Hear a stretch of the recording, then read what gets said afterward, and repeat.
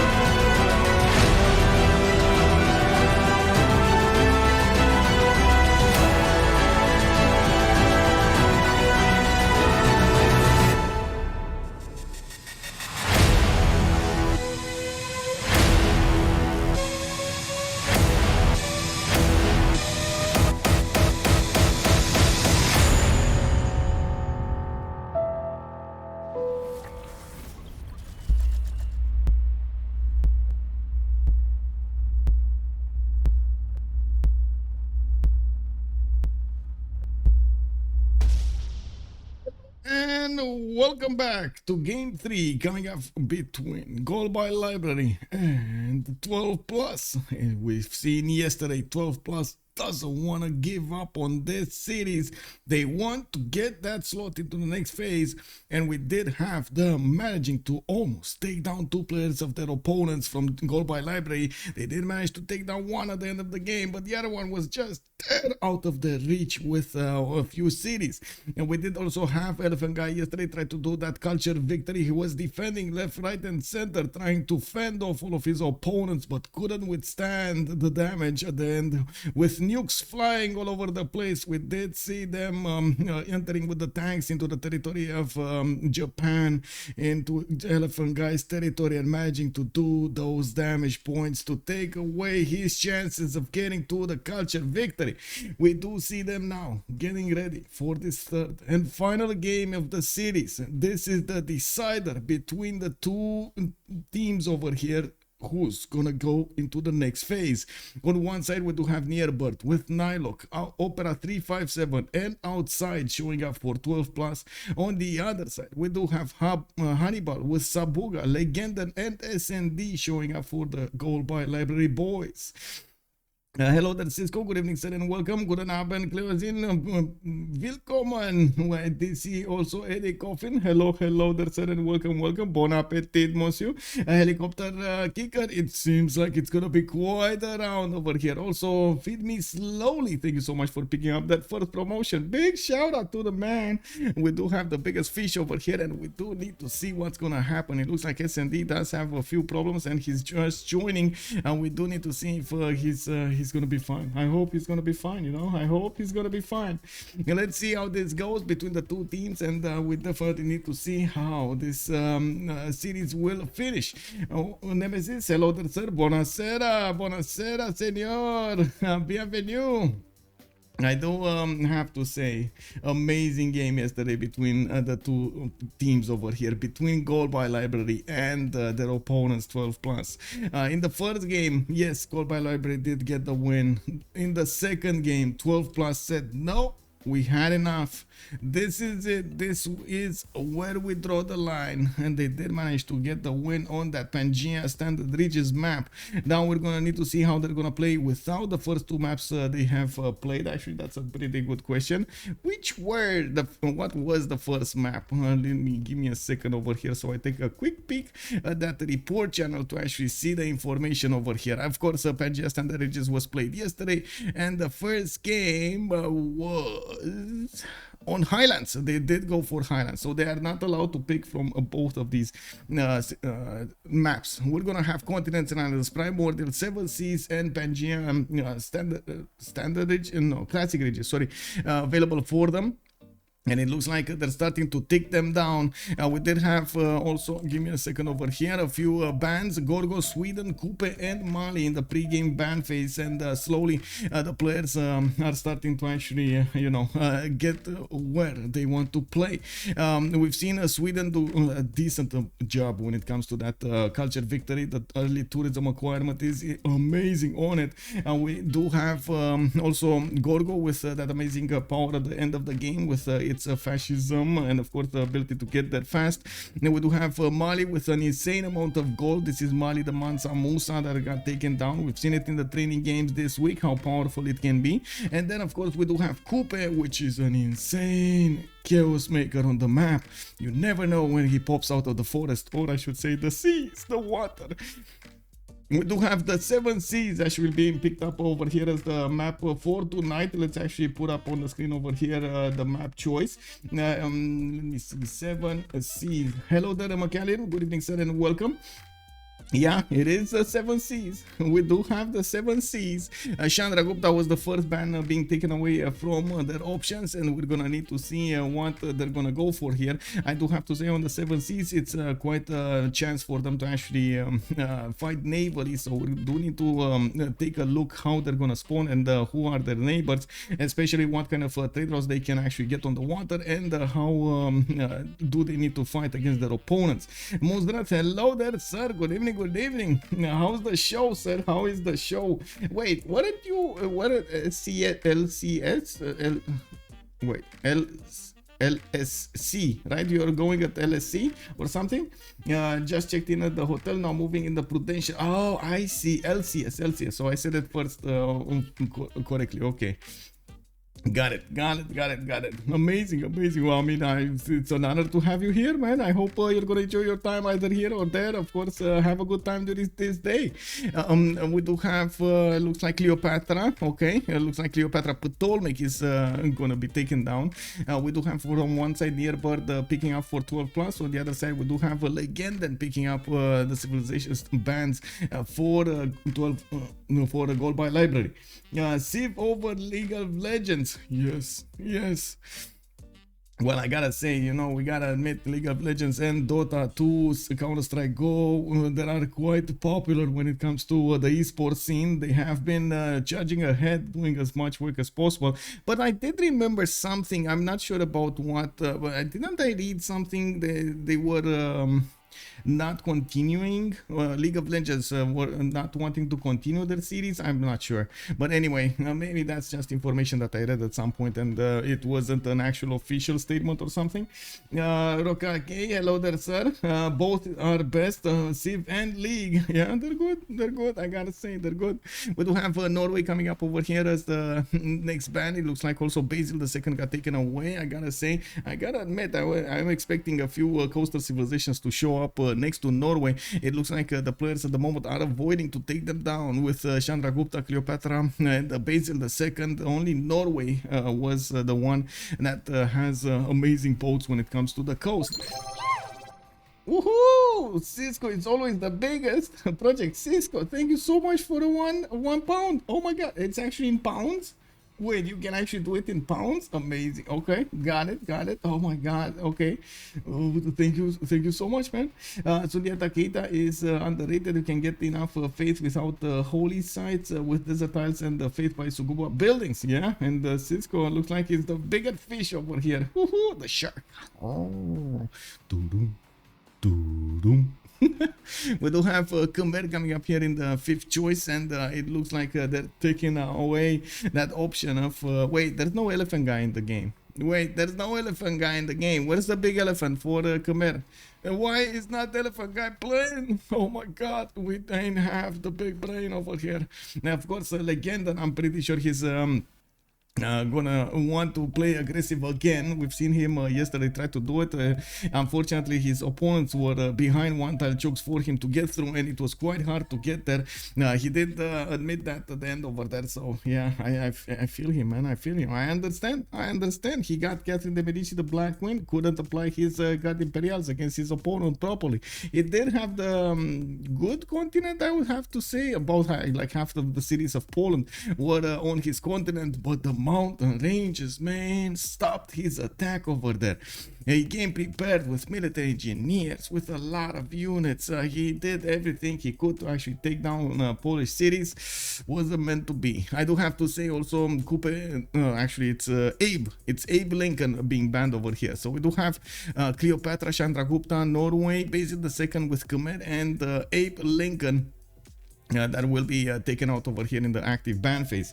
Let's see. Robert the Bus is coming up here from Nearbird. We do have a Legenden and SND that need to pick up next. Interesting choice to go for Robert the Bus in the first choice, in the first wave. And I gotta say, Robert the Bus can get a lot of stats up.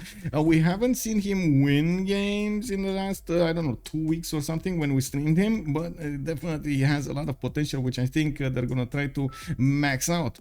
Now, we do need to see how things will evolve. And we do need to see how they're gonna get going. Why am I? Oh my god. Anyway, I guess bots. We do need to see if 12 plus is gonna want to try to counter him, or they're gonna go for something totally different over here. It looks like Legenden is taking his good old time to pick a civilization.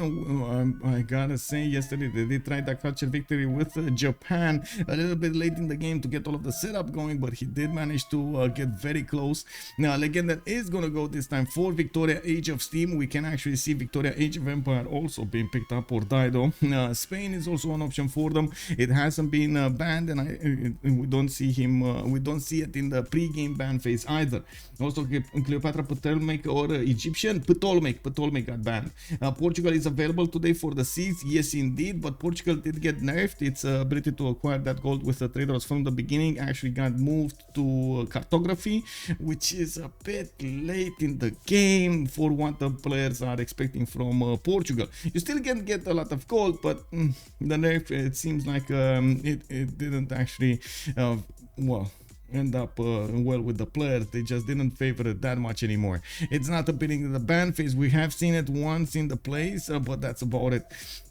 And there we go, the double Victoria, the double trouble over here. We do have Age of Empire being picked up by SND, while NilocC is gonna need to go for the next one. I'm pretty sure with 2 Royal Navy dockyard possibilities here on their side, Gold by Library is not only gonna benefit from the gold from that, but they're also gonna have control over the admirals, which we've seen how important it is when it comes to naval warfare. You don't want to deny your opponent ability to get those admirals, and you don't want to acquire the correct admirals for your boats, so you do have them in the wars. An extra +5 on your side, extra movement can make the difference and get you that extra mile.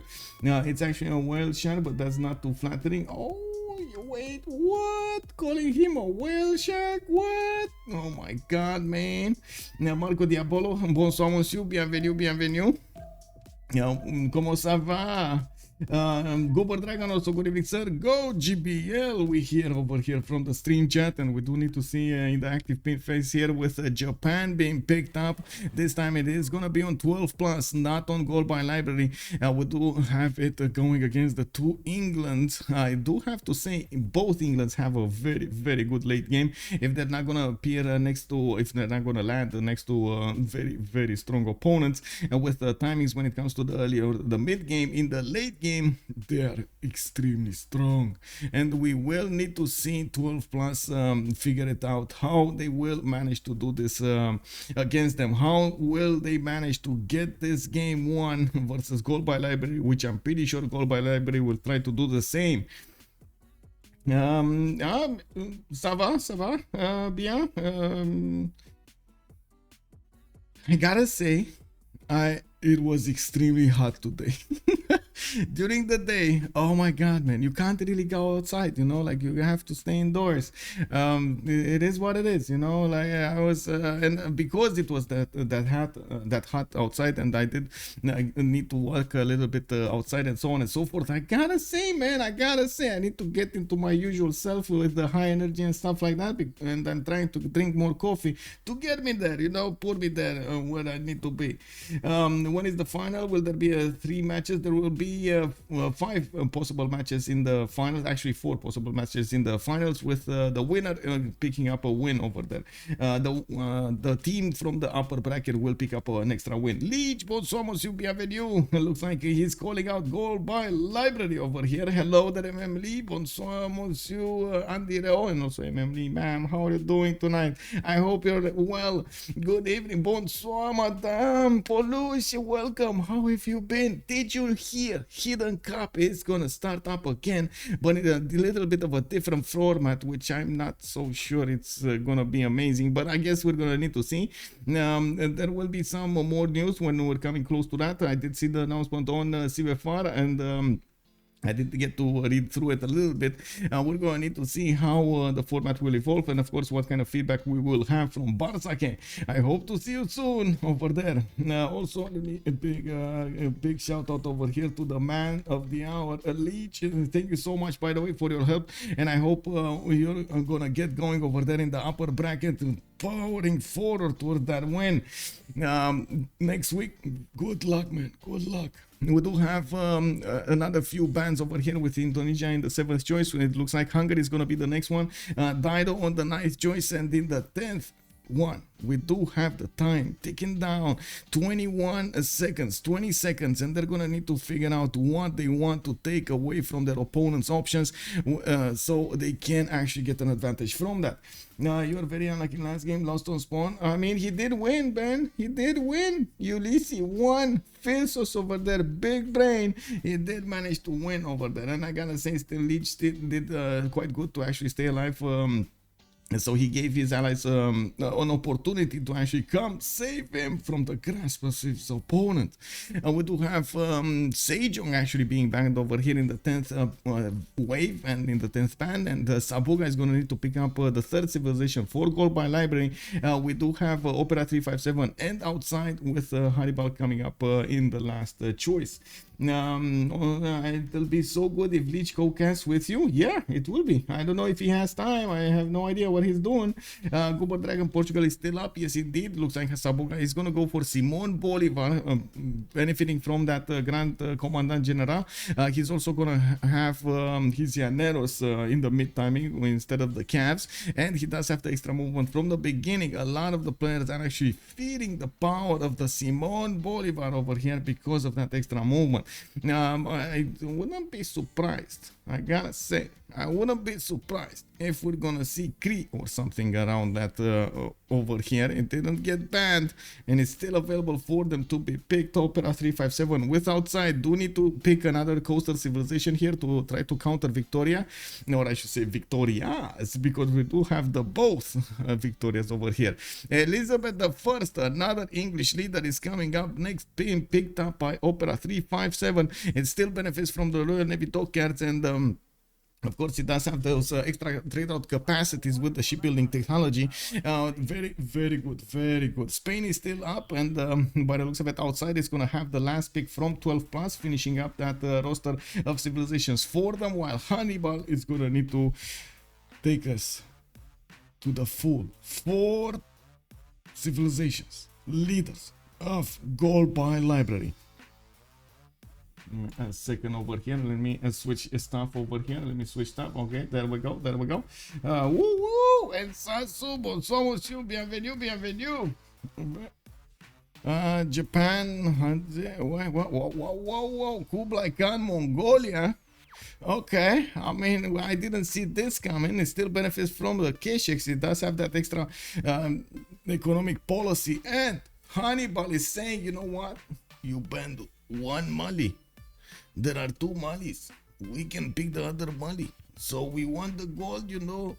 We really want the gold. Should we go for Sundiata Kita or something else? It looks like Hannibal over here does need to actually lock in that civilization. So now we actually know that it's going to be Sundiata Keita in the game or not. They're definitely thinking about it. They're throwing mud in our face now, and they're saying, no, Theodora better. Okay, I mean, yeah, let's see how this goes with Kublai Khan. We got Theodora, we got Simon. We do have also the Japanese samurais in the game. We might see quite a bit of war on the game here. Wait, am I? Okay, I'm hitting stuff. It's fine. Just trying to take a look of the 0 MS over here. So we do have everybody with a good ping, and we're fine. Looks like Sabuga and Yerber do need to reconnect. We do have them starting to switch their civilizations with Hannibal. This time, I gotta say, Hannibal was kind of on the wrong end of the stick yesterday. You know, Rome and Hannibal did fight, and the Poland did come in and separated the seas between them over there, taking over the empire of Hannibal. Hannibal today is out for blood. He's gonna want to go against his opponents and smash them, crush them over there, so he can take over their empires, get that win. So I'm pretty sure that's why he's picking Simon Bolivar here. I am actually a bit surprised we don't have Legenden going for a much more aggressive civilization. He's gonna go for Age of Empire this time with SND on Age of Steam. We do have NilocC on Elizabeth I. Nearbird is gonna be the one with Robert the Bruce. Sabuga on Theodora. Looks like Opera 357 on Japan. We do have outside on Kublai Khan, Mongolia, and then Hannibal over there with Simon Bolivar. Rambling Man 420. Hello there, sir, and welcome. Also, Gooper Dragon is making a comment over here. Good pick. If naval, you have Dromos for early pressure. If not, good faith. Yeah, why not, man? Why not? Also, and to be fair, Portugal is a risky pick because you need to have an ally on your sea, otherwise it won't go well. I know, right? It's actually quite a hit and miss. I do have to say, you need an ally or a city state. You know, you can use city states as well. Now that is good, but still you can use some city states. Now we do need to also take a look over here when they're gonna ready up on the 7 seas. We're gonna have a vote right now, actually started up a prediction for how many remaps you can use your channel points to win more channel points. And I gotta say, man, yesterday it was one of the closest votes predictions that we've ever had. 50-50, tied over there. The viewers didn't know where the game is gonna go, into the left or to the right, and it looks like it did go towards 12 plus. Now, Monstrats, have a good evening, sir. Have a good evening, and thank you so much for stopping by. I hope you're gonna have a lot of fun at LCS over there.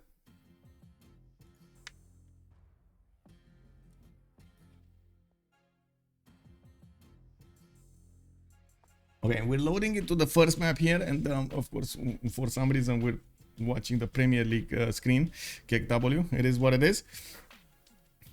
We do need to see how the players will spawn. The players do have one remap token for each, and we do need to see if they are in a position to want to use it or not. Now, at the same time, at turn 10, we're going to have a pause, and the players will try to think a little bit for 1 minute to actually decide if they want to keep the map or not. Now, on the 7 seas, there will be quite a bit of possibility for them to actually fight on the coast, and we do need to bounce one by one on the civilization spawns to see what's up, what's going on. It looks like England is here to the south. We do have... Oh, wait a second. Sabuga. Wait. Isn't he dropping like all of the time? Maybe they should have a sub ready. Is the Elephant Guide ready for this? Pangea looking map. Yeah, it is. It is. It is a Pangea looking map. I really hope GBL is gonna have I really hope GBL is gonna have a replacement over here, a substitute for Sabuga. Anyway, we do have Xana to talk about with a builder first. It looks like he did manage to click on it quickly. He does have a 3-1. Oh, I do see actually a few 2-2s and 1-3s with 3-1s, so that's not bad. We do have him also with relative good adjacency towards England, and that's going to be his opponent, so he's going to have to apply. He's going to get the opportunity to apply those Kesheks against Legenden. Probably Legenden is not going to be happy about this. Now, Xanadu is going to need to improve his styles over here. He does have a few mountains on the east side with fresh water from that river to get him to better stats, and by the looks of it, we do have in the north, unfortunately, a lot of desert, which won't allow him to do that well over there to expand his empire. To his northeast, he also has NilocC, which might actually receive. Oh, they might set up some coastal trade routes over here in the northeastern seas. It's not going to be close, but it's not going to be bad either. We're going to need to see if that's actually going to be their plan. Now, we do have in the south, by the looks of it, England, Legenden. This is going to be Age of Empire, if I'm not mistaken. And we do have him with his possible 2-2 base. He does have a desert tile in the capital, which is not something you want to see when you're playing England. He could actually go on that sheep tile, even though, to be honest, I wouldn't. I mean, he needs to, right? He kind of needs to be honest. Anyway, he does have a 3 refish and 3-1-1. He could use the 1-4 deer tiles so he can get the production going. And by the looks of it, he's going to have the fresh water from that river, wherever he chooses to go for. He does have a possible second settle over here on the cattle. Unfortunately, that doesn't have a lot of production for him to use, and that's going to throw a wrench in his plans. To be honest, this is kind of a bad spawn. This is a very bad spawn. Did BBS not work or something? Because this is kind of a bad spawn. We do have Gobustan to his east side, a few lakes for him to develop his empires next to, and of course get the benefits of the Royal Navy dockyard. But also I do see a peninsula to the south that is spanning over here until it hits the snow. Now he is at least going to put a city to the north. It has some inlands if he wants to go for that river, and I'm pretty sure he's not going to be happy when he's going to see Mongolia. Now we do have Legenden also saying that they need to reload. We have no idea why. K-Shakes are so annoying. I know, right? You can imagine. Yeah, I can imagine.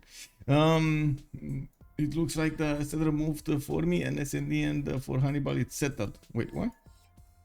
Wait, it actually moved? No, it didn't. Or at least I don't see it. It's 2-2 movement. Oh, okay.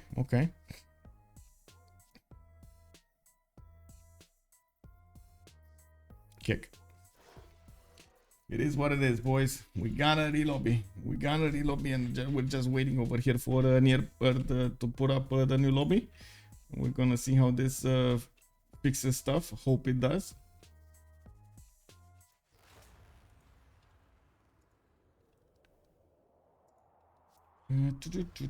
Just spamming refresh right now so I can get this going. Oh, did you guys see the short on YouTube, by the way? Yeah, BBS striked again. Bonsoir, monsieur. Bienvenue. I got one of those, how do you call them? Kill shorts, you know? Shorts of kills from Escape from Tarkov done. Give me a second. There we go. Good Abend, ma'am. How are you doing? Salty Gebebera tonight? No Hazagi tonight. Oh yeah, I saw Nemesis. Thank you so much, by the way, for the comment. Hope you enjoyed it. I did have a few more, but it doesn't let me actually put more than 1 minute or 50 seconds. So I'm gonna need to wait for more.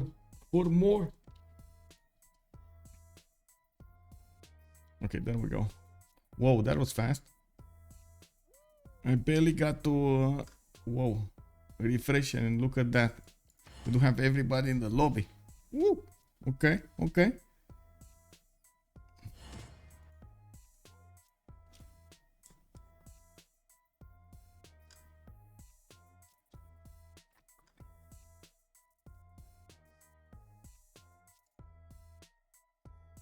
Well, not every game can be an exciting as a Hazaki game. That is true, but I gotta say, yesterday game was quite exciting. So I'm expecting the same kind of attitude today from both teams. They're not gonna give up until the end of the game to actually push that win through. They do have a different lineup today, and we're gonna need to see if the synergy between them is gonna work like yesterday.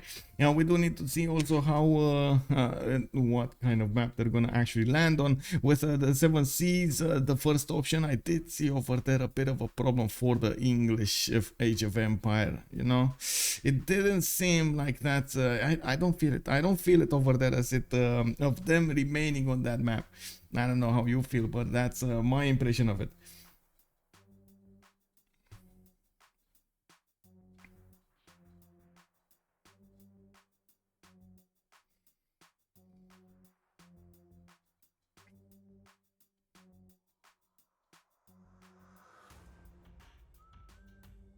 Okay, let's go.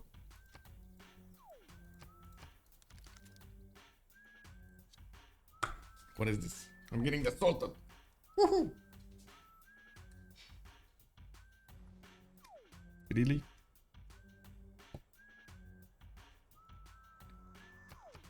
Okay, so we do have NilocC in the northeast next to Mongolia. Looks like NilocC is gonna have his 2-2 base. He does have a much better spawn than we've seen to the southwest. And look at that, Legenden's settler did not move. I have no idea what he was talking about. But anyway, maybe he was seeing different stuff. We do have London with a scout coming up in 3 turns. He does have quite a bit of coast to settle on the east side, and I do see some inner cities that he could place on the lakes, especially this citrus settle over there. That does wink at me. He does have the amber tile also to benefit from over there, from extra culture and an extra amenity. He could easily settle another city to the southwest and also benefit from the fresh water. While I do see he does have some mountains over here. I was taking a peek over here. Maybe he has some reefs. Not a lot of reefs to get the adjacency towards his campuses. I'm pretty sure he can make do without, but still it would have been better to actually have those reefs next to the coast. I do see also the city-state of Hansa to his east side, which he can take over to have an extra city here. It does have silk in the first round of the city tiles, and we do have it with a few more cities over here in the south. We do have also Japan, Opera 357 to the south of England. It's going to be quite far away. It doesn't look like he could set up cities on the west side, but it's not going to give him an easy chance to actually go against Legenden until Legenden actually settles on the east side. Lucky Lurk, hello there to say. He was talking about his settle having not movement to settle, Michael. Well, yes, it did. It actually did. You need to unpause and boom. I checked last time and I checked this time. It's 2-2 movement. No, but anyway, and we do have Opera 357 over here with the city of Japan. He has some 2-2s, 1-3s, and I do see he's gonna have a copper tile over here to settle in the south. Not the amazing spawn I would like, especially with the lack of food and production. You can get the 1-3s, but you need to couple them with the honey tiles, and you need to do some bouncing around over there to get everything going. Looks like he's gonna have this better city over here to the northeast with the reef turtles next to it, and he does have some horses over here, a +6. Whoa, +5 plus, oh my god, it's +6. And we do have him also with more settlers over here to the northeast and the east side. All of this coast can actually be his. He does have to the northeast actually Byzantium to take care of, and I'm pretty sure with the samurais he's gonna keep it at bay for at least some time. And we do need to see if Constantinople is gonna come down through the mountains and get a settle over here to the southwest to try to challenge the supremacy of Japan on this southern seas. We do have Constantinople also benefiting from a tobacco tile in the capital city, so he does have an extra faith point. Also 3 English, 1 Scottish, British dominating. Yeah, well, let's see how this is gonna go, if they're gonna dominate or not. We do have that scout coming up in 3 from Constantinople to give him the vision over everything. He does have a very good land, I should say. North side, he could get another settle over there and benefit from dice tile and the amber tile in the second rings. He does have Paititi settled to the northwest, and I do see, of course, on the west side over here he can easily settle on this river and get his foot in the door over here, so he can actually do something against Japan, or at least get more land over here to the west of his capital. Now we do have him also to the east side with a river spanning towards the cities of Gran, Colombia. Hannibal is going to be there behind the mountains, and it does seem like Hannibal will actually have a direct opportunity to go against Scotland. Not the ideal placement you want to have Scotland on this map. 3-2. Oh my god, guys. So all 3 spawns from Kublai library except Legenden, right? They have 3 very good spawns. Legenden, not very good spawn. Actually, not good at all. Are they gonna throw him under the bus? That is the question. Or are they gonna remap this because of his weaker spawn? Wait, at least one England will win a game. Yeah, exactly. One England will win the game, right? That's how it is. Now we do have Bogota getting a scout out in 3 turns. 3-1 spices for Bogota to also get the population faster. He does have multiple settlers that he could go for to the west side. Another pretty good one over here with more spices and dice tiles. I do see in the north he has some floodable terrain tiles. Not really the good thing that you want to have on Gran Colombia, but you know, you gotta do what you gotta do. East side also benefiting from some bananas, some spices. South is good as well with some bananas with some dice tiles. Unfortunately, these tiles do not have production, and he's gonna need to probably settle the dice and pick up the 2-3 deer tiles and then improve the other tiles. Yeah, I'm pretty sure that's what he should do over there. Get the amenity going and then get the faith going from the beginning of the game. We do have him also with the opportunity to use this river to actually get to the cities of Scotland, which is gonna be his opponent Nearbird. Nearbird does have his own river network over here spanning to the north and to the south. He did choose to settle in place for his 2-2, and I do see he's getting a scout out in 1. We do have him also with quite a few settlers over here to the south, to the north, to the west, and to the east. East side, gotta say he has a bit of floodable terrain, just as the northeast. That's quite a bit of production that he could acquire with Lady of the Reeds and Marshes. We do need to see if he is actually gonna pick that pantheon up, especially with all of this land over here being devoid of production. That would make it more viable. Not incredible, but you know, viable. Southwest, he has a coastal spawn, a possible coastal spawn, and I gotta say I didn't see the possibilities for them to actually trade on the coast. It's gonna be so so hard for them to actually set up those coastal trade routes, except the one over here between England and Mongolia. We just don't have that much on the other side. We don't have like, so Constantinople will probably need to trade with Gran Colombia on the land. We do have where's the other one? Where's the England over here maybe with Scotland. Oh, England with Scotland. Okay, there we go. No, that's actually opponents. No, he's not gonna get it. He's not gonna get it. I'm pretty sure Scotland is not gonna settle on the east side. So that's it. Where's the fourth one? What is Age of Steam? Age of Steam is here. Oh, this is what we missed. Okay, I missed this. Age of Steam on this side. Yeah, he doesn't. He also doesn't have a trading partner.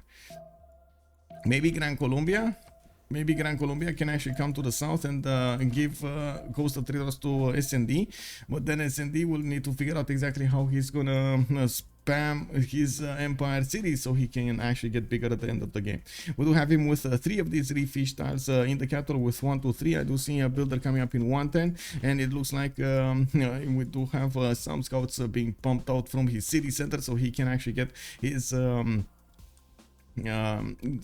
scouting done. We do have him needing to get sailing. He's just 1 turn away from sailing, so he can't get the builder in the water, but I'm pretty sure he's going to want to improve all of these reef fish.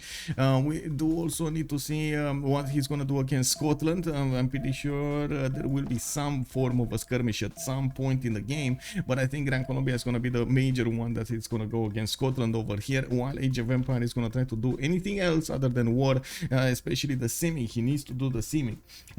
Hello there, CC Pyro, bonsoir monsieur. There is no naval fight, it doesn't seem like, but there is a high probability we're actually gonna have this remap because of this. Ew. I mean, sure, you can make it work, bro, but this spawn, man. This spawn, this is sad. This is really sad.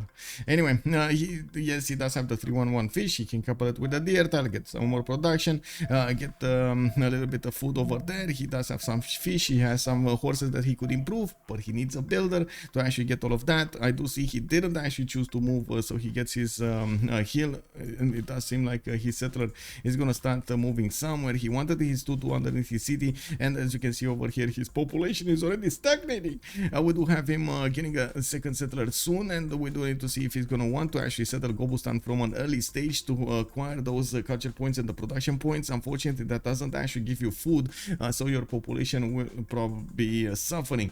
We do have Mongolia coming in through the river in the south, and it does look like Legenden is moving his warrior to the northwest. They're not going to get to meet each other unless he knows about the Severn River over here.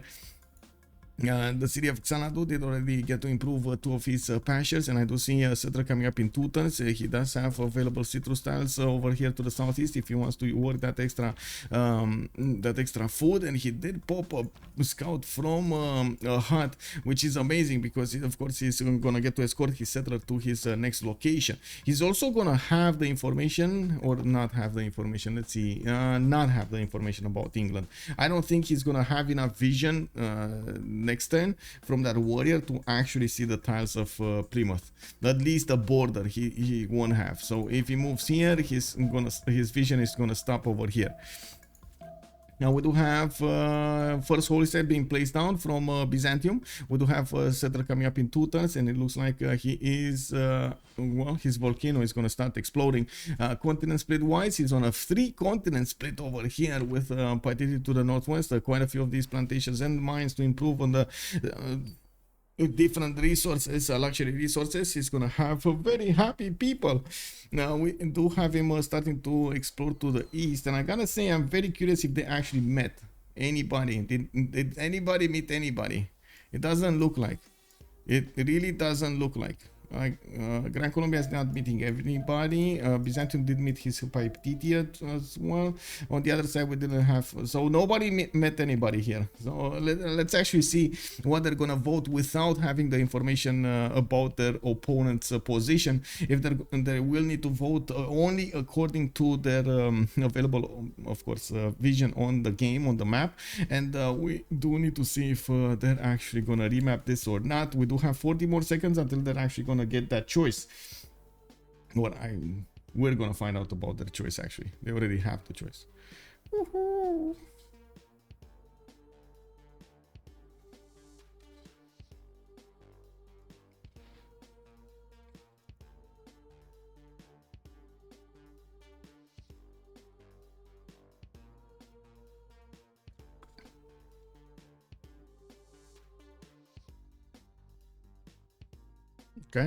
Okay, this is it. They're actually gonna go for this. They are throwing Plymouth under the bus over here. I gotta say, Legenden needs to big brain this to actually make everything work. Now we do have Mongolia that's gonna appear in his border soon, and of course there is another settler coming up from Plymouth in 4 turns. This is it, guys. Are you ready? Are you ready? We need to get ready for the wars over here. We need to get our muscles, you know, warmed up, and we need to see what they're gonna do. I hope you have your popcorn ready, your juices next to you, or whatever you want to drink over there, and let's get this going. Third game coming up from Gold by Library versus 12 plus. In the first game, Gold by Library did manage to win it, and we did have the highlights map being played out. In the second one, on Pangea Standard Regis, we did have 12 plus managing to push their win through the defenses of Gold by Library, taking down almost 2 of their opponents, and then arriving at the capital cities of both Japan and Cree. Cool Whip, hello there, sir. Legenden is MVP. He'll be fine. He survived 2 versus 1 until turn 70 last game. Yeah, I mean, that was Legenden was playing Catherine de Medici the last game, but maybe Goober Dragon is talking about another game. Maybe, you know. So somebody's gonna win a lot of points. By the way, I see the complete prediction. Let's see who did that. Who's winning this? Who won this? Close in.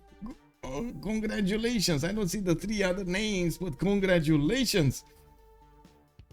Okay, so let's actually take a look at what's going on over here on the civilizations, what kind of resources they're gonna have, how they're gonna get their early moves. And I gotta say, I'm feeling like I'm gonna sneeze soon, so cover your ears. We do have Plymouth with a settler coming up in 2 turns. Stoke-upon-Trent did get settled to the east side, and he's gonna get the maize gold. He's also gonna have the ability to get Gobustan quite early. He does have a 3-1 honey tile to the south of that city center to give him the food, and we do need to see when he's gonna choose to work Gobustan. He could go for irrigation. Irrigation, wow, for fertility rights, so he can get that going. And woo, Andy Reo gifted what's up to Leech. Hey, thank you so much, sir. Merci beaucoup. Gobustan saves him here though. Yeah, it might. We do have Plymouth also with horses in the southeastern corner. I do see Iron is going to be in the 3rd ring of his capital, 2nd ring from Stoke-upon-Trent, and it doesn't look like he's moving to the south. He's going to figure out there's a hut over there. And the jungle fire is yeah, it's raging over here towards the north, but I think actually that's going to be better for Mongolia. I don't know why I have the impression Mongolia is going to settle over there and going to benefit from all of this forest fire. Now we do have also Mongolia played by outside with already 2 of his horses improved and another pasture over there. The sheep tile, which is giving him the 3-2 food. Can you add the team names, please? Yes, sir, I can. Give me just a second over here, and I'm gonna put up the team labels. We do have GBL on the left side, bam, and then we do have 12 plus on the right side, bam. I gotta align them over here. There we go. We do have Xanadu pumping out a settler in 1 turn, and we do need to see where it's gonna go. By the looks of it, his vision over here outside doesn't have vision over that fire. He doesn't know that he could get there to get more bonuses. Oh my god, it still goes. It's still ongoing. 2, 4, 6, 7 tiles did get the forest fire. Balgason is benefiting from some fertiles to the west side, 3-2-1 as well. He's gonna get the monument going. He has a decent amount of plantations to improve with irrigation, so he can get the extra gold from them. We do have him not having one of the escorts for his settler, and we do need to see what is he gonna choose to go for here. We do have him also probably discovering the lands of his opponent outside. Did see the border, the tiny border, and he's just gonna be in the forest over here trying to sniff out that settler coming up from England. He knows England cannot actually settle on the cattle tile, so he's just sitting over there waiting for his opponent to pop through the rainforest. England looks like he's sending his settler somewhere in the north, and it looks like Legenden is okay, he's going inland. His third city is gonna be inland by the looks of it. I was expecting him to go over here to stay on the coast, but it looks like of course, he doesn't have a lot of production over there. That didn't seem like a good settle anyway, and it seems like, well, he needs to move to the north. Now we do have Xanadu also benefiting from already horses improved, iron in the second ring, and he's moving his settler towards the east side over here. Unfortunately, that's not going to actually give him that much food, but yeah, he can work it. He does have some geothermals because of the continent split, and it does seem like he's going to have a decent amount of mountains also to work. Legenden did manage to figure out about all of this forest fire, and he is going to want to get a city over there as quickly as possible. Has the ability to actually settle another city towards the northeast of Gobustan. Unfortunately for him, that's going to be quite a bit further away than he would like. I did see a city state got taken over, and this is Caguana. Sabuga with Legenden and Hannibal did manage to take out a city state, putting Sabuga on the southern seas. We do have S&D on the same seas, which will allow him to actually trade to Sabuga. That's going to be very important, very, very important. We do need to see also Hannibal settles a little bit later. Now we do have NilocC coming up with his settlers towards the south of London. I wouldn't be surprised if he's going to go actually for the citrus settle over here, and of course the cattle settle to the southeast of London. He does have to actually improve his fish tile so he can get his celestial navigation boost, and that's exactly what he's doing, and getting some more monuments from his city so he can get the culture.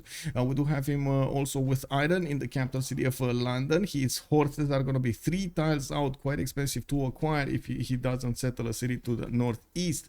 Now we do have the river snaking away towards the south, which is gonna put him quite far away from his opponents. Doesn't need to really worry about anything. I'm pretty sure he's just gonna try to sim over here, get the goal for his teammates, and allow them to upgrade what they need.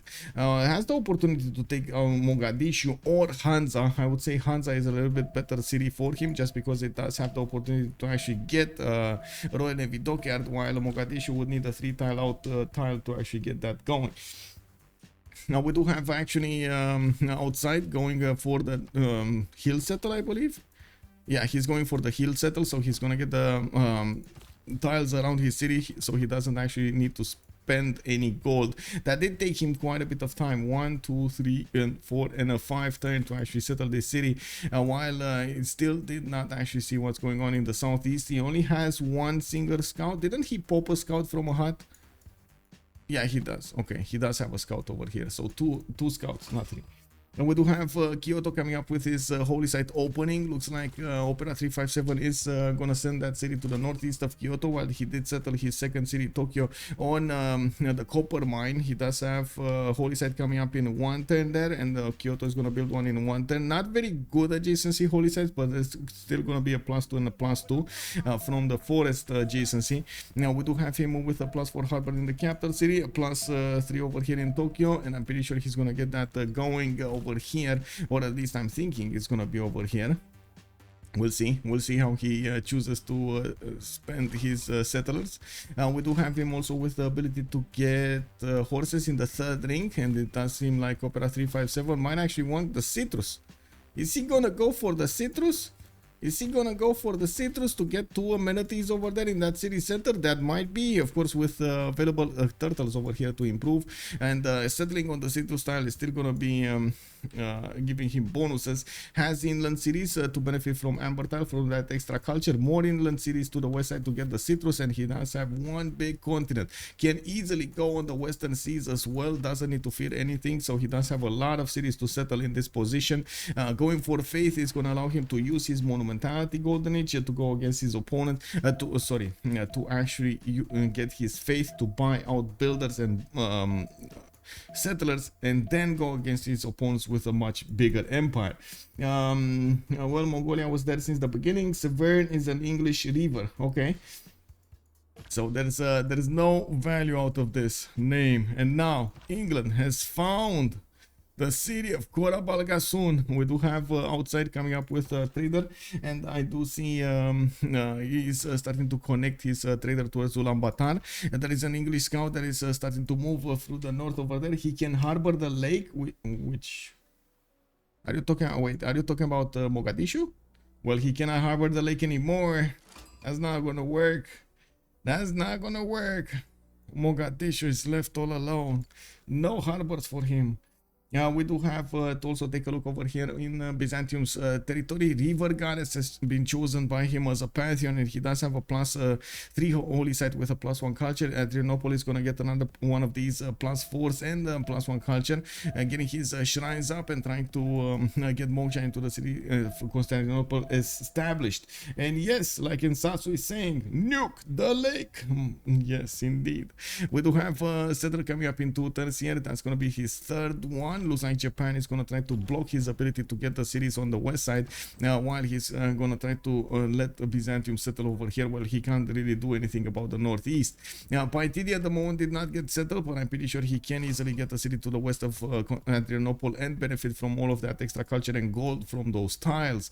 Now, we also have iron in the northeastern part of Constantinople and horses in the northeastern part of Constantinople, and iron in the southwest of Adrianople. That's going to be 2 tiles out. And I think I actually did not talk about Kyoto's strategic resources.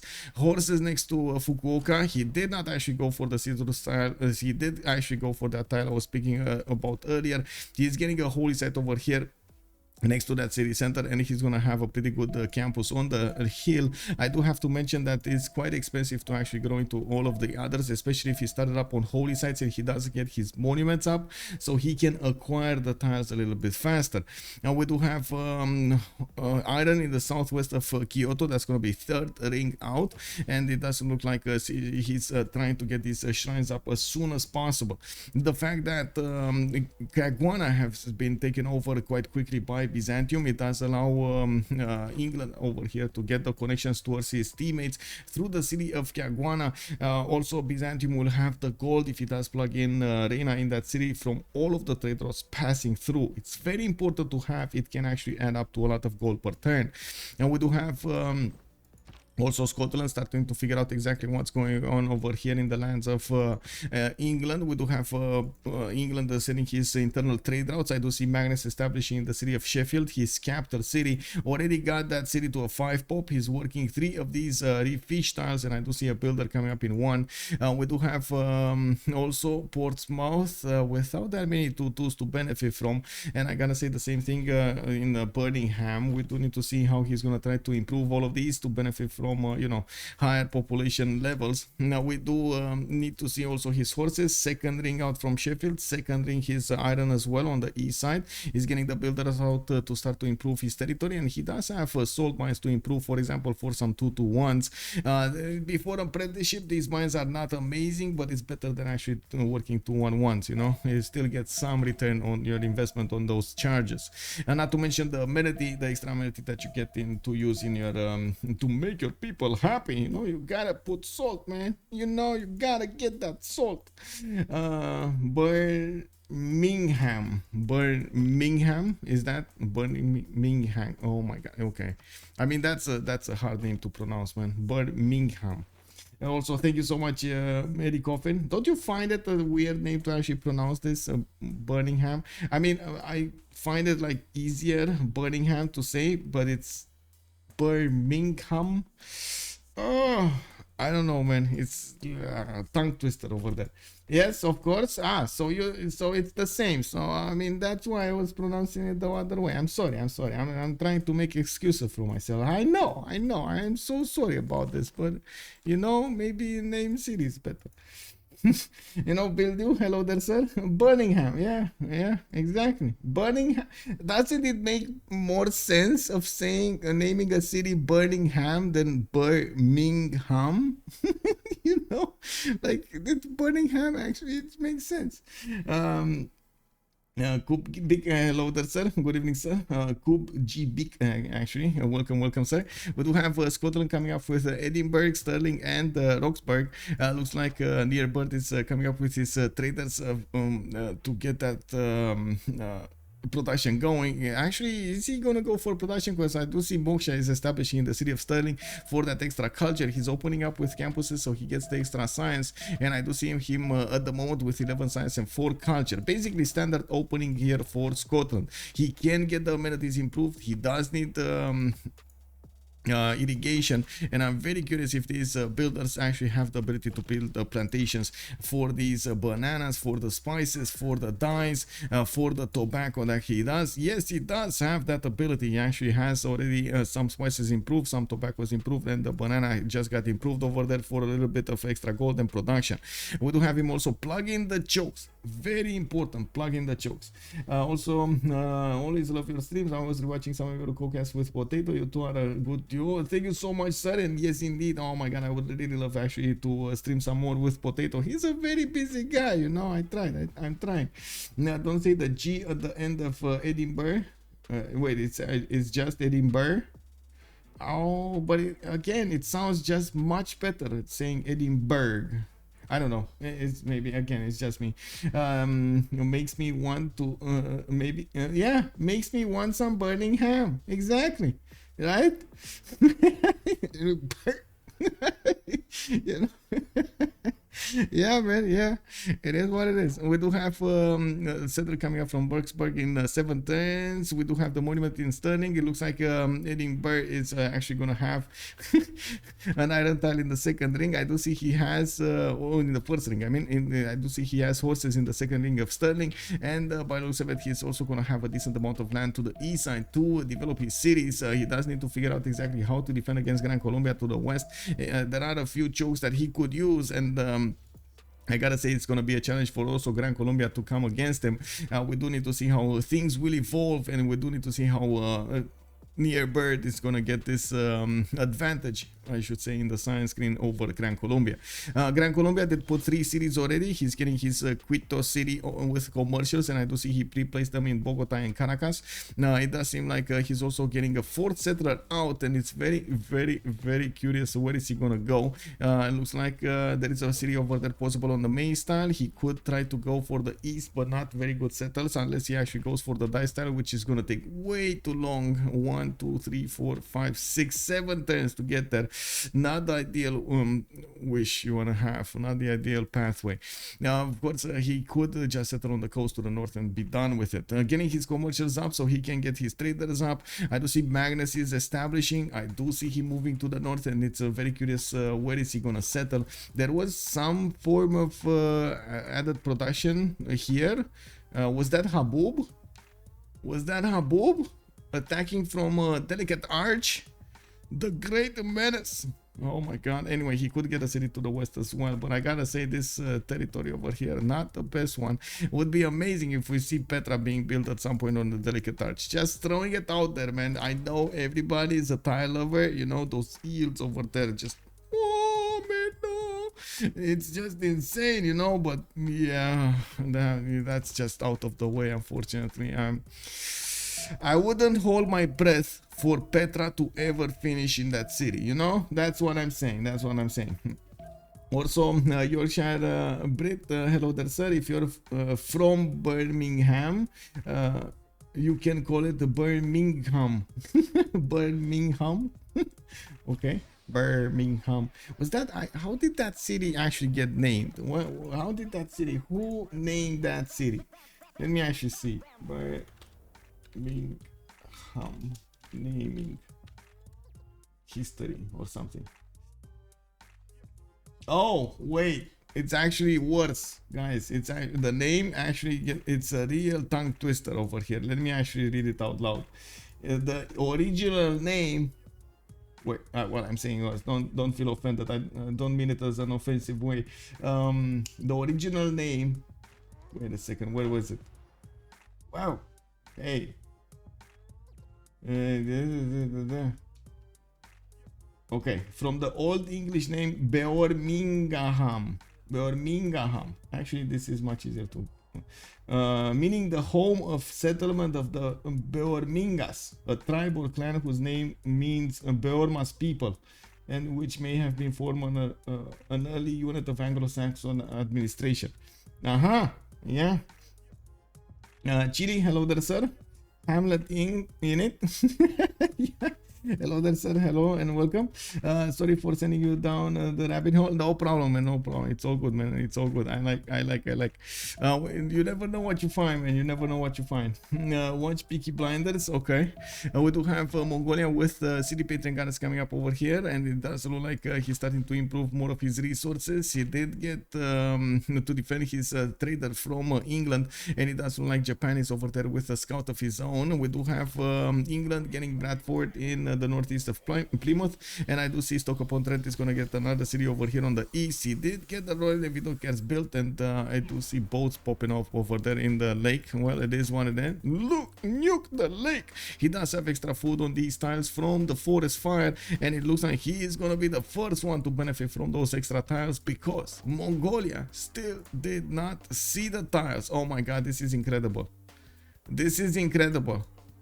Look at this. He's not seeing anything over here. He's so close to discovering the best land he has, but he never sent a unit.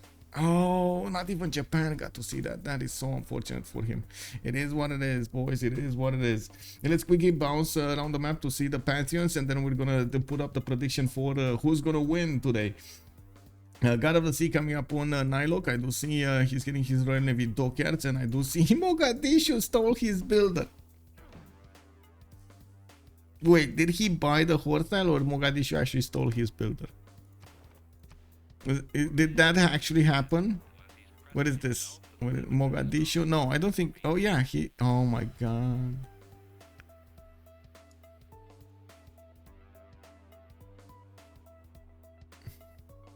Would argue the Yorkshire accent is the worst. Yeah. I don't know the Yorkshire accent, but sure. Also, time you know how to said fromage baguette, you can travel around the world and find something to eat. Yeah, I mean, you know, I think everybody, almost everybody in the world that is my generation knows how to say omelette du fromage, because Dexter, you know, Dexter's Laboratory. Come on, man. That's just, you know, it's a classic by now. Omelette du fromage. What do you want, sir? What do you want to eat today? Omelette du fromage. Yes. Yeah. Bienvenue, CC Pyro. We do need to put the prediction on the map, and we do need to move on forward. I do see a first great prophet is coming up over here, and it looks like Earth Goddess is going to be his pantheon. He's going to get all of that faith generating going. On 20 faith a turn, we do have a settler coming up from Japan moving to the southwest, and he's going to get his fifth one coming up from Tokyo. CC Pyro also saying, I saw people talking about river names before. Yeah, but yeah, the T is very decent to be fair. Okay. We do have the religion over here being established. Feed the world for Japan. He's gonna get lay ministry. He's gonna get to couple the food and the housing with the faith, and probably a little bit later for the theater squares, the culture. We do have Byzantium going for choral music with pilgrimage, and of course he does have the river goddess bonuses. We do have also Gran Colombia picking up goddess of festivals. He's gonna get the extra point of culture on all of these plantations, and he does have a significant amount of them. 1, 2, 3, 4, 5, 6, 7 that I can see in his cities right now. He is also going over here to the north of Caracas. He did spend a little bit of time to get there, and he might actually have a possibility to get Etemenangi. I'm not so sure that is gonna be what it needs to be. And we do have that I gotta say, because it doesn't actually have a lot of tiles. Don't say, you know, you must say something over there. I feel like a Temenanki needs a lot of tiles. You know, you can't just build it for 2 tiles. Now we got commercials over here from Bogota. His government plaza is gonna boost the adjacency of this one, making it a +5. He also needs a few more builders to improve his plantations if he actually wants to max out that culture. We do have Sterling and Edinburgh over here. Scotland improving his amenities. Looks like he's putting down encampments as well, and he's at the happy level at the moment. He would require a few more of amenities to actually get to ecstatic citizens and of course make everything work for him. And we do have Sterling getting a force settler out. He's right now being pressured over here by Legenden's warrior, and he did feel the need to improve one of his archers. Give them some bows. Don't let them just throw rockets at their opponent. You know, you gotta give them some bows, also some clothes over there. You know, special clothes over. You know, you don't wanna. Come on, you don't want to be hit with an arrow and not actually have good clothes on. You know, you gotta be prepared. Yeah, also a Temenaki can be a good wonder, but sometimes you just want to put a dam aqueduct and build an industrial sim, because why not? Yes, but yeah, the thing is very decent, to be fair. I'm not sure about what tea are you talking about. I got a bit surprised. Oh, Yorkshire Brit is saying, Yorkshire Gold Brit, I was saying, I would agree, however, their tea is superior. Their tea, they have extra tea over there. Oh man, maybe I get to try it in this lifetime. Now we do need to take a look at the city states, and in the meantime I'm gonna put the prediction up on the screen over here. A stand prediction, who will win, and we do have on one side big boys from Gold by a library, and on the other side we do have the big boys from 12 plus showing up tonight with their mindset to win this game. Both of the teams will want to get this going. Nazca with Chinguetti and Armak showing up for the religious bonuses. We do have 2 civilizations at least that did set up their religions, and we do need to see if they're actually going to get to use these to get some bonus points from that faced generation. We do have from those envoys, we do have Hong Kong with Cardiff showing up for the industrial bonuses. Mogadishu, Hansa and Samarkand will be providing the trade. We do have Lahore with Preslav for the military city-states, and Vilnius will be the only one for culture. We didn't see any city-state that will provide the science, unfortunately. It is what it is. It is what it is. No more science. We do have builders getting prepared over here by Scotland. The 5th settler also moving. He's actually going to settle a city on the west side over here, and we're going to need to see what the Gran Colombia is going to have to say about that.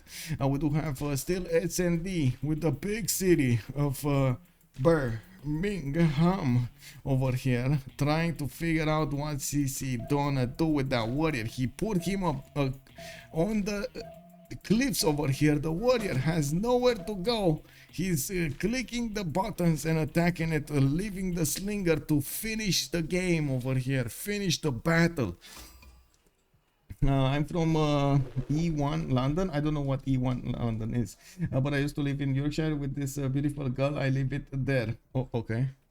You left the girl there? Okay. No available canal to link east and west for England. No, I don't see flat tiles. Well, I mean east and west England. You mean this? I mean there's a one tile choke. Hello. I mean, what are you talking about? Other? Woo! Thank you so much, Armada Siracusa, for the 5 gifted subs. Much appreciated, sir. We got some gifts over here. New subbers.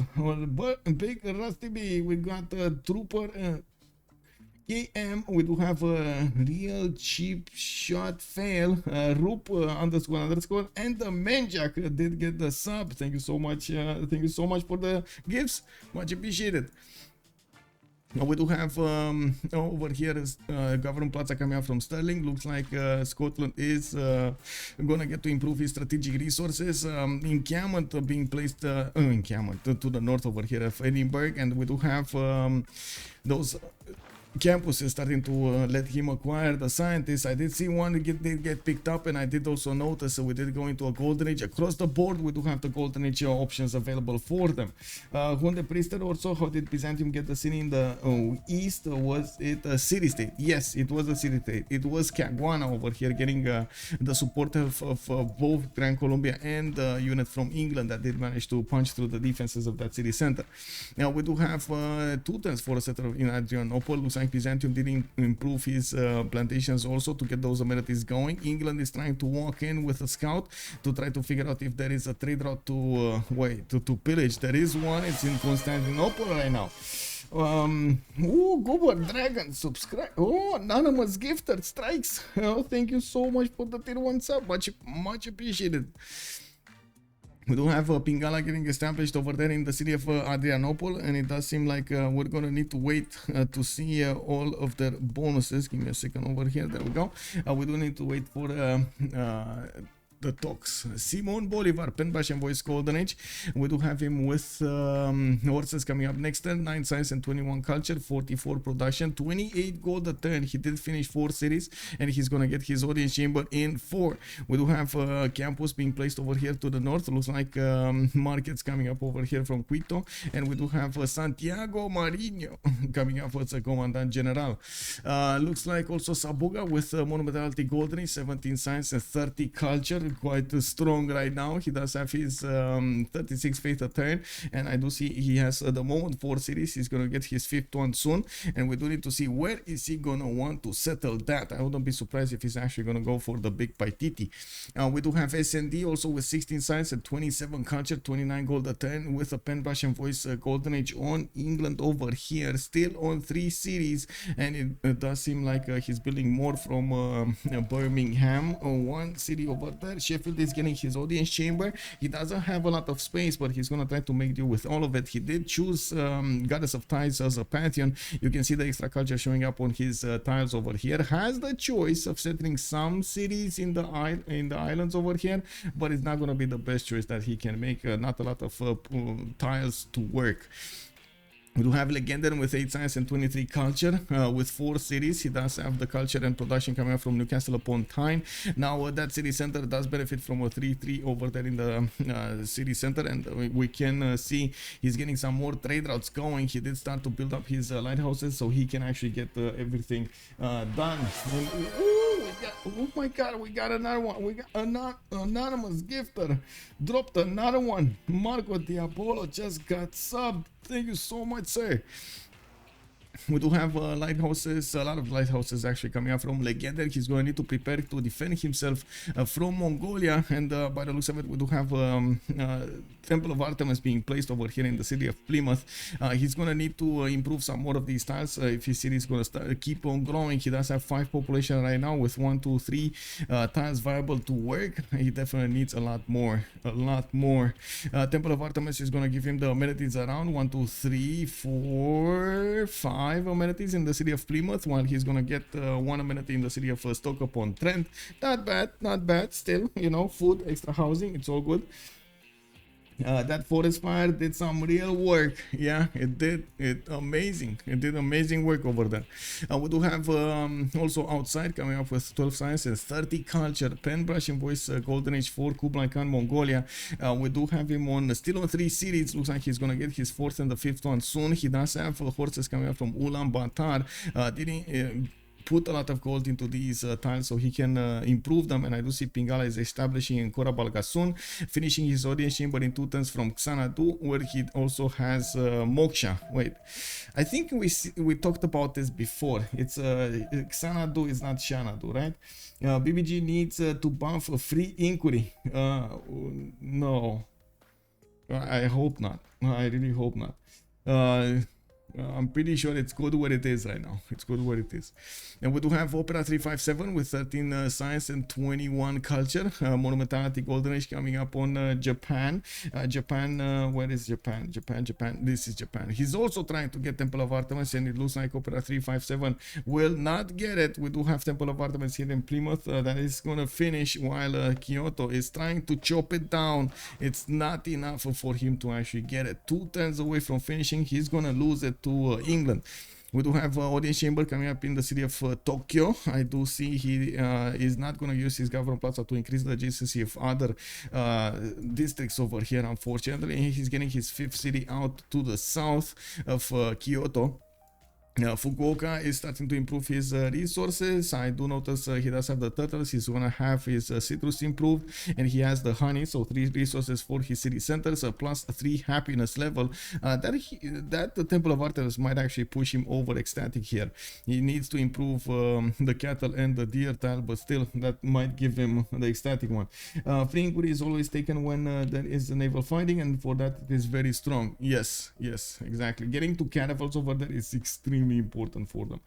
We do have Opera 35 near bird actually with 18 science and 32 culture, and next to Hannibal's 10 and 23. He does have his 5 cities out. I do see Aryabhata is picked up. Euclid also, as a scientist, did not get to discover Hypatia yet. We do have Scotland with 9.2 great scientist points a turn, which makes me think, did he pick up Divine Spark? No, he actually went for fertility rights. Interesting. He has a lot of points coming up on this side, by the way. Pingala establishing in Edinburgh. We do have Magnus establishing in Roxburgh, and we do have Scotland with improving his horses, and I do see he's getting encampment training projects, so he can actually acquire one of the early generals. He knows that his opponent is not going to have this problem. Gran Colombia can easily, of course, acquire his commandant general. You would still have the same reason. Wait, what are you talking about? Just 5% more. Wait, what does but why is, if there is a naval people take it, if there is no naval people don't take? If you want it more versatile, add something else. Okay. We do have to see. Is this going? Okay, now he's down to 5.7. Okay, that makes sense. Okay, we do have horses coming up from Roxburgh. I'm actually curious if he's gonna take down Armagh, because why not? That's an extra city state that he could benefit from. It's a pretty good city state all in all. It does have a holy site though, which I'm pretty sure he's not gonna enjoy, but it is what it is. We do have him also clicking on the libraries but not finishing them, and I'm pretty sure he's gonna need to wait for. He's gonna want to wait for Hypatia. I don't see him getting the projects done yet, and I do see him deploying some archers to the west to possibly defend against the Grand Colombian attack. We do have also NilocC with Elizabeth I, the currency coming up in 1 turn, feudalism coming up in 9. He is over here, and he almost lost the city of Bristol to Mogadishu.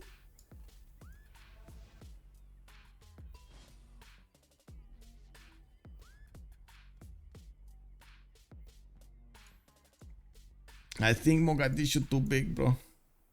Mogadishu seems it's too big. Anyway, well, he did still take a builder from him, so it is what it is. Yeah, he had to get a galley. I mean, you know, that's kind of tough, man. NilocC over here needed to get a galley to increase the garrison health of his city. We do see a settler coming up from London. I do see it's gonna pop out in 3 turns. Now he's gonna get his 5th city out. He's starting to improve his amber tile with a builder there, and we're gonna need to see how this is gonna work here. He does have the moment 24 gold a turn with 56 production, about as everybody else. To be honest, there's not that big of a difference. I do see Theodora over here is a little bit low in the gold per turn, but that's to be expected, especially from a monumentality civilization. He is Sabuga is gonna get the city on Paititi. We do have also temples coming up from Adrianople, and the audience chamber is gonna finally finish in the cities of Byzantium. He's putting his cities right in the face of Japan here, and he does have significantly more science and more culture than his opponent.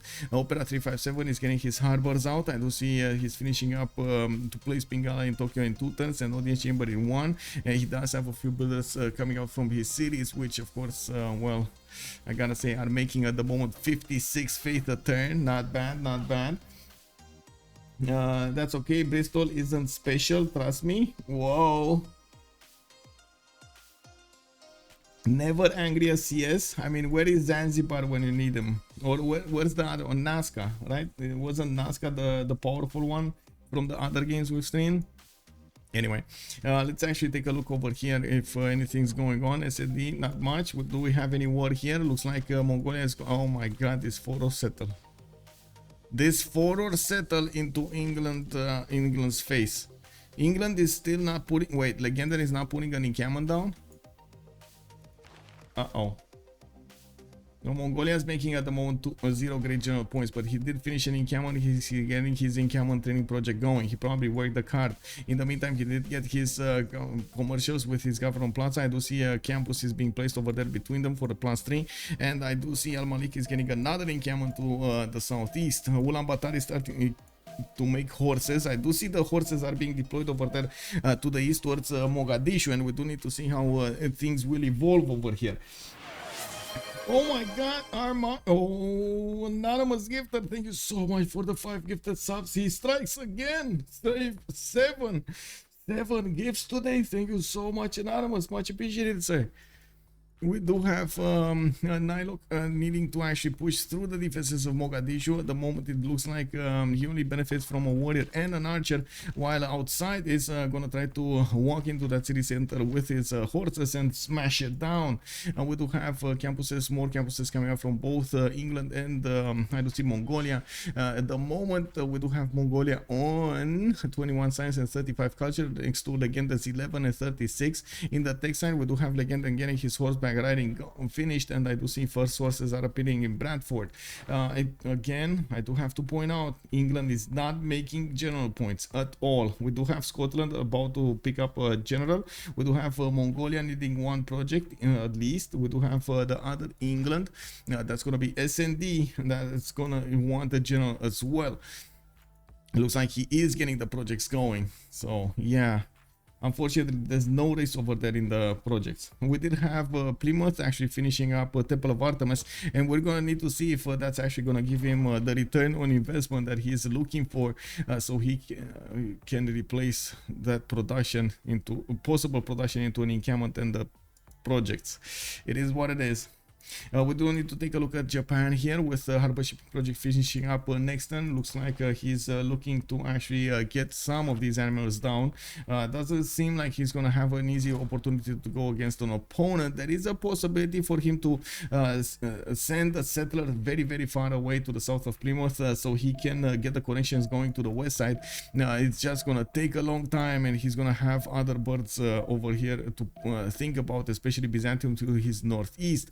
We do have Byzantium putting down his encampment as well from the city of Nicaea. He's getting his temples going, got sign up on the holy site, and he's gonna get a pretty good campus also between the mountains, the city and the district, and of course the geothermal. Has the extra science and the extra culture and the extra gold from that Paititi, and I do see him at the moment on 39 science and 44 culture. Pretty big. Currency coming up in 1, feudalism coming up in 3 turns. This is the moment that we're gonna see more and more civilizations getting the bonuses of extra +2 charges on those builders. Build you. Oh, welcome, sir. You have been knighted. Yes, it is what it is. We do have temples coming up from Constantinople, I did say, and Victor establishing in Nicaea. Looks like he's more looking to defend himself at the moment, or maybe he's gonna go Victor 3. I don't think so, but you know, there is a possibility. We do have the golf courses coming up from Scotland over here, and we do see him at the +6 happiness level from multiple cities. He has his ecstatic bonus going. Pingala establishing in Edinburgh for that extra science. He already has 24 and 36, while Hannibal is on 19 and 42. I gotta say, he definitely needs a lot more when it comes to this science to actually make up be competitive against Gran Colombia. Gran Colombia on same tech units is much better. Also, whoa, Build you actually getting to work those emotes over there. Let's go. We do have also another wave of settlers coming up from Bogota, was coming up in 2 and 3 turns from the city of Panama. He did actually settle that city on the other side of that hill. To be honest, I was expecting him to settle the hill. We do have him with a few tie styles that he needs to improve, and it looks like he did discover the delicate arch to his northwest, which again, I wouldn't hold my breath for a city to get Petra over there. We do have Bogota also reaching 7 population soon, so so he's gonna get the ability to actually get another district over there, which might be a campus, I'm thinking.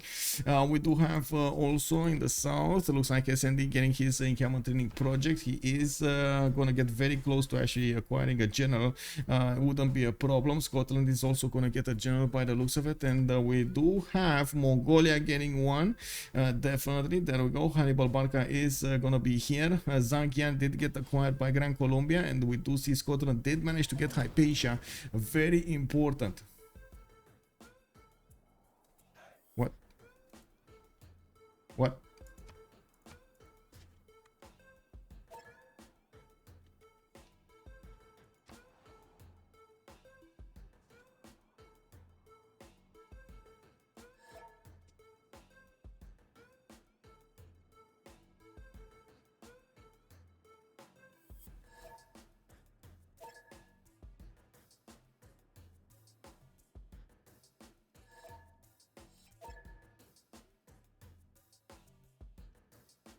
Yeah, looks like second city. Sabuga doesn't know the rules. Yeah, Sabuga doesn't know the rules, man. What can I say?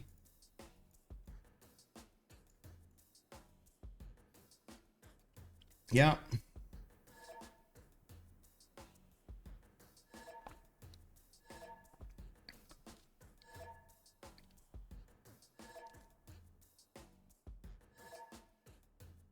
Oh my god, they need to load 2 turns back. Lol. Lol.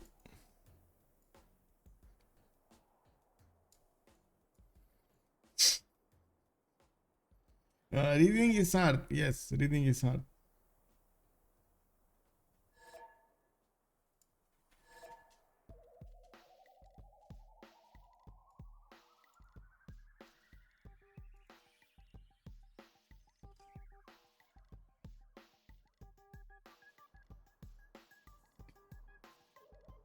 Last time, well, it was a different case because they already kept it for, I don't know, 10 turns or something like that.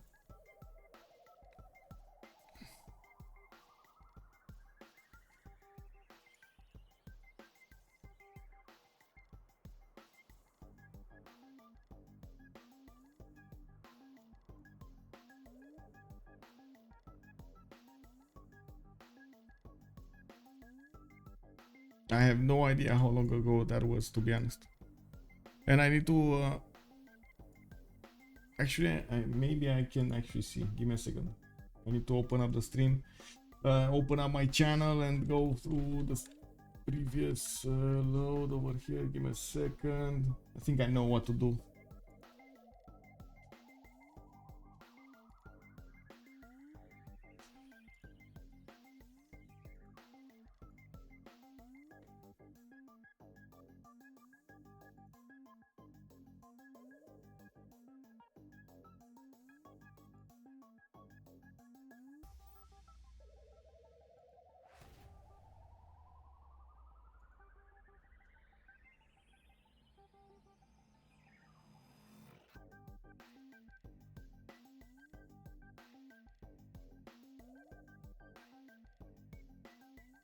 Okay, 1037, he doesn't have it.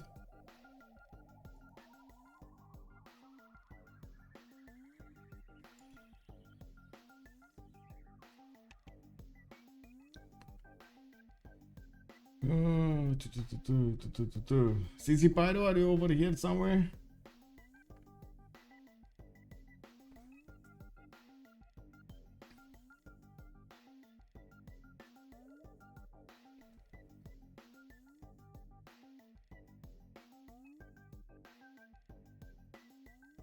Wait, did he actually last move that city?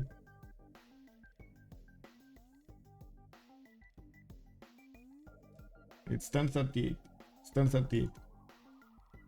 I can confirm it's 1038.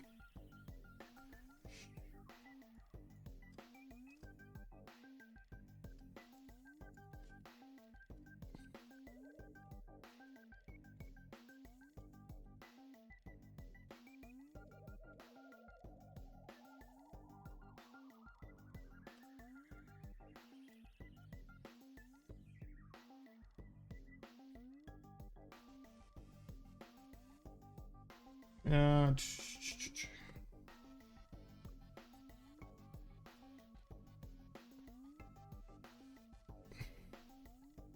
just waiting for the referees to talk over here.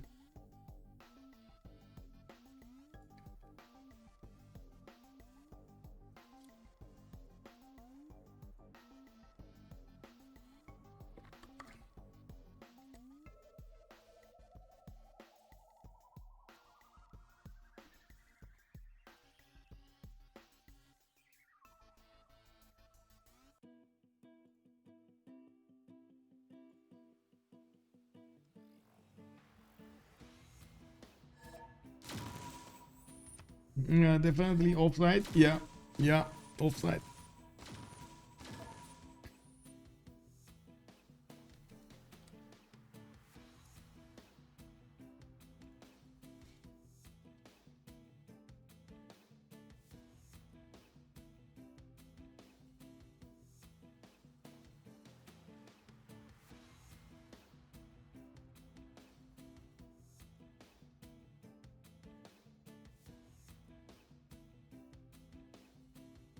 Okay, give me a second so I can load in.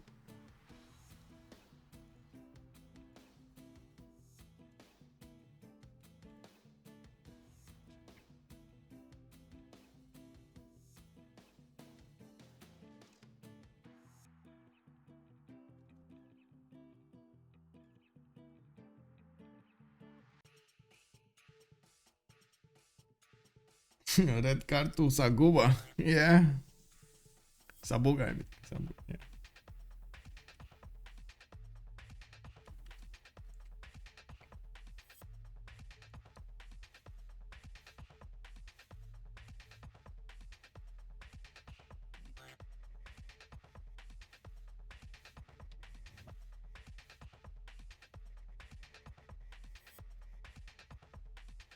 Well, waiting for everybody to load in. We need Van Chicken, we need NilocC. Okay.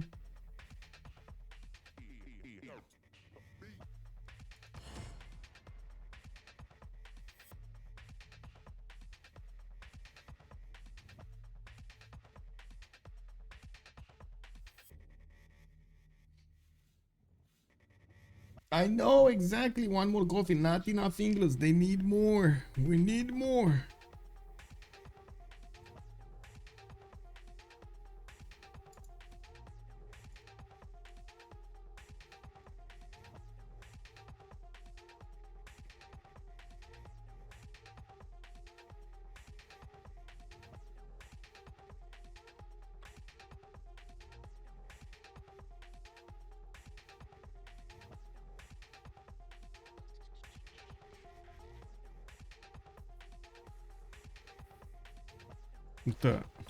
What happened now?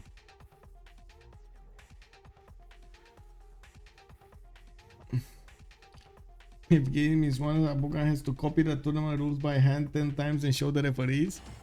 Right, exactly. Write them down, man. Write them down.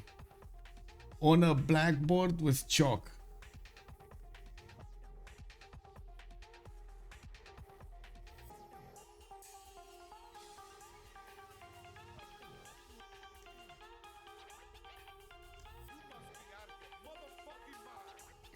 His teammates would be salty, yeah.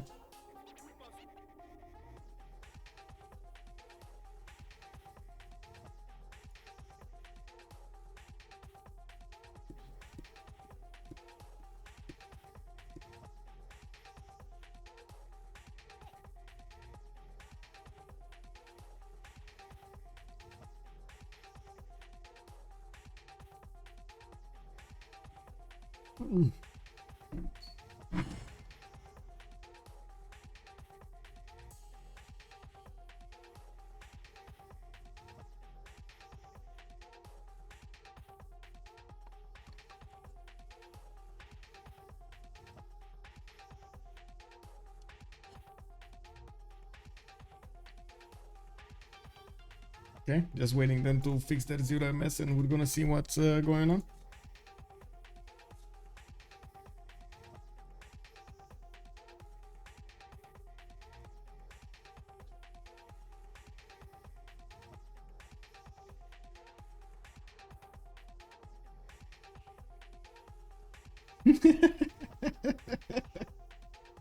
Ludicrous man, thank you so much, man, for handling this. Good evening, sir. Bonsoir, monsieur. Bienvenue.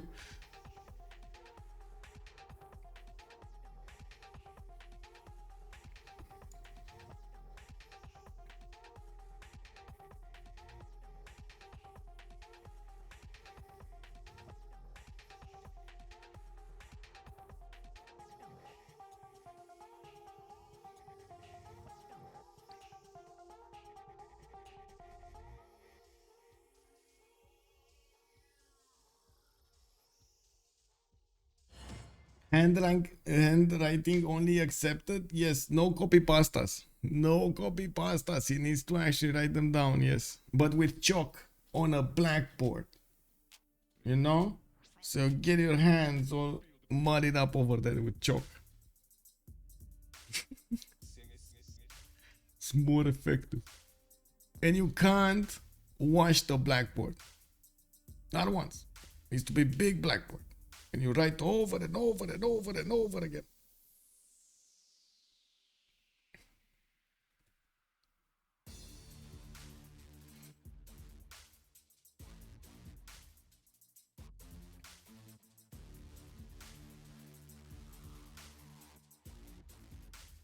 Chalk on a dirty blackboard. Yes.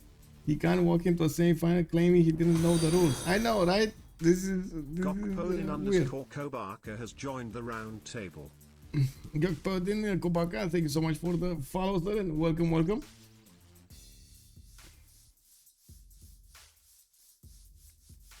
From humble beginnings, you have shown remarkable growth.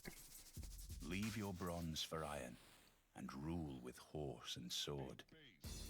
The sky above begins to reveal its secrets, a collection of heaven that uplifts our hearts and guides us to foreign shores.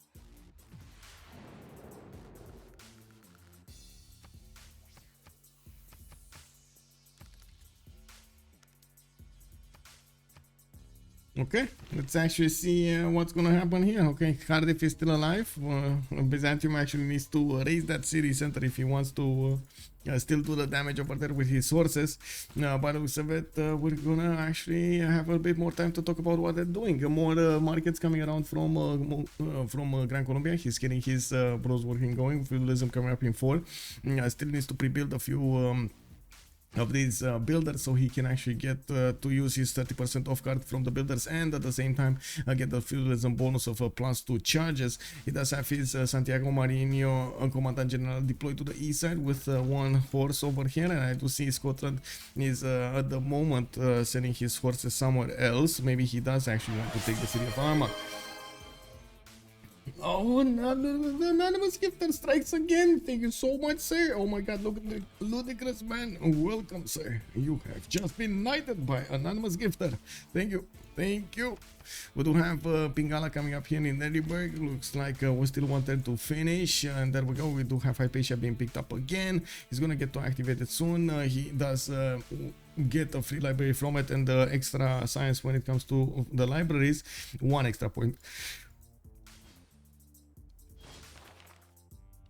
In the general screens, he still needs to recruit a general. By the looks of it, Mongolia did get 1. Artemisia did get recruited over there by England. And, well, we don't actually see England with the opportunity to go towards Hong Kong.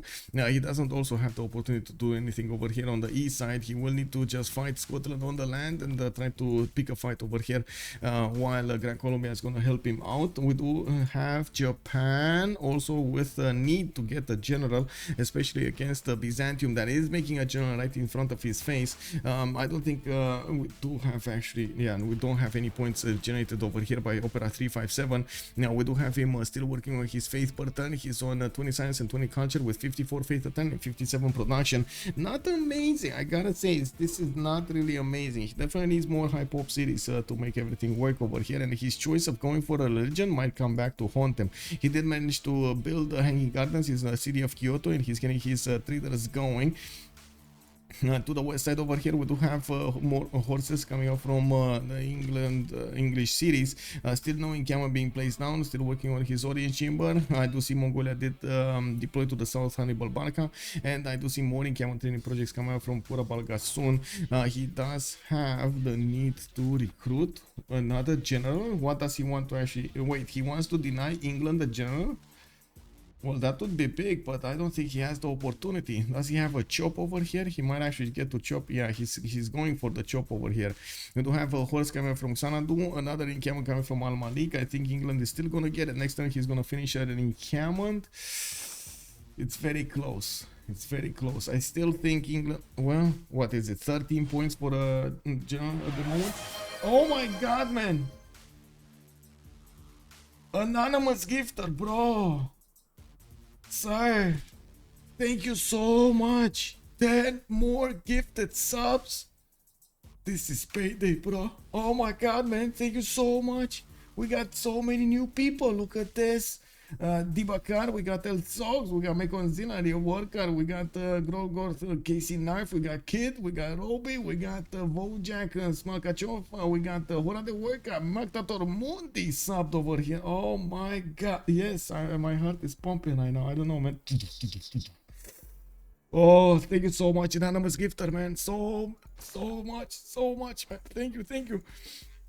We do have encampment training projects finishing up next time from SND, and by the looks of it, we do have finally the 10 rolling over to 39 where we were.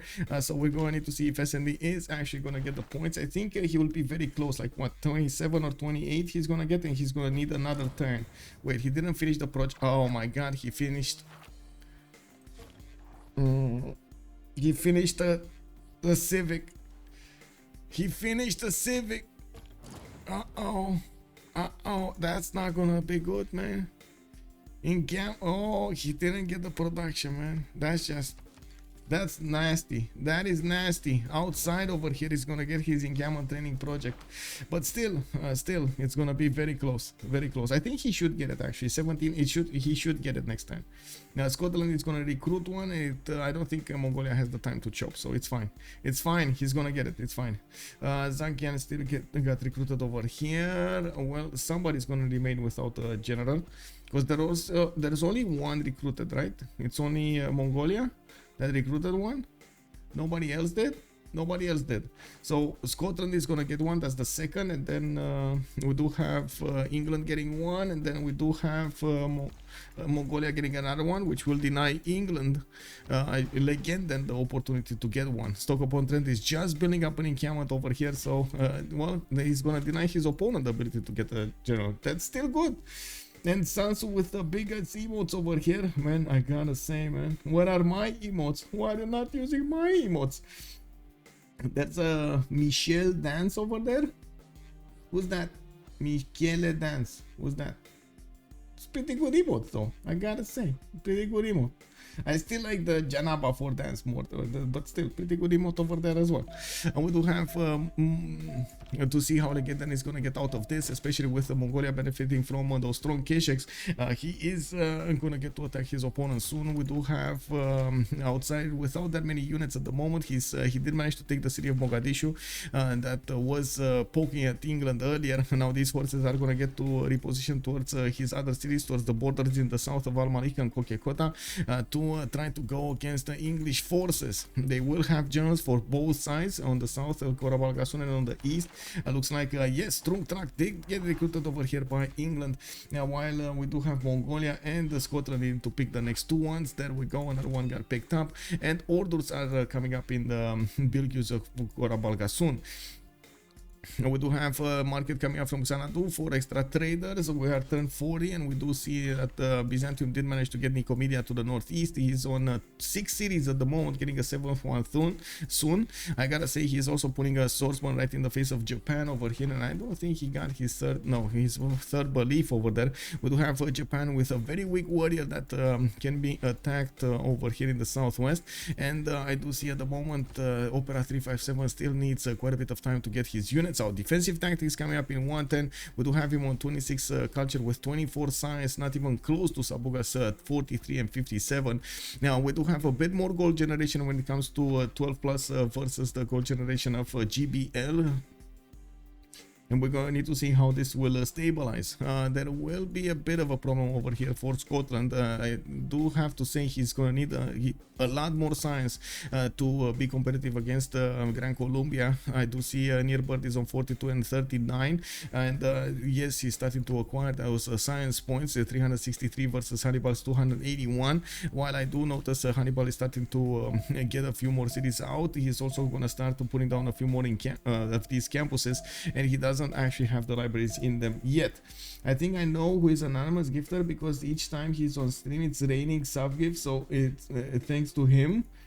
Oh my god, I mean, thanks to him, man.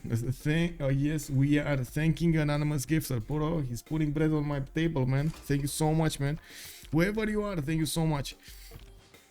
We do have Nearbird coming up with a few heavy chariots. He's by the looks of it, I'm going to be looking to improve knights, and I'm actually quite curious if he's going to try to go against England over here to force him to build a bigger military. We don't actually have SND with a big military at the moment, just has a few scattered units, not a concentrated power, but neither does Scotland at the moment.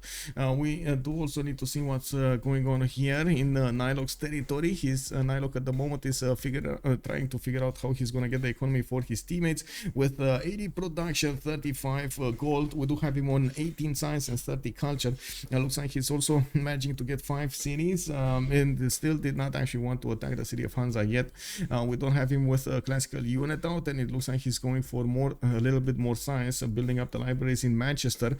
London should actually chop that copper tile and get another campus going. We do have him building up the lighthouses for more housing, and the city of Norwich did get placed over here to the northwest. I gotta say, this is Norwich or is it Norwich? How do you pronounce this? Is it Norwich or Norwich? Totally different pronunciation over there. You never know, man. We never know. Scotland does benefit from quite a few possible chops here. And Norwich. Is it Norwich? Oh, actually not. Okay. You don't pronounce the U. Okay, Norwich. The city of Norwich. Norwich. Or is it with a G? Or is it with a ich? I guess Mamaleto. Norwich. Thank you so much, sir. By the way, good evening. T-Gas. Hello there, sir, and welcome. Man, you guys gave me 3 different pronunciations. Which is it? Is it with a T? Is it with a G? Is it with a D? What is going on, man? And after we talked about French pronunciation, yeah, exactly. We need to talk about French pronunciation as well. With the accent, you know, you put the accent in French. You put the accent in Norwich. Norwich. And you need to put your hands up, you know, like this. Norwich. It's pronounced what? Okay. Emily, I don't know what that is, but sure. Okay. Now here Norwich is from British speakers. I see. Okay, we do have commercials coming up from Sabuga. He's trying to get some gold per turn because he's on -2. He does have 112 faith a turn, while we do have Opera 357 only on 64 on Japan.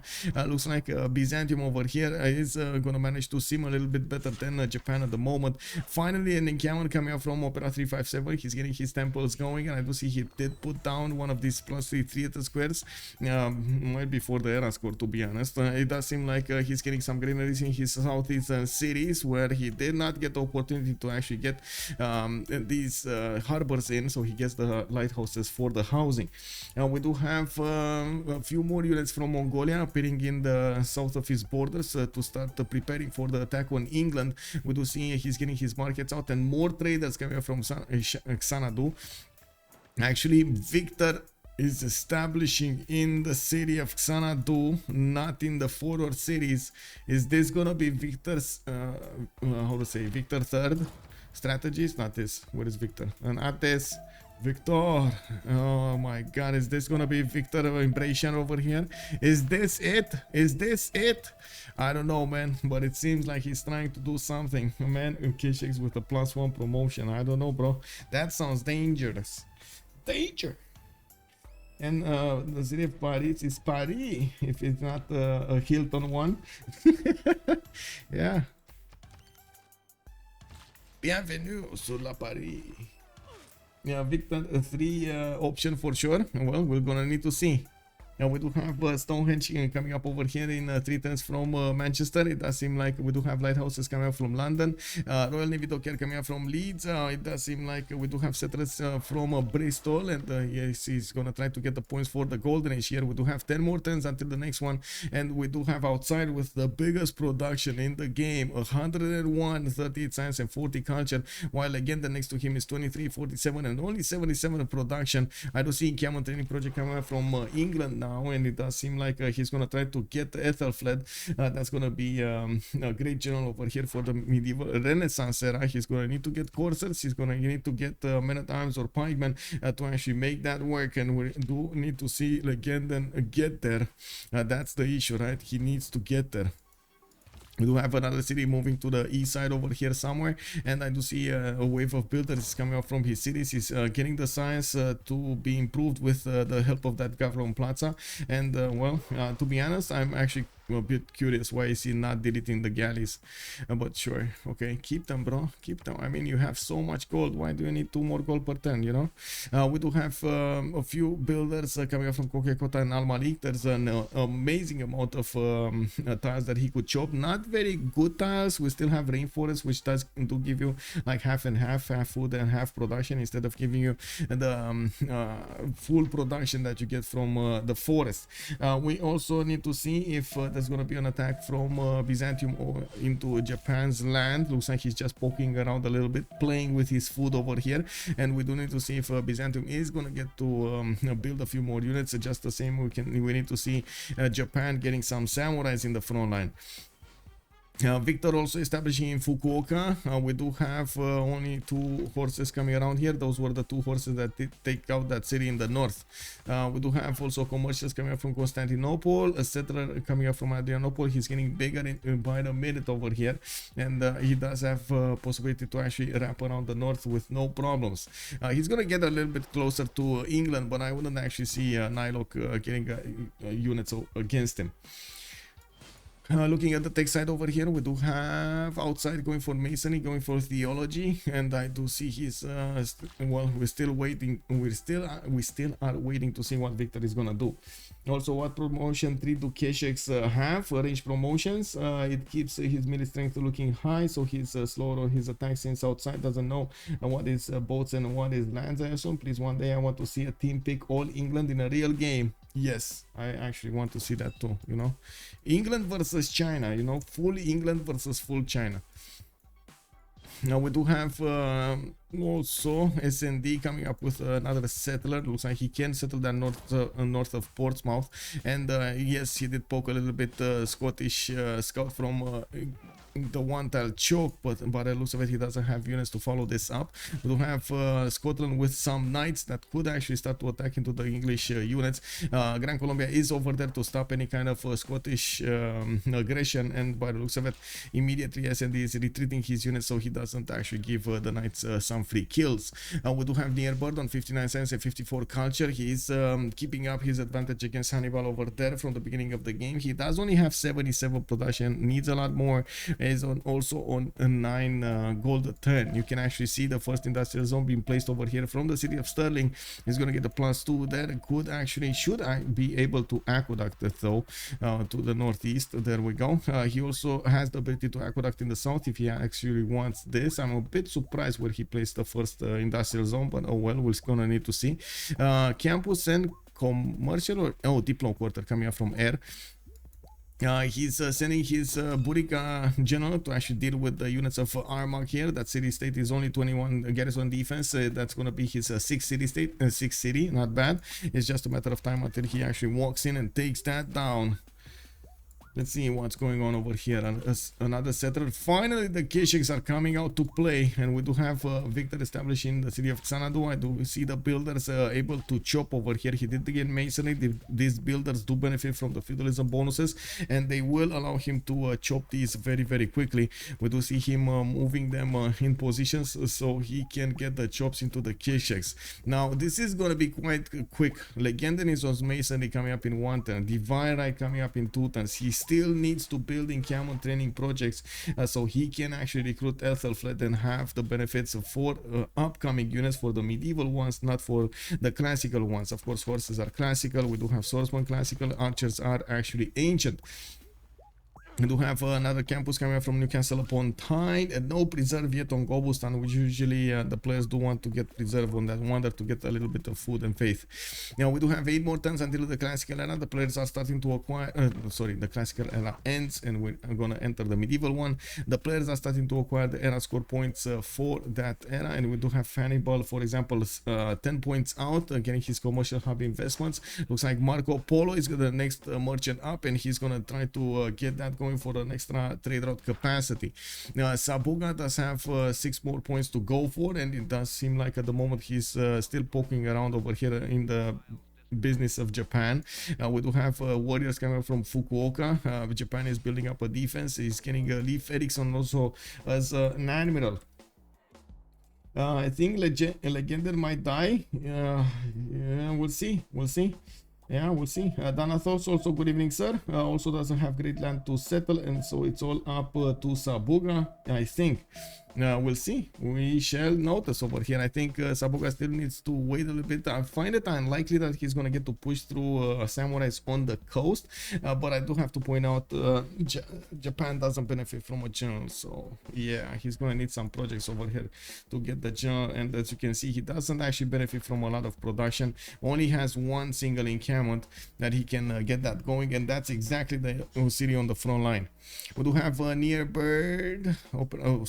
Outside 50 out of 57. Again, then looks like he might actually be going dark age.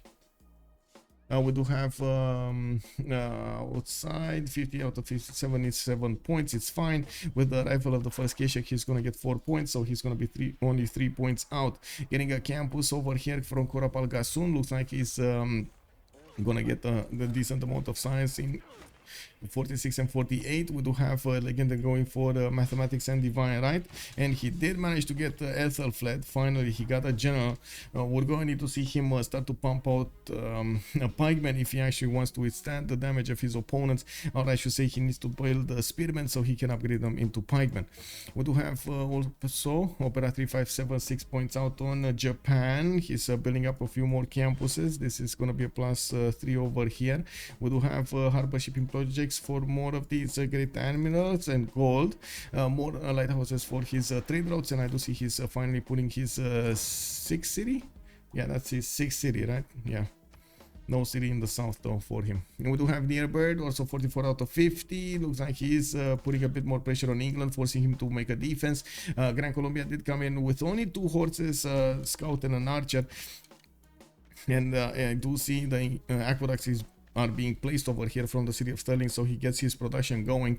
Near bird does already have a significant advantage when it comes to the science and the culture over Hannibal and SND at the same time. 92 production though, while his opponents are a little bit higher in production. We do have the aqueduct finishing, and more of these industrial zones are being placed. One from Edinburgh, which is going to be soon better, stronger, faster. Another campus coming up from Air, only a +1. It is what it is. A statue of Zeus coming up from Broxburg. Okay, so he's gonna deny it to England, because yeah, it is what it is. And we do have NilocC 36 out of 36 with 102 production, and I do see Mongolia over here is starting to move a little bit further to take a look at the English chops. I guess he doesn't actually have the opportunity to take down these units, especially before the Kesheks arrive to the scene. He should have enough governor points to actually get Victor 3, to be honest. But did he actually get Victor 3? Because I don't see the promotion on these units. I don't see the promotions on these units. So I don't know. It kind of feels like he just got it without actually getting it. Maybe it is, maybe he's preparing for how to say, not getting the units but the spy. Maybe he's preparing for a little bit later advantages. Yes, Moksha in Pingala. Yeah, I mean, yeah, but it's turn 47. He should have enough. Yes, he's specializing building in his Gavron Plaza, and he does have a lot of culture already on 58 culture a turn. So I'm pretty sure he did go quite quickly through the civic tree. Man, Japan is protecting animals though for no reason. That is surprising, actually, to be honest. I don't know what. I think maybe he just wants era score points rather than anything else, but it kind of feels like it's a little bit underwhelming. Maybe a wonder would have been a little bit better than actually going for the animals. But still, I guess we're going to need to see if he's going to manage to get his golden age. Still 3 points out, and I guess every point matters. He should actually have the samurai. Why is he? Oh my god, he's delaying. He's delaying. Oh, he's playing for Masonry, getting civil service in 2. Okay, sure. And let's actually see the Keshek damage against his opponent. He can two-shot the archers. He does the damage against these horses with 40 auto against the 43. And I do see a few more Kesheks are coming around here. A lot of Kesheks are actually coming around from 3 cities. He does have 3 already. Another 3 are going to be pumped out, getting more markets for the gold per turn. And he still manages to be competitive when it comes to the science and the culture over Legenden. Legenden pumping out Spearman right now. He's also trying to get pyramids. He's gonna try to go for a golden age. Still needs 10 more points to go for that golden age, while he's gonna get pressured with more and more strength by his opponent. I'm pretty sure in 4 turns he's gonna want to upgrade a few pikemen, and I gotta say, even the pikemen, yes, they can defend against the Kesheks, but man, that's still a problem. If you have an insane amount of Kesheks, that's still a problem for you. Pikemen can still go down. You have to have yourself an insane amount of pikemen or spearmen to actually defend against those. Now we do have Cartagena de Indias actually placed over here. Looks like a holy site is getting done by Hannibal. Okay, interesting. We do. Oh yeah. Okay. We do have. Well, is that for the? Wait a second. Does it benefit Theodora? Okay, Byzantium for the taxes trade, for the extra combat strength over here. And we do have the holy site making a religion, and then he's gonna allow Sabuga to convert that city, so he gets the combat strength. Byzantium is also placing cities right in the face of Japan. Man, no shame over here. Sabuga is just, you know, moving these settlers right in front of Japan. It is so I would say so weird to see Japan cannot do anything about this. He can't do anything about it. He's just watching how Sabuga is taking territory from his lands, from his possible lands, and he can't do anything about it. Unicorn Pig, what are Theodora's bonuses? Theodora does have the holy sites and the hippodromes provide him the +1 culture for each adjacent district. And you do get brings the same devotion to faith and the religion as you need to rise from your humble beginnings. Well, it is what it is. The new Rome, I find it unlikely. Anyway, we do have Mongolia starting to push into English territory. We do have a new spearman getting out from Bradford, and I do see intelligence agency is gonna get built over here in Plymouth for that extra spy. We do have Kesheks coming around from Shanadu. I see Mongolia can actually chop a few more. Still gets the chops in the city of Al Malik, and Korapalgasun is gonna pump out those Kesheks like there's no tomorrow. I do have to say, I guess we're gonna see how fast these Kesheks will actually get to chew through the English defenses. At the moment, the spearmen don't have the ability to get into pikemen, but in 3 turns they will, so it's gonna be quite bad for him. Let me actually do something really quickly. Give me a second. Yes. Oh, okay. Need to put socks on. AC.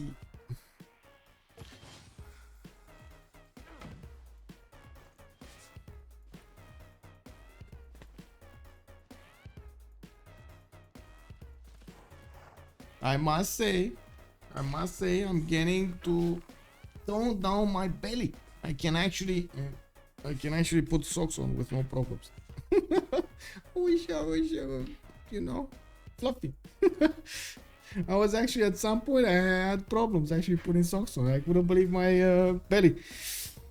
Anyway, yeah, we do have pyramids coming up in 2 turns here from a stock upon trend. Looks like Legenden still needs 9 more points. Yes, he's gonna get some more with that pyramid, but I find it unlikely that's gonna be enough. We do have intelligence agency coming up in 3, and I do want to check his animals. Does he actually have the Gaius? Who did manage to take Gaius Julius? I'm pretty sure somebody did, but I don't know whom. Gaius Julius, it was Legenden. He's getting a fleet out somewhere. Arma got taken over by Nearbird. I do see Hildegard of Bengal did appear over here in the Scottish territory. Another settler coming up from Edinburgh, and I do see the statue of Zeus is also being built in Roxburgh. Wait, if anyway, it is what it is. We do have Abu also appearing to help Scottish units over here. It doesn't seem like these knights can actually push through the horses across the river because of the river defense. Oh, Leicester is coming up here with a Temenaki. Wait, this is Leicester, right? This is how you pronounce this city. That is definitely not written as Leicester. Nottingham is getting a builder in 2 turns. Looks like we got workshops coming up in 3 turns as well. Portsmouth getting the campuses, and it does seem like Nearbird does want to push into his opponent. He can take down the encampment quite quickly, and the spearman cannot do anything about this. Cannot easily attack into the knights, and as you can see, yes, SND does have a general over there. We're going to need to see if Nearbird is going to be successful into his campaign. You got Leicester name correct. It's fantastic. Thank you. Oh my god, yes, finally I got a name correct, man. So many pronunciation problems. Anyway, Byzantium pushing a little bit into Japan over here, just making him worry about him. Looks like the archer did make it out of there. We do have Mongolia starting to push in, and he's gonna start taking down horses. Mongolia also has a few more units being deployed to try to stop the pikemen from getting upgraded. You can see the Keshiks can still do the damage against the pikemen, even with the general on the pikemen and no general on these Keshiks. Now they still chew through that defense. It's just a matter of numbers. We do have crossbows coming up from Kogyakota, and I do see new Keshiks are coming up from Korobalgasun and Al Malik. It does seem like Mongolia did manage to chop most of the resources next to Xanadu, the forest and the rainforest, or I should say features, and now he's getting the farm the mines in. He's also getting a few more traders. He did put EDI for the coastal trade routes, and now England is going to start trading towards the city of Xanadu over here, getting that gold in for their purposes. Oh man, good evening sir, bonsoir monsieur, bienvenue à tout le monde. Man, thank you so much sir. Oh my god, big shout out to the man over here. Shout out a man. Pomaki and Ponuki. Hello there, sir. Bonsoir, bienvenue. I gotta say, we're watching the 3rd game, the decider between Gold by Library and 12 Plus. In the first one, Gold by Library did manage to win the game on the Highlands map. We did have the 2nd game won by 12 Plus on Pangea Standard Ridges, and now we do see them figuring out what to do on the 7 Seas. Now we do have quite a few things happening on the map with an attack coming up from Byzantium against Japan. Japan did manage to upgrade his samurais, and now he's going to get to push back a little bit against Byzantium. Byzantium still has the bigger sword, I gotta say, with Sabuga benefiting from 65 cents and 87 culture. Opera 357 is still on 45 and 43. We do have an attack from Mongolia into the English units, and you do see these Keshiks are getting more and more over here to the north. Now England is also trying to get to his golden age. He's 1 point off from getting that golden age. He did manage to get to the monarchy and got the points from that. He got the galley into a court and into a fleet, and it is what it is. But he's attacking from multiple sides over here, attacking on the east and attacking in the south of Kogyakota. I do see new Keshiks are starting to come around with the crossbow technology. He's gonna get to do the damage against this pikeman, and let's actually see how this pikeman melts, by the way. Let's actually see. It's happening. It's happening.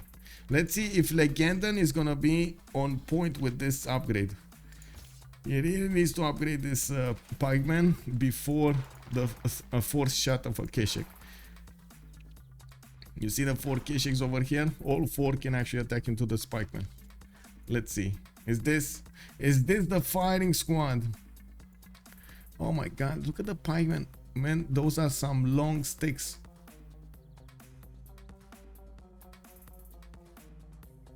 Those are some very long sticks. Come on, what are you doing? I mean, outside, are you actually preparing to battle over here, or are you just okay? 1, 2, 3, bam! He didn't actually get to shoot with the K6, he shot with the swordsman, and it looks like he did manage to take that one down. We do have new attacks coming up on these other pikemen, and yes, new K6 are starting to get into the borders. Bradford doesn't actually have that many units. He did make quite a bit of a sacrifice to actually get his golden age, and it does seem like he's starting to lose units on the east as well as next to the borders of Bradford. There aren't very tough units to actually attack into the city of Bradford. He only has a swordsman, and he's trying to use horses, of course, against pikemen, which is not a good matchup. They basically die attacking into them. But we do have so many K6 over here with a general on them that he can still try this out. Now we do have intelligence agency coming up from Xanadu in 4 turns over there, and I do see Mongolia still is getting the chops in. The new crossbows coming up from Al Malik to help him attack into the pikemen. We're gonna see when Kokekota is gonna finish that crossbow, what kind of damage is he gonna have. You can see the archer does a little bit of damage, but it's definitely not a crossbow. We do also need to see what's gonna happen over here with England not actually with Scotland not actually managing to take down that encampment. Looks like Portsmouth did manage to upgrade 1 pikeman over there, and he was safe. We do have 2 more turns until the classic era ends, and we're gonna enter into the medieval era. Hannibal coming up with 53 out of 51, Sabuga 64 out of 65. We got SND 64 54. We got Legenden over here with 69 65. He got his golden age. We do have outside with 65-57. It looks like Opera 357 did manage to get his golden age as well. Nearbird is on a 49-50. He needs 1 more point, and he's gonna get there. And we do have NilocC still needing 2 more points to get there. This is the last turn. They can actually influence the era score points and to get the golden age or not. Gotta see, man. We gotta see. Oh my god, knights appeared on the front line. Knights, okay, well, still knights still don't do enough damage. There's still cav units. There are still cav units, and these K6 are starting to get the promotions going. Very important to get the promotions on them. They're gonna start doing more and more damage. Okay, getting the promotions. There we go. See, another +5 added, +6 intel on opponent's movements for the K6 also against the units of England. He does have. How did this horse get here?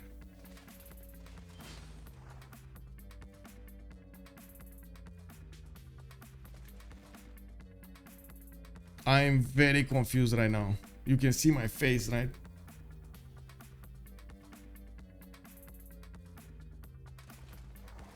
How did one Mongolian horse get through all of that defensive line of Legenden? Uh-oh. Yeah? Jealous of the long sticks? For sure, man. For sure. Yes. Big sticks. Long sticks. Cool whip, rip Gavron Plaza. Yeah, I mean, to be honest, it kind of looks like Trader Zengav Plaza might be taken, but we're gonna need to see what these new pikemen are gonna come out to do over here against this one single horseman. While, of course, in the north, we do see Bradford is trying to get the ancient walls going. We do have the K6 starting to do the attacks on the English units, and the K6 did allow this knight to actually go through the archer defense and take out the builder away from Legenden. And next time we're gonna have crossbows coming up from Kokekota. I do have to point out, we've seen multiple times how the ancient walls are a lot of the times actually useless on the defense against K6.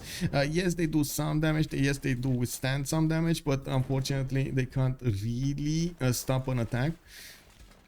1, 2, 3, and done. Another pikeman dies to the swordsman attack. Let's see the new crossbow. 51 against 61. Well, Akeshik is 56 against 71. So yeah, a bit different matchup over there. We do have another attack on the east side. Remember, he did have 2 generals. He did manage to get another general. Actually, this is El Cid. I don't.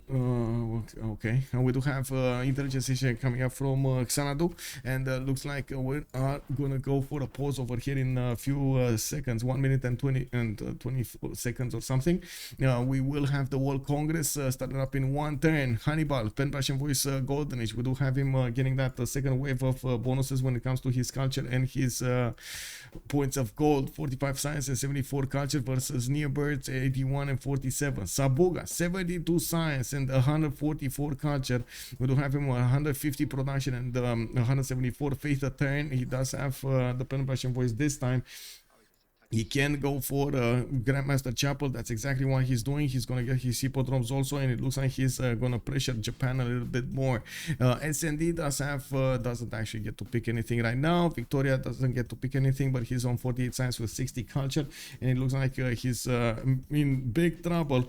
We do have the intelligence agency getting pillaged. Well, not that it does anything at this point, because I'm pretty sure the spy is well out. Now we do have outside with 93 and 49. He does have a free inquiry Golden Age. Looks like Opera 357 free inquiry Golden Age on 114 production. Does seem like he's gonna have major problems next from his neighbor. Near Bird 81 and 47 did choose a Pen Russian Voice Golden Age. I do see him on 75 actually, 81 and 75 at the moment. NilocC 67 and 70, and we do need to get the pause going. We're gonna need to see what's gonna happen in the World Congress over here, and we're gonna come back after 2 minutes. Exantum, a salty corn. Whoa. I mean, I gotta say, I do like some salty coins.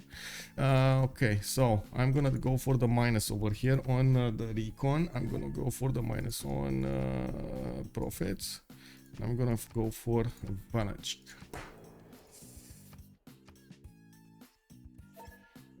Recon profit. Go. Actually, yeah.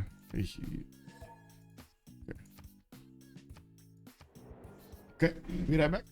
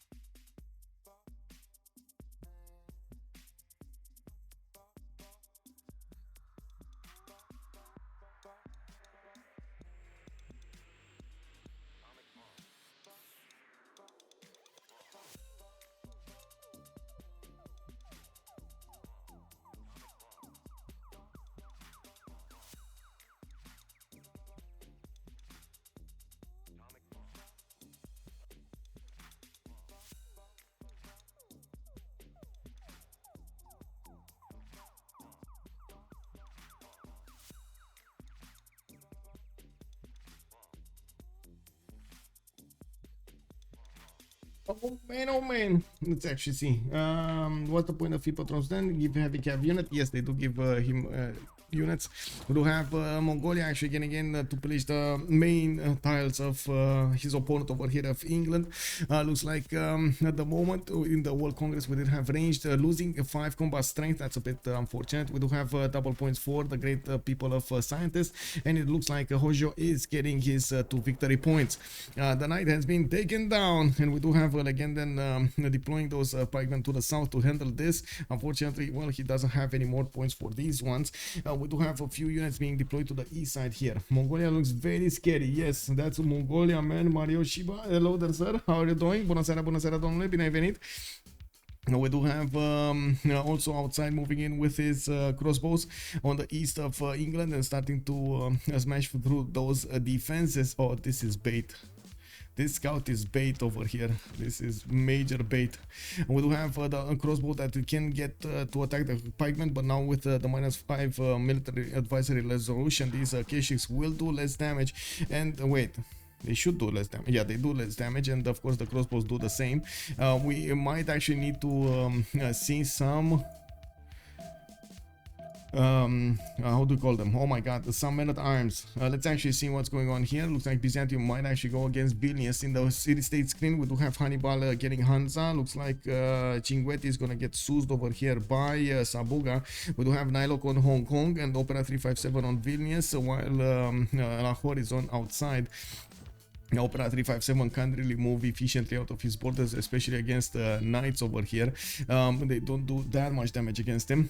Bradford is starting to slowly go down. These K6 are chewing through the defenses, and you do see the pikemen are not able to withstand the concentrated power of all of these K6. The thing is, even in this case, you need so many. You need so many to actually do the damage, to actually withstand, I should say, the damage.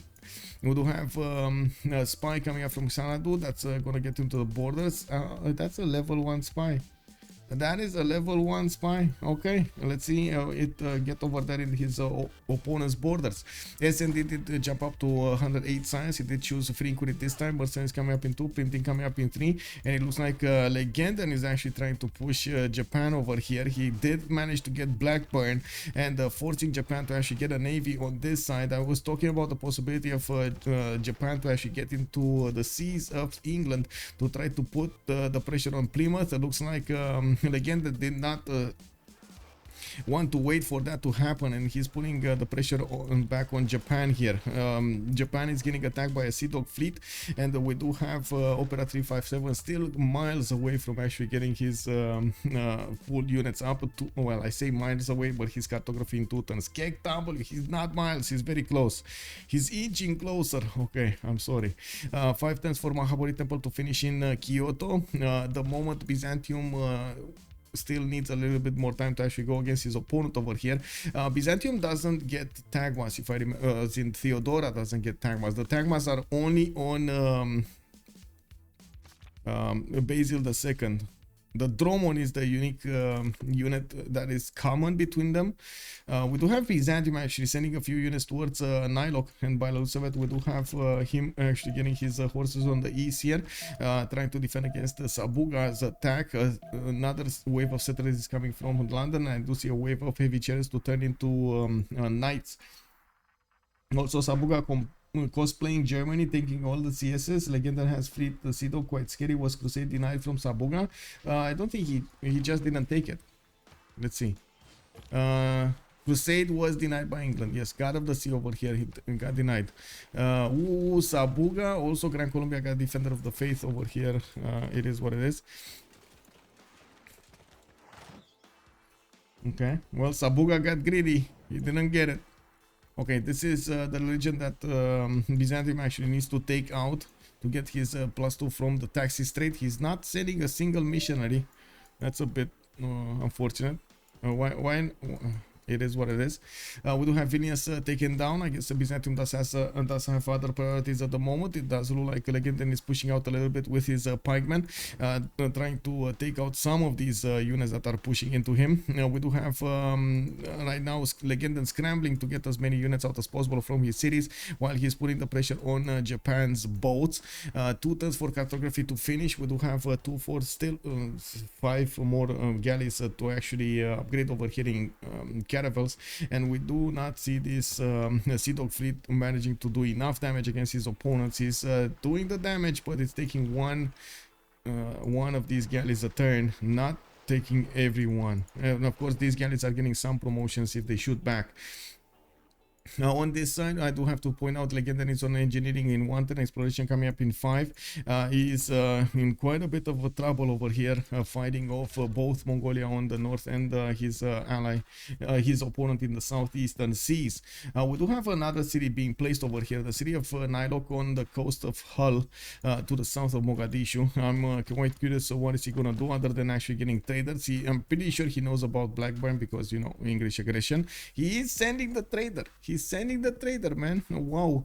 We do have outside with 122 science and 62 culture next to Legenden's 39 and 56. I wouldn't be surprised if outside is going to try to get to a higher technology very, very quickly here to actually get an advantage over his opponent. Looks like a swordsman. Oh my god. Is he going to get line infantry? Yeah, he's getting Terracotta Army from Korapalkasun in 7 turns, and I do want to see what's going on here. Looks like there is no war evolving, even though we do have Scotland trying to get some pillages done over here. He's sending a few units towards the city of Popayan. He did manage to withstand any kind of attack coming up from SND, and I do see him getting campus research projects. Wants to be competitive to actually pick up Ibkal Dun, while Scotland still needs 20 points. I do see there is no more project. Maybe this. Is this gonna be the project? Is he gonna have enough production from that shop to get the project? Is he gonna have enough production? Okay, Opera 357 started upgrading his caravels in the South Sea, and it does look like this Sea Dog fleet should actually die in 2 shots. There we go. He's upgrading 2 of them. They do have enough gold to give him. City Vilnius did die over here to be... Is he gonna do it again?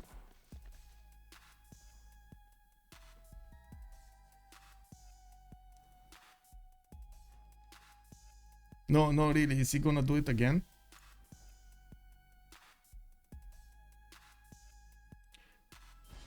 Wait, that's a Holy Side Prayer project? That is a Holy Side Prayer project. I'm sorry. Me pepega. Sorry. I'm sorry. Yeah, okay. He's not doing it again. Okay, yeah. Whew. Okay, yeah. I mean, if he took it this turn, he can wait until end of turn to raise. Yeah, come on. I mean, maybe switch projects. No, it's too late. It's too late. Ibn Khaldun got taken by SND. And we're going to need to see who's actually going to pick up Newton next. I don't think he got picked up, but let me check. Oh, he did get picked up. Never mind. Scotland got it. Never mind. That's why he... Okay. He got it. Scotland got it. Me Pepega. I got distracted. Okay. Japan. 5 of these caravels did get upgraded. He does have Hannibal for them, and we don't actually have defensive units in the city of Blackburn. I do see he did manage to push back the units of Mongolia. I do see new swordsmen coming around from Kogekota and the Xanadu and Ulaanbaatar. He's moving all of those units to the south. He does need to actually upgrade them into stronger units, and I do notice outside he's going for mathematics. He's going to want men-at-arms, and he's probably going to want muskets, actually, not just men-at-arms. Yeah, he's still doing the damage against the knights with his Kishaks, and he did manage to take down the city of Bradford defenses to half HP. These pikemen are getting a bit bigger in numbers over here, and does look like Mongolia still is taking some shots against these units from afar. Looking at what's going on over here, looks like Scotland did not actually get into the borders of Popayan yet. We do have courses coming up from Bogota. I do see universities are being built in his cities, while Hannibal is on 55 science. He does have 108 culture, and still the city of Cartagena, the Indians, did not get converted. But finally, we do have an apostle that can get to that city center and convert it. Finally, we're getting that.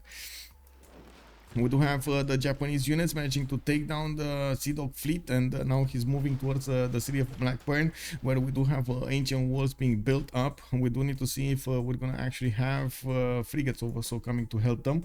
There are quite a few caravels that can smash into the defenses of that city center. The city is only 40 defense right now. We do need to see. Oh wait, terracotta. I mean, that's gonna be a level 2 spy over here in Plymouth when he's gonna finish that terracotta.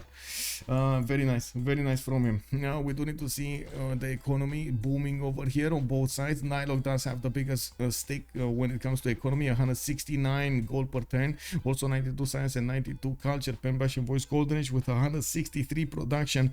We do have Huetokari, Birmingham.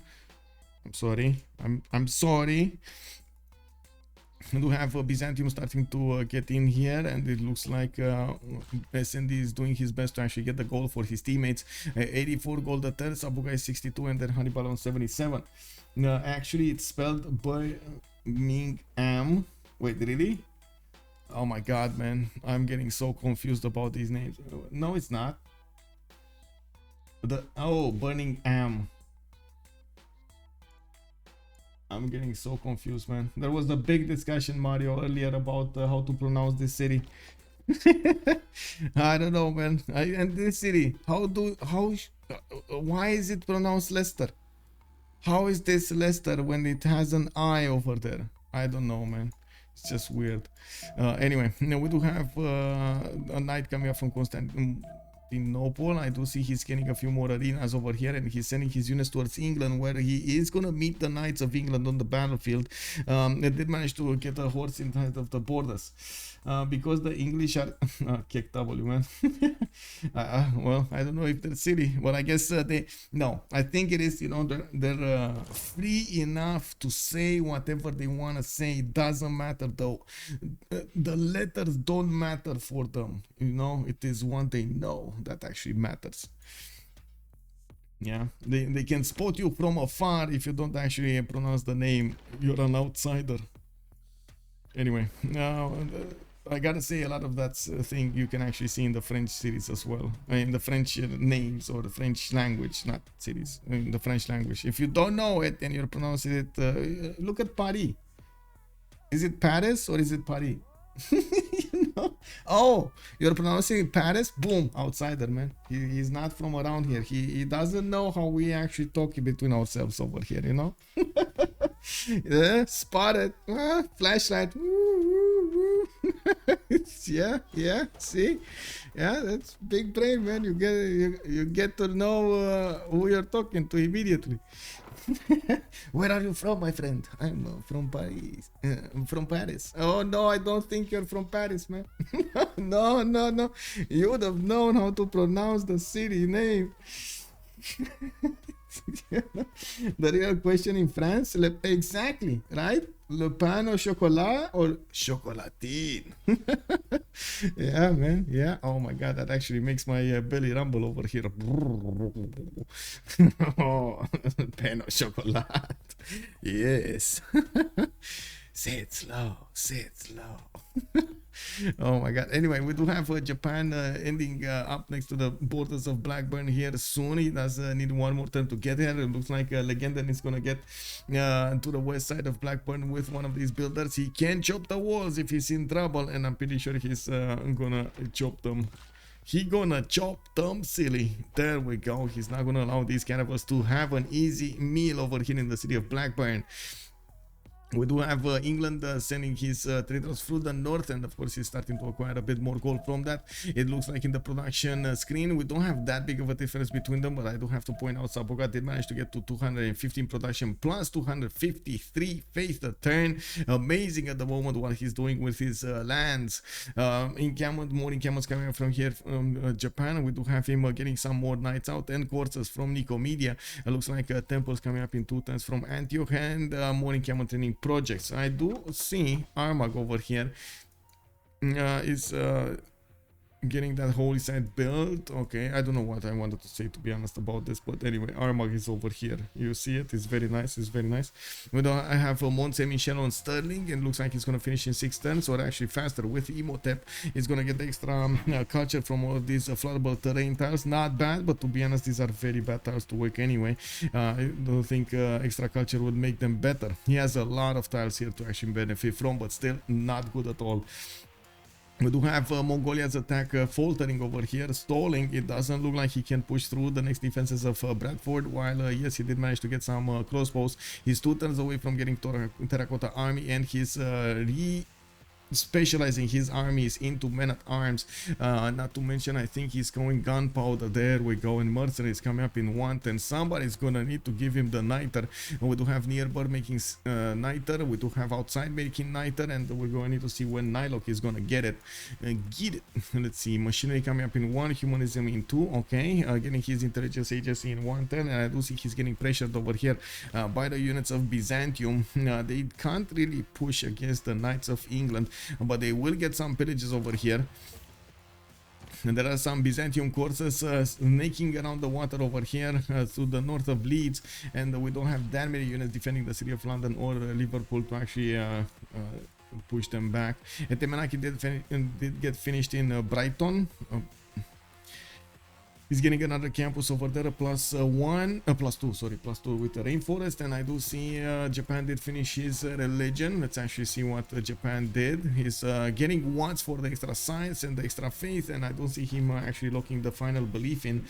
He does have watts coming up from his cities. He definitely needs to get a lot more science to be competitive with Sabuga. At the moment, he's on 117 science with 56 culture. They choose a free inquiry golden age, and he's starting to get a wave of libraries from his cities, not to mention new campuses.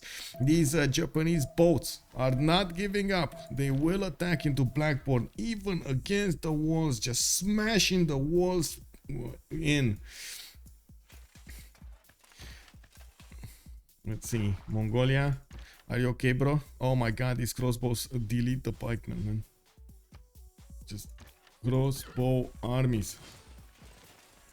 Look at these. Oh, they're getting out. Okay. Well, that pikeman got his hands full. Okay, so Mongolia did manage to get a new that new wave of units. Looks like England over here did focus his efforts on pikemen and knights. And I gotta point out, these swordsmen do have the upgrade button into muskets. Boom! Boom, boom, boom, boom, boom. We do have those upgrades on all of these units. We're gonna have level 1 muskets running around all of this territory. Level 2 spy from Mongolia, and that is a problem. That is a big problem. Yes, there is Governor Victor over there being deployed. These crossbows at the moment don't actually benefit from wait, they don't have any kind of extra diplomatic. Oh, wait a second, he just promoted, so he doesn't have it in. We do have a diplomatic quarter from Al Malik. I do see courses coming around over here. Looks like he's getting quite protected by England on the east side. Doesn't need to worry about Byzantium pushing in, and England does have a few more of these Byzantium units getting to his borders. New knights appearing in the city of London to help him with the defense, while by the looks of it, he does have a bit of a problem in the city of Leeds. Now, okay, knights from Norwich.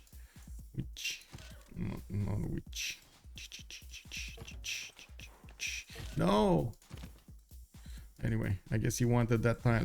Nobody can get onto that tile, but he can get onto the horse tile. Anyway, it is what it is. Mongolia has slowed down tempo. Yes, he did. That is true. Okay, another knight getting chopped over here. He's probably going to reposition on the horse tile. Now, we do have more knights appearing from the east. And of course, Sabuga still has the upper hand when it comes to that culture.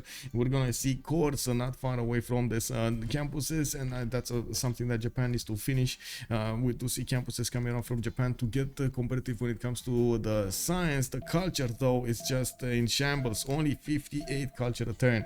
We do have Sabuga with the ability to buy out units with faith. He's also getting a few more campuses, and I do see hippodromes being built over here in Antioch.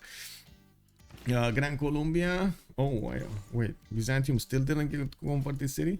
took quite a bit of time. Anyway, we do have Gran Colombia also with a few courses being sent to the east side. He did need to take care of that incursion that happened in the city of Popayan by Nearbird. We do have barracks coming in. I do see 3 turns for Mont Saint Michel to finish over there in the city of Sterling. We do have Nearbird still with an advantage when it comes to the science, 117 and 92. While I gotta say, we don't actually have any gold on him. On minus 13 gold a turn. He does have 200 production and 152 food. Now we do have Mongolian units, men at arms. You do see these units can actually trade punches against the pikemen. We do need to see when they're gonna turn into big muskets. Get their muscles big over there. We do have Opera 357 starting to get Niter as well on 3 Niter right now. We do have Nearbird on 8 and outside on 3. Was there a musket being built over here or upgraded, or why? How did he not have more Niter? Are they not actually upgrading their Niter? Oh my god, wait a second. Whoa, wait a second. Is there no Niter here anywhere? There must be some Niter somewhere. Oh, there is over here. He needs to settle for it. Okay. Well, still, I guess half cost card is still a thing. Now, do we have Niter on Japan? No. Nay. Is only Niter is over here to the north. Oh, there we go. That's Niter. That's Niter. It's fine. Okay. And then England. England has Niter next to Bristol, but he didn't upgrade it. Definitely needs to do that. And oh my god, he didn't send the knight where we thought he's gonna send the knight. Why is this knight? Oh my god. Okay, that hurts. That's a problem. 2 turns for the city of Leeds to get walls. You can see these courses cannot actually attack into that city center. It's a bit too strong. The first knight get punished over there for defending, and it looks like Byzantium units don't have enough strength to actually attack into the other one. Now we do have also these knights with the ability to actually attack into the Byzantium units and take them down. More units are being bought and sent to their opponents' cities over here from Trebizond and Sinop.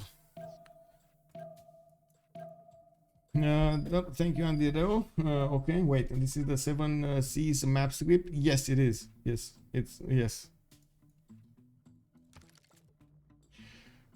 Let's actually see what's going on here. Okay, so spies from Scotland appearing into Cali. We're probably gonna see a spy from Gran Colombia soon appearing over here in the cities of his opponent of Scotland to match that diplomatic visibility. We do need to see if we're gonna take a look at the muskets over here from Mongolia. When is he gonna upgrade? Metal casting coming up in 2 turns. Field cannons are on the way. I gotta say there's quite a bit of difference between him and Legenden when it comes to the science and the culture. 112, sorry, that's 141 versus Legenden's 59. Oh my god, almost triple. Level 2 spy did get activated. These level 2 crossbows do have the +6 internal on opponent's movements, and you do see the pikeman is taking quite a bit of damage, even with the -5 from Mongolia. From the range units from the Congress, I mean. We do have an encampment training project coming up from Korabalga soon, and we do have a spike over here from England. The city of Blackburn did get taken over. No frigate necessary. It looks like England, NilocC is actually settling more cities over here, and we do need to see if England Legenden can actually withstand this damage from Mongolia in the upcoming stage. Is this, wait, Bradford lost a little bit more strength. Is this a last move attack, first move out from Mongolia? Is this one of those, oh, line infantries? I was saying he's gonna get these, man. Line infantries. Oh, look at the damage. Look at the damage, boys. Oh my god, this is insane. Oh my god, please, game, please stop. Okay, there we go. 93 damage against 66 of the pikemen. That's a bit of a problem. We got some calves also that can trade punches with the pikemen if they get close enough. The crossbows can still deal damage. We do have some calves also upgraded over here on the west side. Doesn't actually have anywhere to go, so it's fine. Now, oh. I gotta say, Sabuga needs to fight everywhere. Everywhere. It's all up to him to get their his allies out of trouble over here. He needs to take out Japan. Why is he not pushing Japan? Why did he push England and not Japan?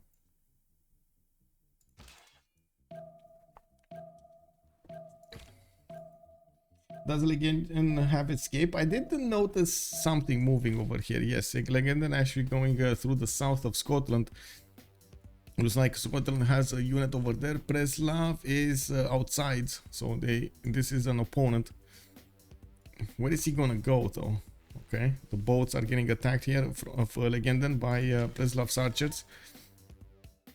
Oh, looks like we're gonna have a break next turn.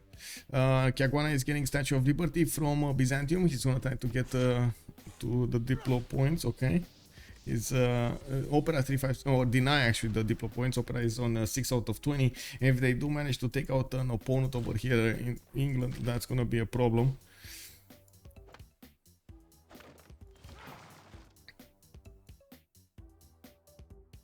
Escaping into the heart of the enemy. Yeah, I mean, you know, that's the first place your opponent won't look, right?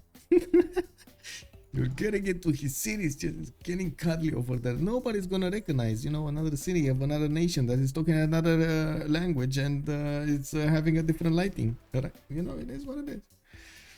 Nobody's gonna see it, man.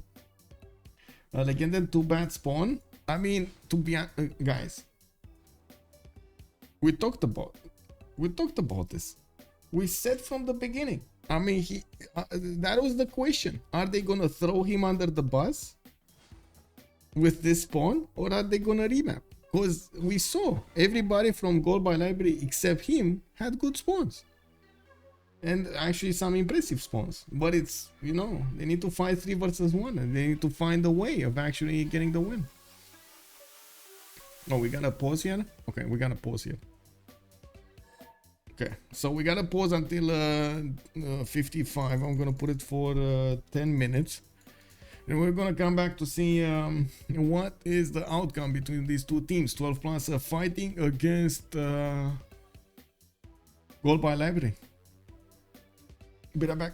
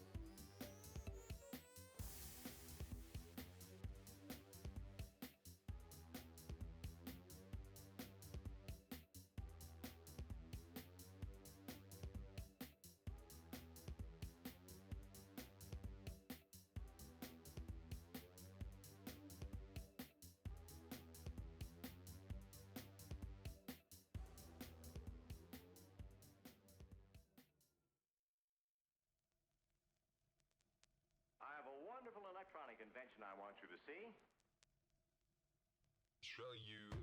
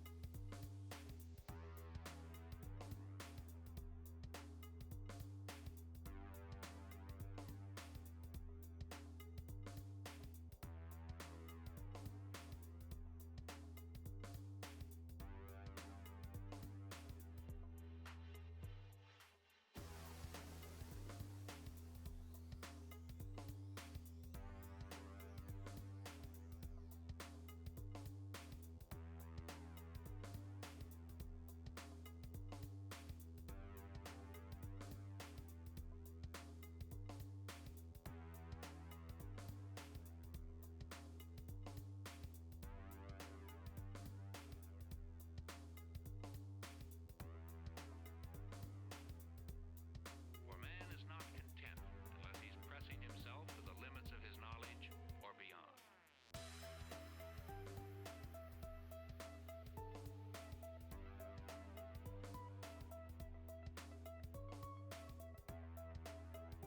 Beyond.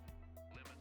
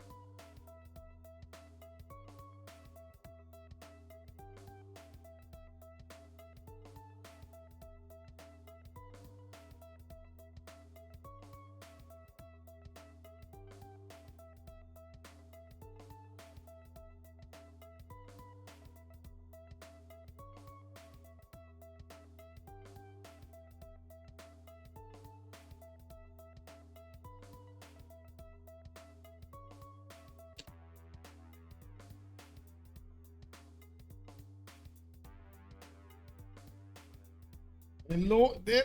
Settled by from Legenden. Legenden did get a settler somewhere. It's here. Gotta say, this is a bit weird because he's actually passing through enemy territory. You know, we might actually see some units coming up from Scotland to go to the south over here. And I gotta say, Preslav might do an amazing job over here to actually stop the settler from moving anywhere. He can't get too far into the south. And unless he actually does manage to soothe the city of Preslav to have a safe passageway, this settler doesn't actually have an escort on the land. He does have the galley to help him out move over here, but he doesn't actually have anything. Gotta say, this game is starting to get a little bit weird over here for everybody. 12 plus does have a challenge of withstanding the damage from Byzantium, which is going to get the taxi straight ability, and he does have good science with good culture. He's going to have the core ability soon if he doesn't have it already. Looking at the tech side, let's actually see Sabuga, opera and ballet. Okay, and we do have him with the calves upgraded in Trebizond, and he is going to do enough damage against the English units. He already has the plus 4 combat strength from the taxi straight, and he does also have Wait, what? Why did I see Words of Religion? I saw Words of Religion somewhere. Is it on the calves? Did he actually plug it in? Did he plug it in? Come on, game, show us. Yeah, he does have words of religion over here. A bit unfortunate that England, well, it is what it is. He did make a religion for himself, and it looks like now he gave a +4 to his opponent. We do have Sabuga going for his gunpowder at the moment. I do see in the south Japan tries to get his science up with 146 science. He's managing to catch up a little bit to Sabuga, but still there's an advantage when it comes to the total science acquired in the game by Sabuga, and he does have the lead. In common training projects coming up from Byzantium, more knights are being bought. Amazing power of Grandmaster Chapel over here with a lot of faith on Byzantium. Not to mention he did build a lot of these hippodromes everywhere, getting himself the extra culture and getting himself that damage. On the other side, I do have to say Goldby Library has a problem with England getting smacked around over here by these line infantries with the support help of trebuchets, crossbows, and a lot of Kesheks that are starting to arrive in the cities. These pikemen are going to be kind of useless at this point, especially against the line infantries. Take timer off screen. Yes, thank you, Project Cisco, much appreciated. Do you know how many taxes does he have? He's on 1, as in he has the one of, well, he has 2. He has the one from his own religion. He did manage to convert the cities of Gran Colombia. I wouldn't be surprised if we would see over here SND try to get, oh, there we go, this is the religion. He's gonna get to convert this one as well. He's gonna get a +6. Not yet activated. Wait, did actually that one finish a religion or didn't? Because it's just here. Did Scotland got a religion. Denied. Yeah, okay. So they got 3 religions they denied over here. Byzantium's, because all the religions got activated. So yeah, they denied that one. Okay, so he's gonna have +4 unless he actually kills England's religion, which is over here in Manchester. We do have Byzantium corsairs still behind the cities of Leeds, but looks of it, these knights don't do that much damage against the city of Leeds, but these calves are gonna do a little bit better. They can also take down the English units much faster, and England really needs to actually step up his game, going for metal casting in 2 turns, exploration in 2. He does have only 120 science with 102 culture. He's also gonna lose the city of Hansa. It's being attacked by Byzantium over there, and it does look like now he's England is putting more production into his crossbows, trying to get a new campus going so he can get his science up. That's going to be a +3 between the mountains. Bradford walls went down, and now Governor Victor still gives the damage defense to these pikemen of extra +3 from the garrison defense.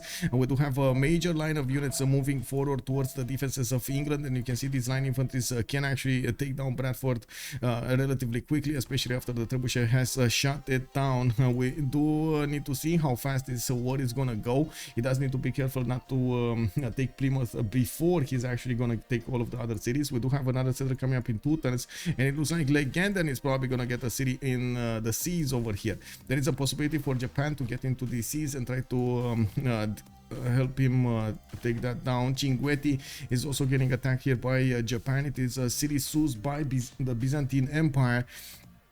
And we do have the Japanese boats managing to take down Bradford, so he doesn't actually allow his opponent to pillage the trade routes he has with England. We do have England also getting the science, okay, getting the economy, 149 gold, 200 production, but he's pressured so much right now that he has major problems.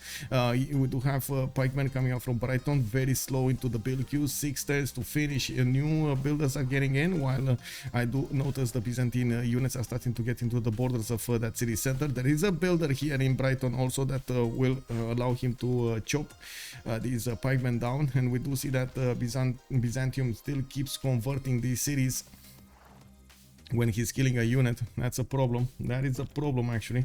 Bradford did get smacked. Okay, there still is movement on this unit over here.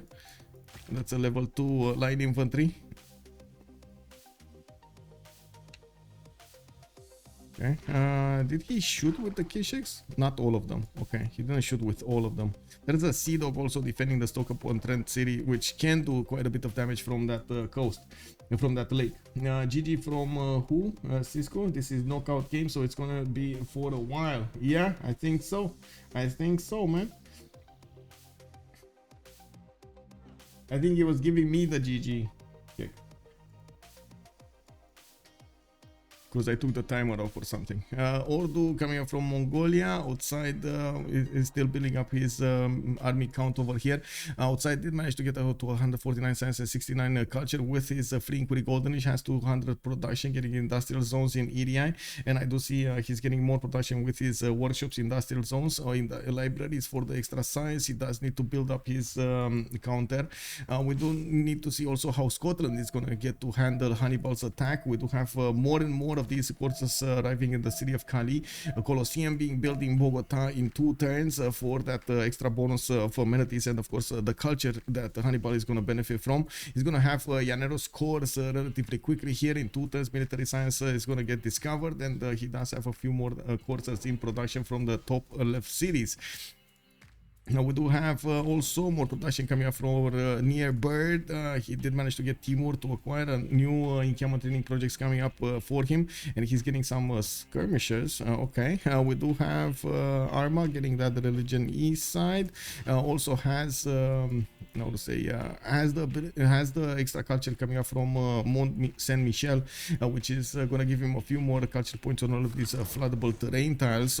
Okay, I mean, not bad, but it's still not good. As you can see over here, he does have 5 or 6 1 tiles. The first city of another city, actually a second city of England, goes down. Bradford got taken over, and England cannot attack into it. More units are falling here to the line infantries, and new line infantries are getting upgraded and sent to the front line. They can do so much damage against the pikemen. Mongolian field cannons are also appearing on the battlefield, while it does seem like the English defenses are crumbling. We do have an English settler trying to flee the scene. Now we do have a Legenden with the ability to actually settle a city in the middle of the seas. Unfortunately, well, again, I'm saying that's going to be a problem for him because Japan is going to have the ability to actually get boats there. At the moment, he's getting busy with the city of Cinquetti, and it does look like these Japanese caravels are taking quite a bit of a beating from that city, attacking to that city center. He still has a few ones that could take it down. It's very important for them to actually slow down Sabuga's phase per turn, even though it kind of feels like it's a bit too late at the moment.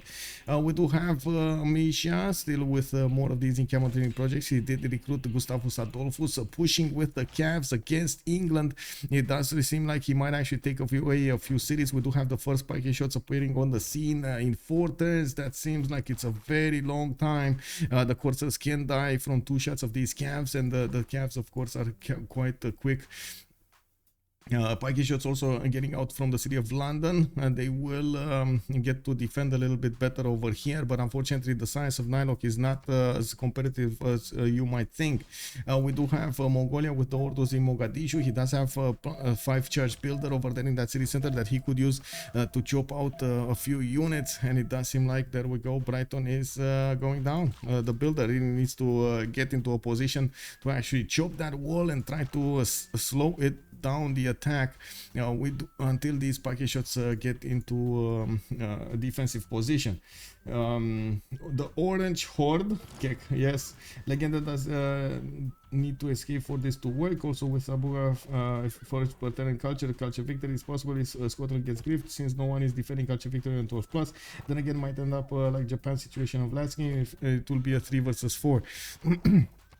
Let's see how things evolve. I have a bit of a question mark about Japan, Japan's ability to defend over here. He did choose to go top 3 for the caravels, and yes, he did do quite well over here, taking down Cinquetti and taking out Bradford, securing the gold for his teammates. But now NilocC looks like it's going to be on the receiving end of all of this damage from the Cavs, which will cause issues. NilocC really needs to first click chop on the ancient wall, and I do see at the moment the city is 1 shot away from being taken down.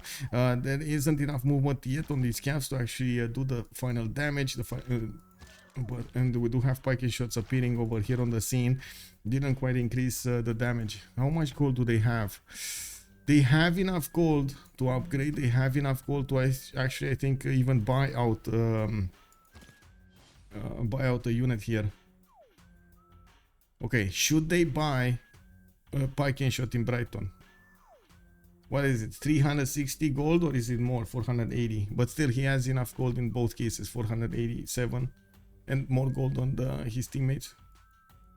They're making a decent amount of gold a turn across the board over here, with S&D on 183 on the other side. Sabuga is losing gold, Legenden is losing gold, Hannibal is 93.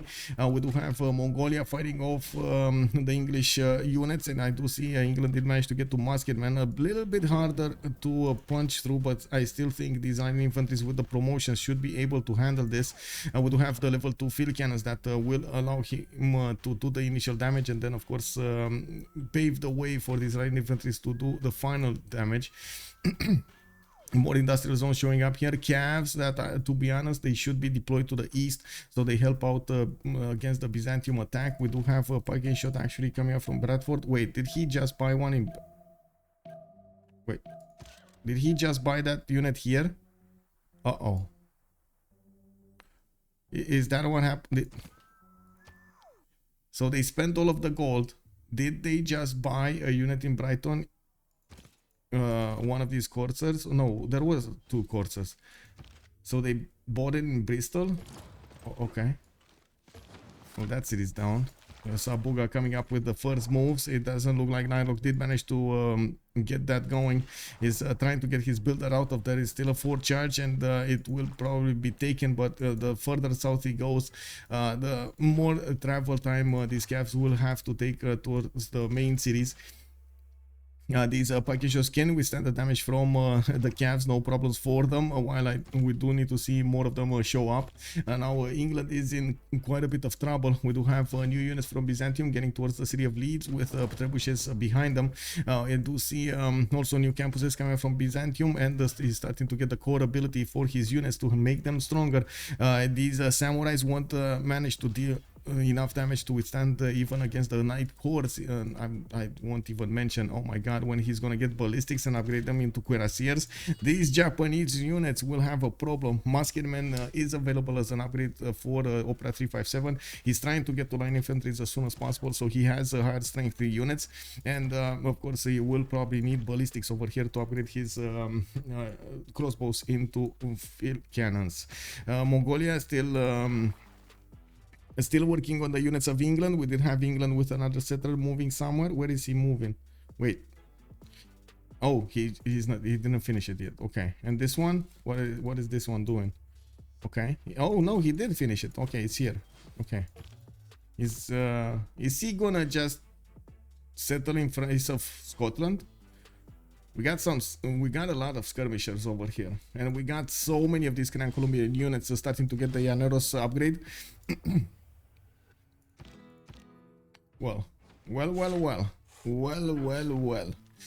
Scotland does have the intel on Gran Colombia, but it looks of at 1 level, and we do see the Commandant General, of course, appearing over here for Gran Colombia, giving him the points. There is a general on Scotland, Timur, and I do see Scotland at the moment is going for his own calves. In the 2 turns he's going to get military science and exploration coming up in 1. I do also notice we do have Abu Al-Qasim over here for the extra heals, and I don't see yet the upgrade. Oh, he does have field cannons. Okay, it's just a matter of gold. He needs the gold. And I'm pretty sure he's going for Highlanders, which, sure, okay, go for Highlanders. Scottish unique unit, +5 combat strength when fighting in hills or forest terrain. It is 70 in range strength and 65 melee with all of the other bonuses necessary. Okay, and we're starting to move in the east. Looks like the Scottish units are taking a bit of beating over here. The Knight still holding strong. He does get the upgrade button on cuirassiers over there on the Knight, but he didn't upgrade yet. We do have at the moment actually a decent amount of gold. Nearbird does benefit from 264, NilocC 171, Opera 118. He does need the half cost button activated, and I don't see it activated over here. as in he needs mercenaries. Okay, Mongolia starting to push through with his field cannons. He took down the second encampment over here, and he's starting to pillage the lands of England, getting the gold from his opponent. He's also pillaging the Gabron Plaza for more stats, for more culture, while he's having a secondary push over here on the city of Newcastle upon Tyne. We got 3 of these level 2 field cannons being deployed over there to start to work on the walls of Newcastle upon Tyne. That city is 50 strength with a men-at-arms inside of it. Now the Sea Dog over here is doing quite a bit of damage. There is also a bombard appearing on the scene here that will take down the walls of Stoke-upon-Trent, allowing the Zion infantry to do the final damage. It does seem like at the moment England is wary of getting into the scene over here. Do they see this? They do not see this. But okay, they do not see this. As in, near bird does not see what's going on. Who has Preslav? It was near. That's a good question, actually. Wait, give me a second. I don't know if it was near, but it's outside. It's outside. Outside. It's Kublai Khan, Mongolia. It's a 12 plus. So this is an opponent city. This is city state. This is an enemy city state for England. Okay, Scotland getting some defenses there. Okay, Cavs running around trying to get to the English city of Hull over here in the south. By the looks of it, they might actually hit Mogadishu as well. We do have Cav over here being contained, and I do have to say they did take out one city over here. Was that Bradford? I believe it was Bradford, right? We do have also Byzantium, a bit chaotic into his attack, but he's spreading that chaos into his enemies here, and we do need to see if he's gonna manage to do the damage. Did manage to take down a builder from his opponent, but not before the walls went up. Piking shots are available for NilocC to use at the moment, and we do have Mogadishu getting the walls up in 2 turns. Mongolia does have a builder available to chop, and that's probably gonna take it next. Do have Cav over here that is very low HP, and it looks like the package shots did manage to successfully push back this attack from Byzantium. The next attack will probably be into Japan. Japan knows this, and he's starting to prepare with more and more units, a line of units to the north defending against those camps. But now the cuirassier corps are going to be way too strong for the samurais to handle, and since they need to upgrade a lot of points over here from different sides, this is going to be a gold problem for 12 plus. Can they get it? It looks like they do have enough gold on their side to upgrade everything. We do have to see upgrades coming up from Scotland into those field cannons, and we do need to see there we go, package shots getting upgraded as well for these to take on the Llaneros. More packages being put into the production queues. He does have better production because of this statue of Zeus, and I do see at the moment we do have the skirmisher corps getting in. Okay, Nearburg gonna get his military science soon. Mercantilism coming up soon. Let's see, skirmisher corps at the moment not strong enough. He definitely needs Highlanders to do this. 2 left hands, go GBL. Okay, let's see if they get this, man. Let's see if they get this. Another city has fallen. Legenden lost Stoke-upon-Trent. His capital is about to go down over here, and Newcastle upon Tyne is going to fall next. And we do have not that many options for him to use. It looks like he is going to try to safety settle in the middle of the seas. There we go. Lincoln just got put down. That is going to be immediately discovered. Let me actually take a look over here. So this is the vision. They know about this city. They will see this city in the middle of the seas, at least the borders, and now they know that Japan actually needs to get the units here. Japan did take down Chinguetti. He still has 3 caravels, and I do see frigates available for him to work. He can move them to the south over here, so he can get another city to the west side. I'm a bit unfortunate with the production necessary. He did manage to pre-build a few more quadrims, and I do see he's getting spies out. Definitely needs a spy in the cities of Byzantium. I don't see a spy in the cities of Byzantium. They need so many things. In the Diplo scene, we did have Statue of Liberty coming up in Coaguana. It's going to finish in 4 turns, and nobody's contesting that. Nobody has enough culture to actually get there. Near Bird did manage to get a few more science points, and it looks like he is well, he's gonna get pressured over here by these Llaneros. The pike shots are gonna do the damage against the Llaneros when they're far apart from each other, and we do need to see if they're gonna be sufficiently big enough in numbers to withstand all of this attack from Gran Colombia. Does look like the moment Scotland is succeeding in stopping this attack. We're gonna need to see if Gran Colombia is gonna get to push his way.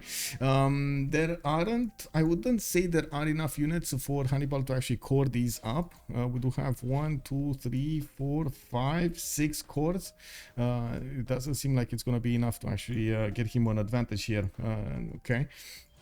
We do have Byzantium able to pillage some tiles, and it doesn't look like he's gonna rip the gold from his opponent's hands. We do have also Ipswich. Is this Ipswich or is this Ipswich? Oh my god, man. Anyway, we do have a lighthouse coming up in 2 turns. Builder that can actually chop. That Cav still has quite a bit of time to get there, and of course the builder actually doesn't have enough movement because yeah, it is what it is.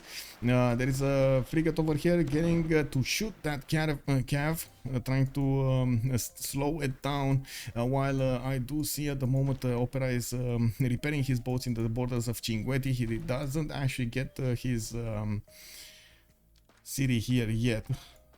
Do have to say, I was thinking maybe Legenden might stop this from happening. Can he actually get a city over here somewhere to actually stop the connection?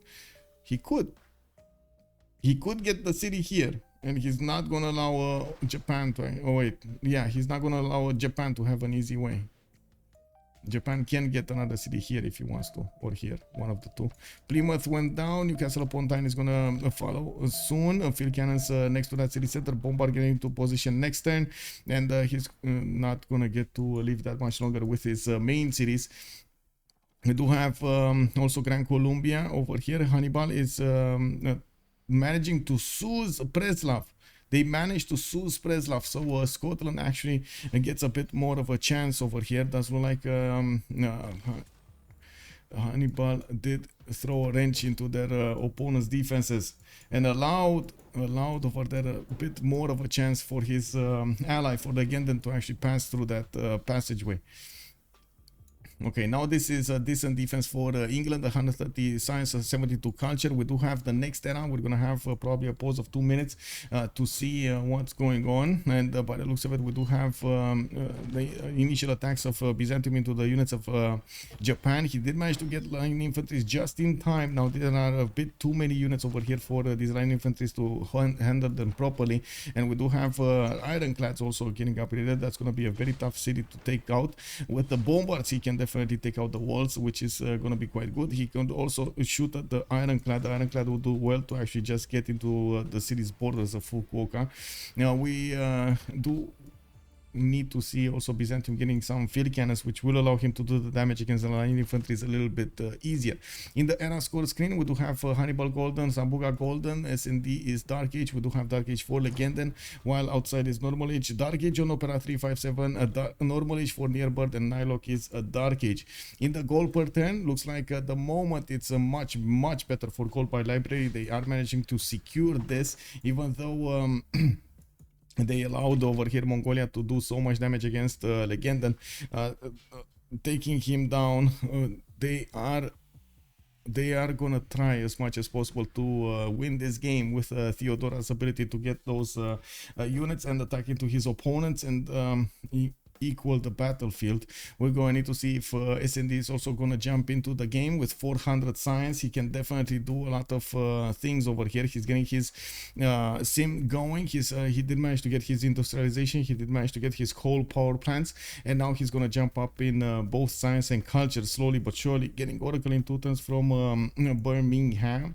And we do have also Nottingham getting his campus, and I do see Leicester is getting B Shank bonuses. Okay, looks like Scotland still surviving. He's a survivor, man.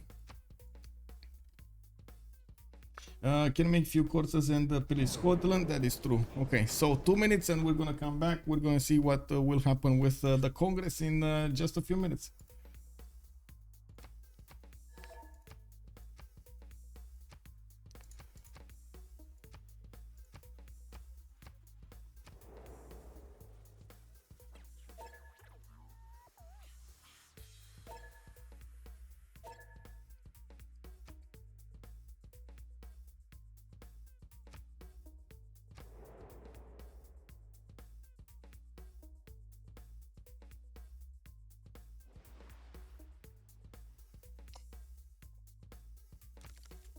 Oh man.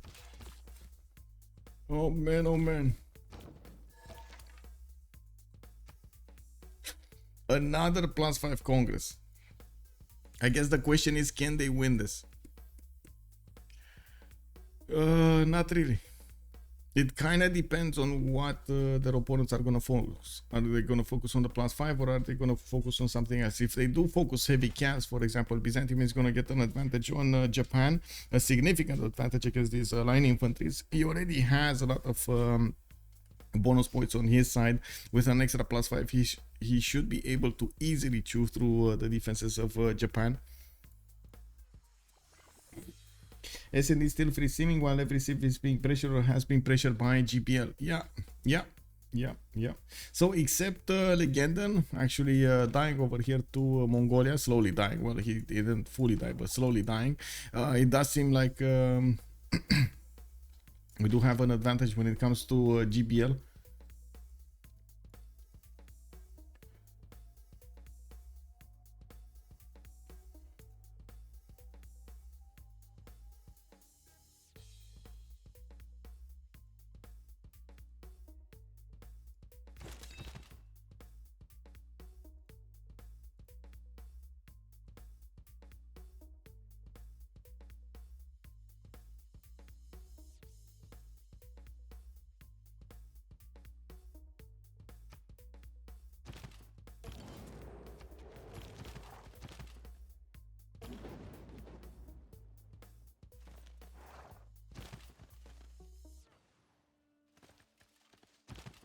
Okay.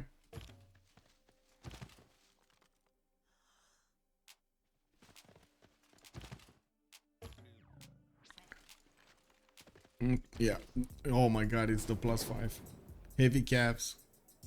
Yeah, +5 heavy calves, boys.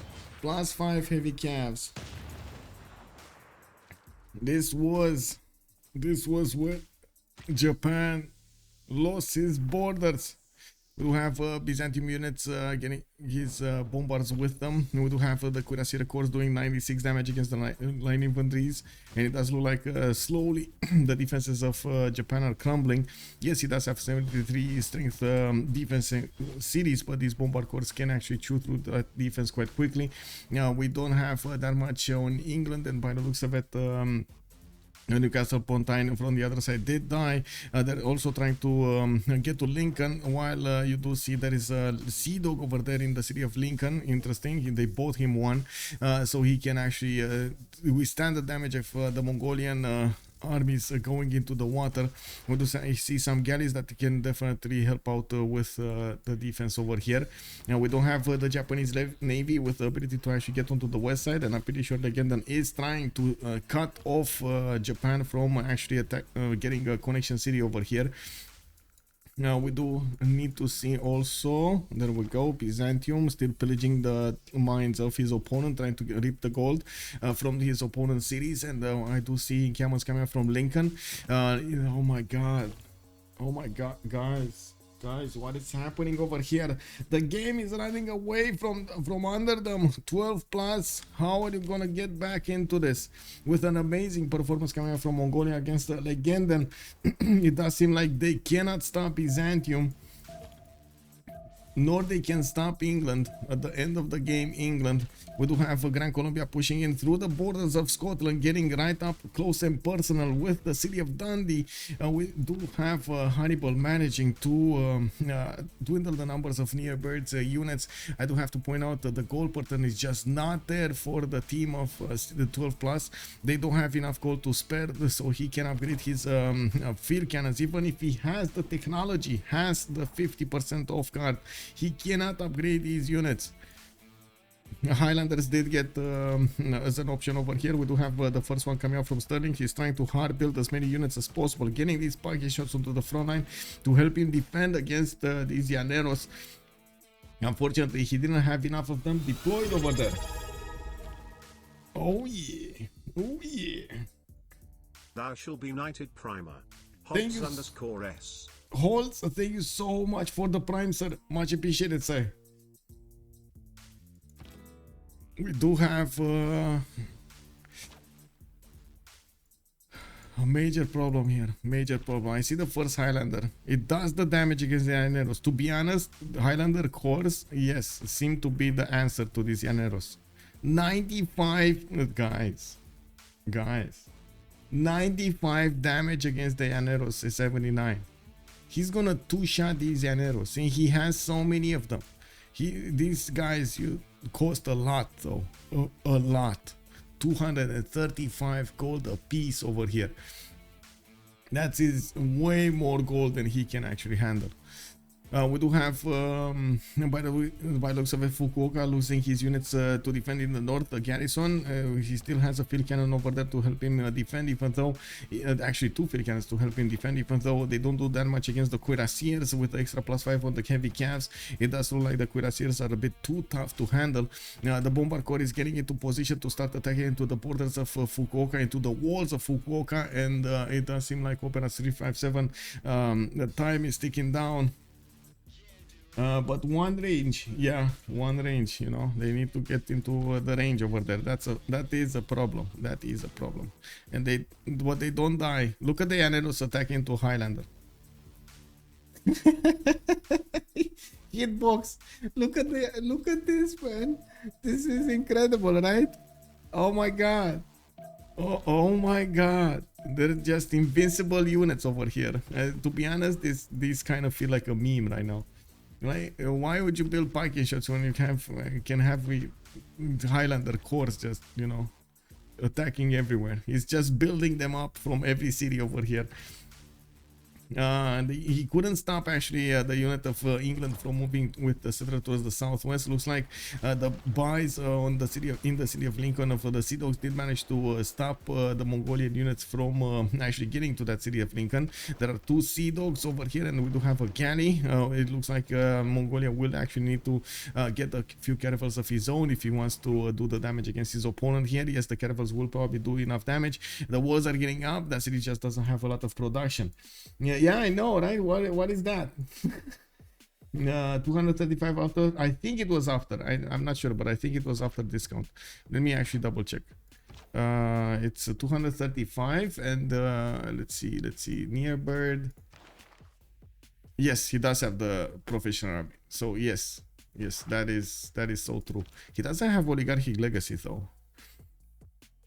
Oh well, I guess you know, he didn't need that anyway. You know, he was fine without it. Well, I think to the contrary, it seems like he's not fine without it. Oh my god, look at the damage, man. Man, oh man. That's just nasty, bro. The Highlander corps over here are just an apocalypse for these Llaneros.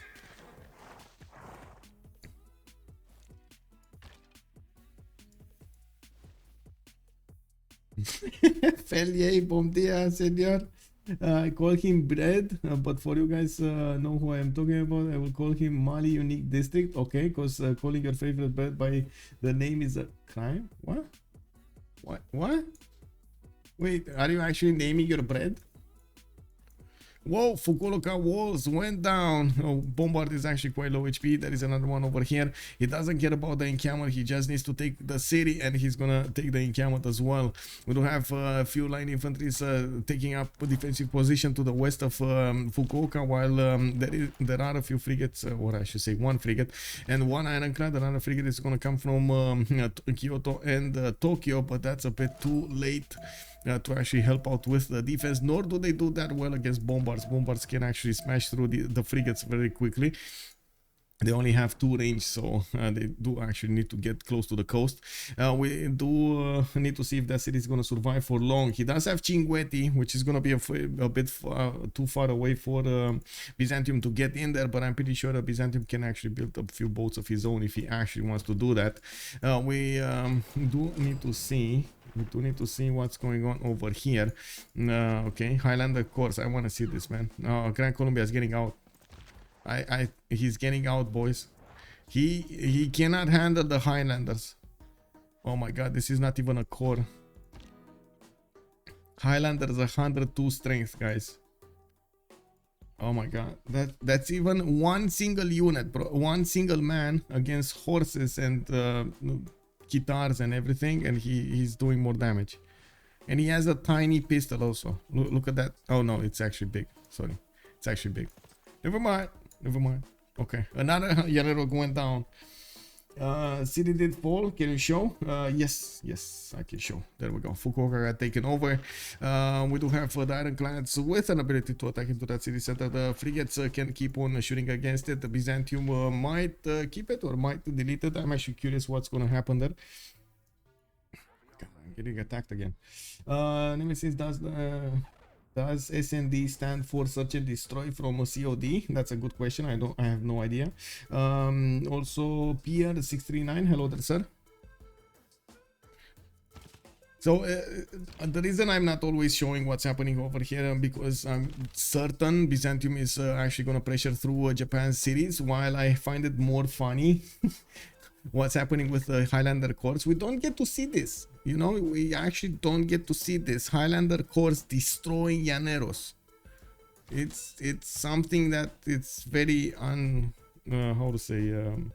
very rare on the stream during the competitive games. We do have Nierberg getting his steel in 2 turns, colonialism coming up in 3. I do see Hannibal is going to get his ballistics and nationalism in 1, and very unholy.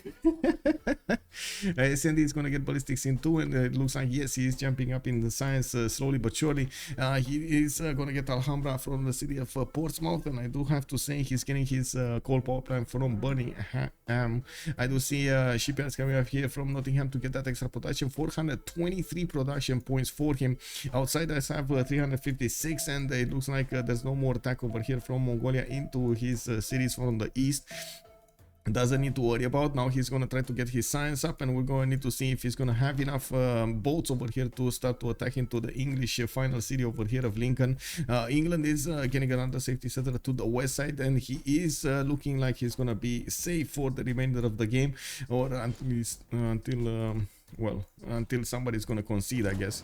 Now we do have Mongolia benefiting from the 4 cities that England did settle in the meantime: Bradford, Plymouth, Tokopoten, and Newcastle upon Tyne. Will has joined the round table. FDP Will, thank you so much for the follow, sir, and welcome. We do have Scotland over here, still doing the damage against these Llaneros, pushing them out of his borders. I do want to see the damage. Oh my god, he's one-shotting every unit, man. Scotland did manage to put more of these Highlanders into production, and I'm actually very curious. Whoa, who's gonna be up next? Look at the Gran Colombian units just running away from the Highland. Oh my god, man.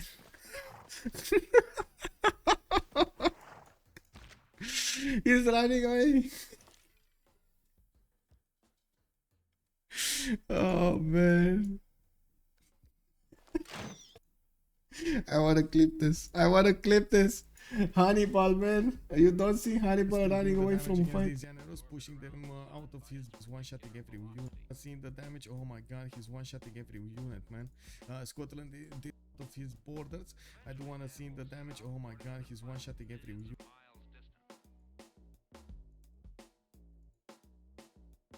Okay, there we go.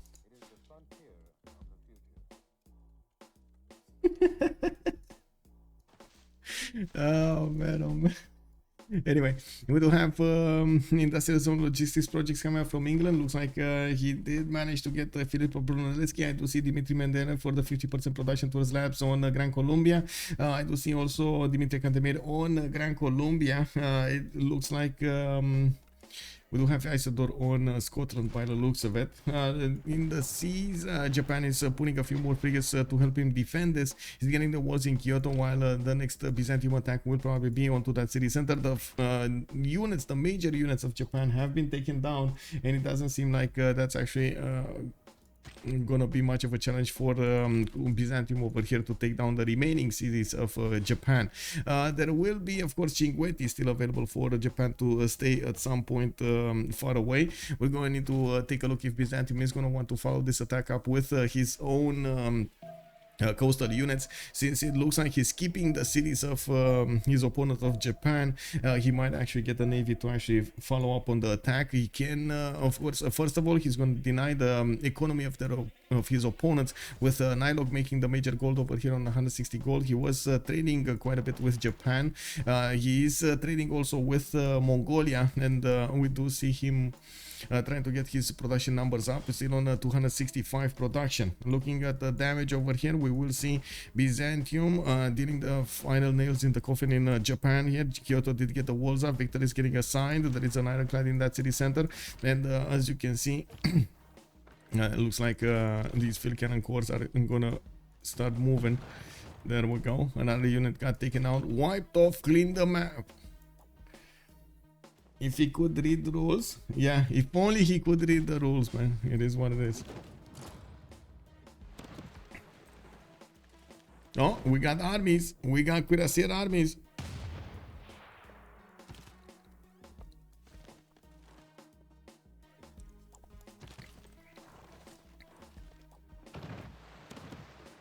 So 3 cuirassier armies available for Byzantium to use. We do have steel walls fortification here in Kyoto. It's gonna be much harder even for the bombard corps to attack into it, and I'm pretty sure he's gonna need to get a few more. We're gonna need to see if this is gonna stop him, slow him down significantly. Of course, pillages are still gonna happen around the city center, and we will need to see him buy out new units from his Amasia and Nicaea, from his original cities, to actually send on to the front line. Now, looks like on the Highlander scene, what we have over here, Highlanders are not actually passing through the rivers yet, but they're chasing down the Gran Colombian units, and it looks like the Llaneros did fall back into the Governor Victor city. Culture victory? Yeah, sure. It's 1 out of 103 and 0 out of 62. Nothing is happening at the moment. Nothing is happening. We got outside on wait, sorry, NilocC is on 42 tourism, while on the other side we do have 81 tourism on Simon Bolivar. Age of Steam is 56 and Sabuga is 51. Does look like this is gonna be a domination game, to be honest, rather than and I want to see if actually Scotland is gonna push into this. We do have calves upgraded here for England. I mean, if the Llaneros die, I'm pretty sure calves die, you know.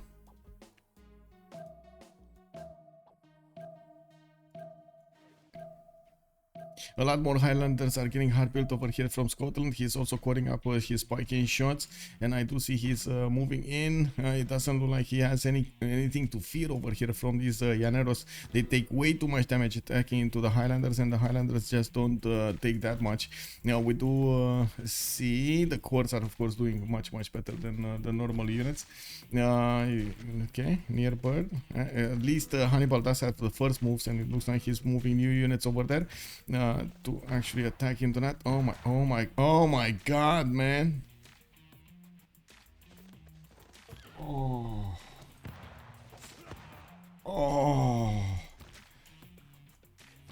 that's a bit of a problem, I gotta say. Just a tiny problem over here.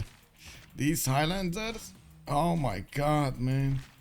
And he still has new ones. He still has what to work with.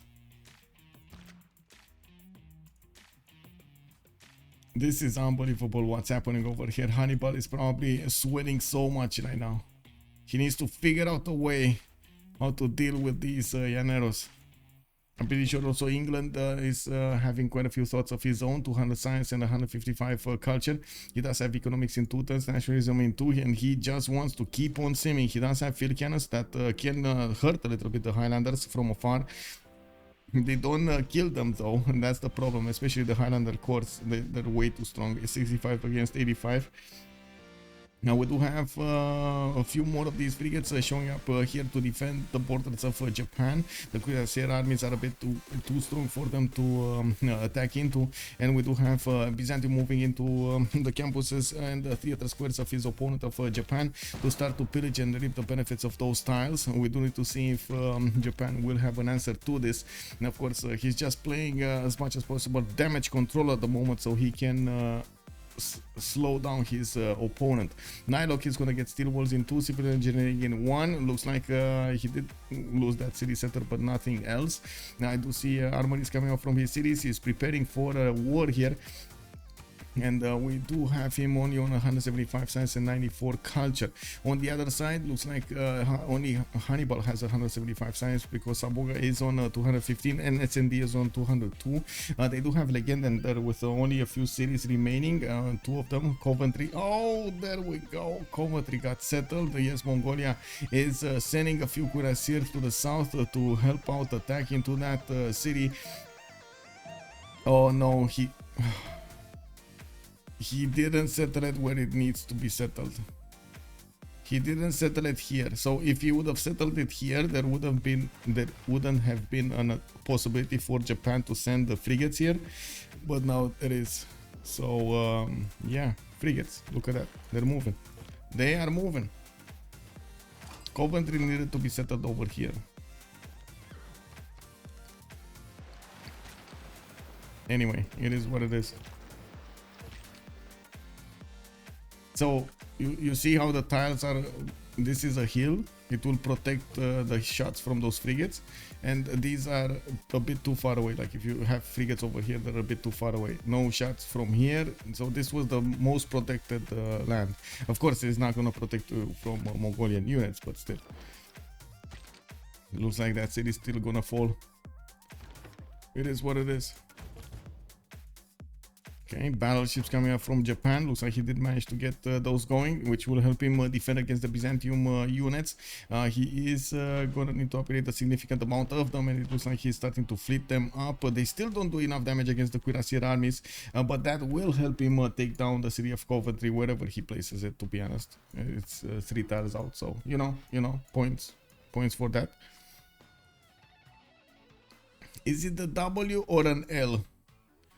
Near bird attacking with this. Oh my god, look at the 9 infantry. Oh, this is disgusting. This is just, I don't know of another word other than disgusting. Let's go, my friend. Good afternoon, Linda. How are you doing, ma'am? Call BRSB. Hello there, sir. Show Byzantium units against Highlanders. Byzantium units against Highlanders. Let's see. So cuirassier armies against Highlanders. Highlanders die. Yeah. Oh, glad to know. Doing well on a Saturday afternoon. Got your R&R. Yeah, let's go.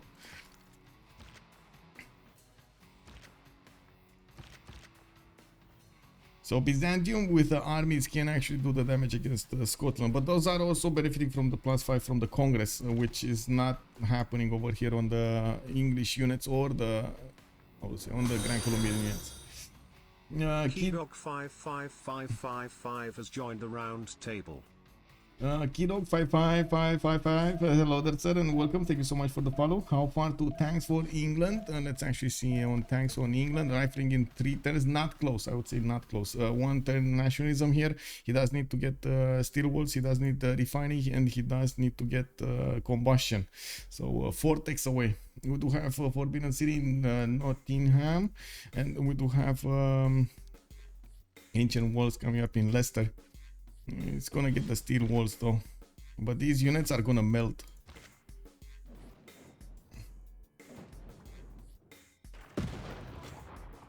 Okay, can they do the damage against walls? Yeah.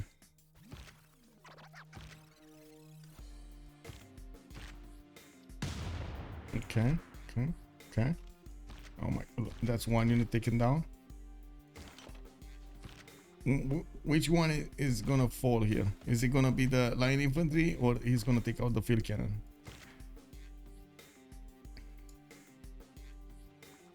Oh my god, man. Anyway, he's doing what he needs to be doing, attacking into his opponent. In the yield stats though, we do have still a problem when it comes to the economy. Their opponents are benefiting from a lot more economy. Outside still needs to scale. Over here he's getting his factories going, and I do see he's starting to build up his military academies. We do have him getting more production up on 439. He's starting to reach a little bit S&D there. Now he does have need for a lot more science, and he's starting to build up his universities. Still has the opportunity to get some more universities here in Plymouth. Plymouth, and it looks like he's gonna go against the city of Lincoln. Now Exeter did get settled over here, and it looks like they're gonna need to go through Preslav to get to Exeter. They probably did see this city center. There we go. They have the vision over it, so they know where it is. They just need to get there.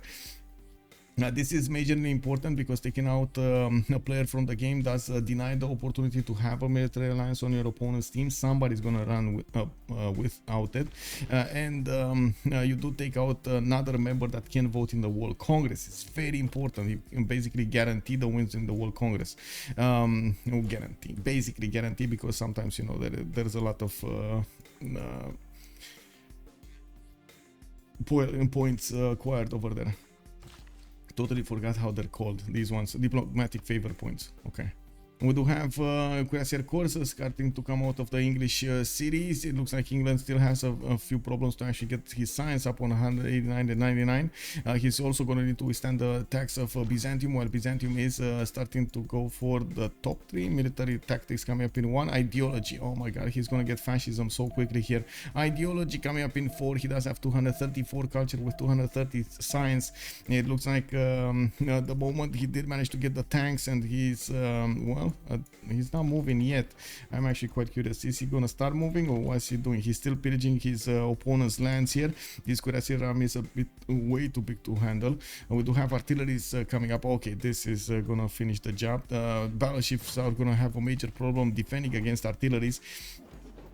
And we do need to see Byzantium actually get a lot more on the front line, a lot more artilleries there. Not to mention army up his tanks. Okay, so I want to see the damage. He's one-shotting frigates, almost one-shotting the ironclads. Do have also an inquisitor here. Okay, very nice, very nice. He needs to be careful if his opponent will convert the city of Kyoto. I believe that's gonna be another 2 taxis straight. It wasn't this city that he got his legion in. Hong Kong has been defeated. Where was Hong Kong? Okay, Hong Kong was here. SND did manage to take down that city center. Okay, we do have SND. 500 culture, 500 production. We do have a Forbidden City coming up from Nottingham, and it looks like he still has a significant problem defending against the Scottish units. Looks like in the tech side he's rifling in 1 turn, civil engineering in 1, and we still need to see what Scotland is gonna do over here. He did receive some damage on the Highland courts, and now with the cuirassiers showing up over here from Gran Colombia, it's gonna be a bit tougher to chew through, but still it's gonna happen. New Highlanders are joining the fight. We do have Amina also on the front line over there, and it does give the bonus to these Highlanders, but it does look like at the moment, well, it's not fast enough. I would say it's not fast enough. What's happening over here is not fast enough.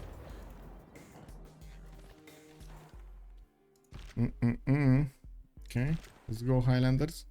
Kick W. Oh my god, Llanero Corps almost died, man. That is unbelievable. Llanero Corps dying against a scout unit. Kick. Anyway, now we do have battleships appearing here, and the artillery army. I can check the damage. No, next turn I can check the damage because the artillery army moved. Okay, we do have to see also how Mongolia is going to transition his sim into a much more late game prone position with 183 science and 128 culture. We do have 444 production for him. We're also coming up on the next engineers. It looks like England is going to benefit from Leonardo da Vinci getting his culture up, and I do want to check if he does have Mausoleum of Halicarnassus, which will give him the double charges. Very important to actually benefit from that. 9 turns for Potara Palace over here, but I don't see Mausoleum. Do you guys see Mausoleum? So he did get Kilva. He will get Bolshoi Theater. Looks like he's setting up for culture, to be honest, with these wonders. We do have Forbidden City. I don't see. Yeah, I don't see. He did manage to get Alhambra, and it looks like he's still defending the city of Leicester. Okay, Wolverhampton did get placed in the south here, just in the... Lincoln is slowly going down. It looks like these caravels, with the help of the frigates, are gonna take the walls down. I don't know what these field cannons are doing over here. It looks like they're taking a stroll. Oh, every unit is going towards England. That's what is happening over here. The English last city, where there is another settler moving, and he's gonna start moving to guess what? The west side. He's gonna keep on going west. We do have new battleships getting upgraded here, and it looks like at the moment Byzantium is going to reposition to attack the city of Osaka, staying clear away from the coast over here, so he doesn't actually range these battleships. They can do quite a bit of damage against his units, and he doesn't actually want to take that much damage. The tanks didn't, I mean, to be honest, there aren't that many tanks.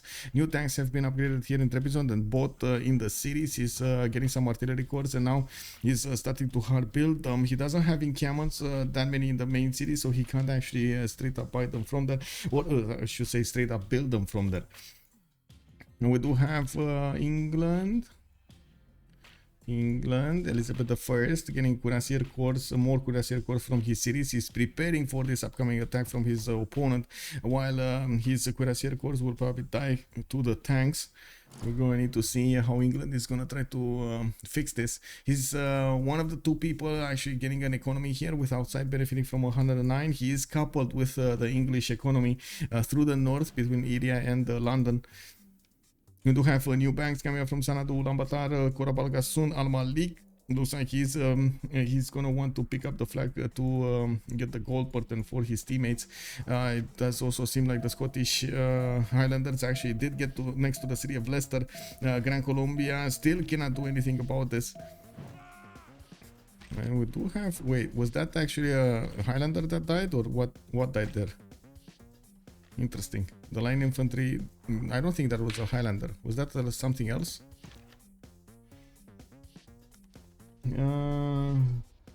When general for my bread. Oh, okay.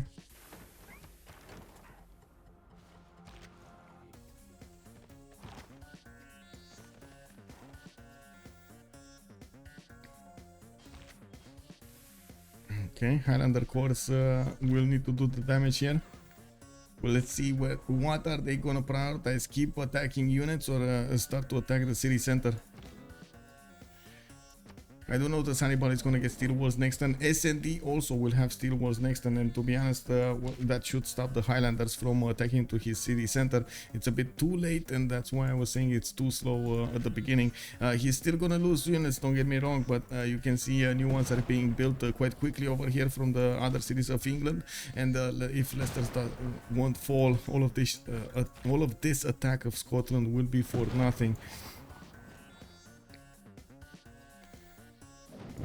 Okay, yield stab, we do have Nearbird committing as much as possible his gold portal into this with minus 94 at the moment. He does only have 282 production, 180 science and 100 culture versus SND's 218 and 144 and 524 production.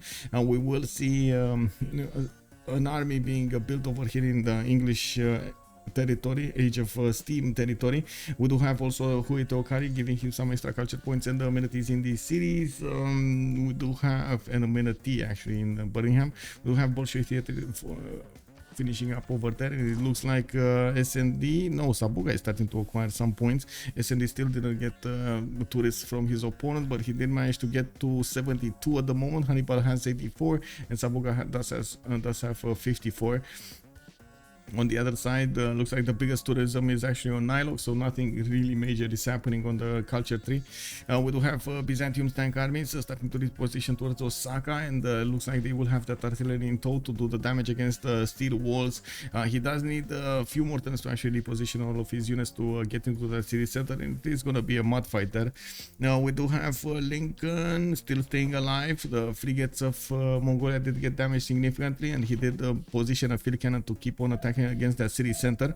Looks like Mongolian caravel fleets did get promoted here, and his line infantry are starting to move towards the south of Preslav to bang on the doorstep of Exeter, but those are just not going to move fast enough. These units only move like 3 tiles through the land, and of course that's given that's a flat land, and we don't actually have full flat land here.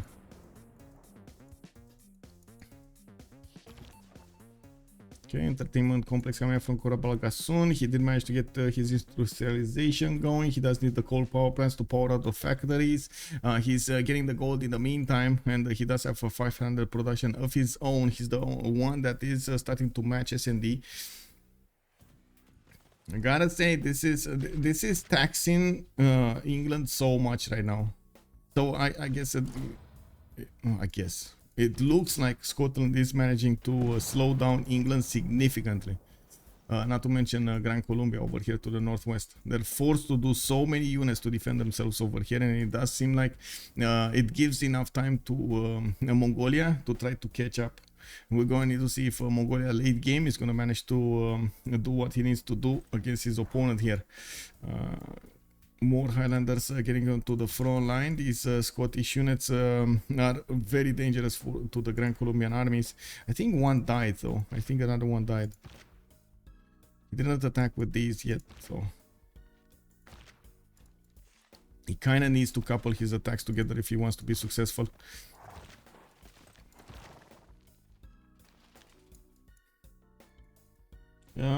Space Berry, hello there, sir. Pew pew. Indeed, exactly. Has the Tekot army been built already? Yes, Gorzonel. It was actually on Mongolia.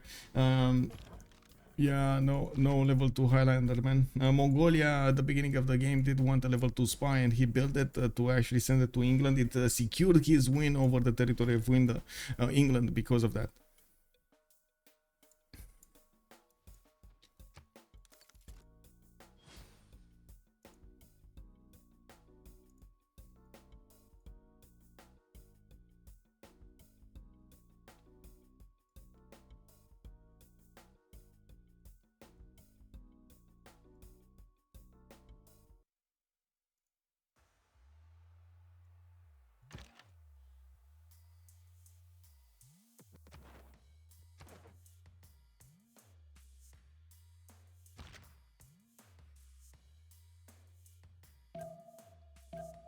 So it's two things need to happen here. Byzantium needs to breach his opponent's defenses, and it looks like he has the science, he has the culture. He's gonna have fascism soon for that extra +5, or did he? No, he's gonna get it in 4 turns. Industrialization coming up in 1 for the extra production. He does have the faith per turn, 323, and we will get to see him follow up his attacks. I am not sure if he's gonna attack England at the moment, or is he gonna keep on attacking Japan. It kind of looks like he keeps on attacking Japan with the southern units, and we do need to see how he's gonna follow up his attack against NilocC to the northwest.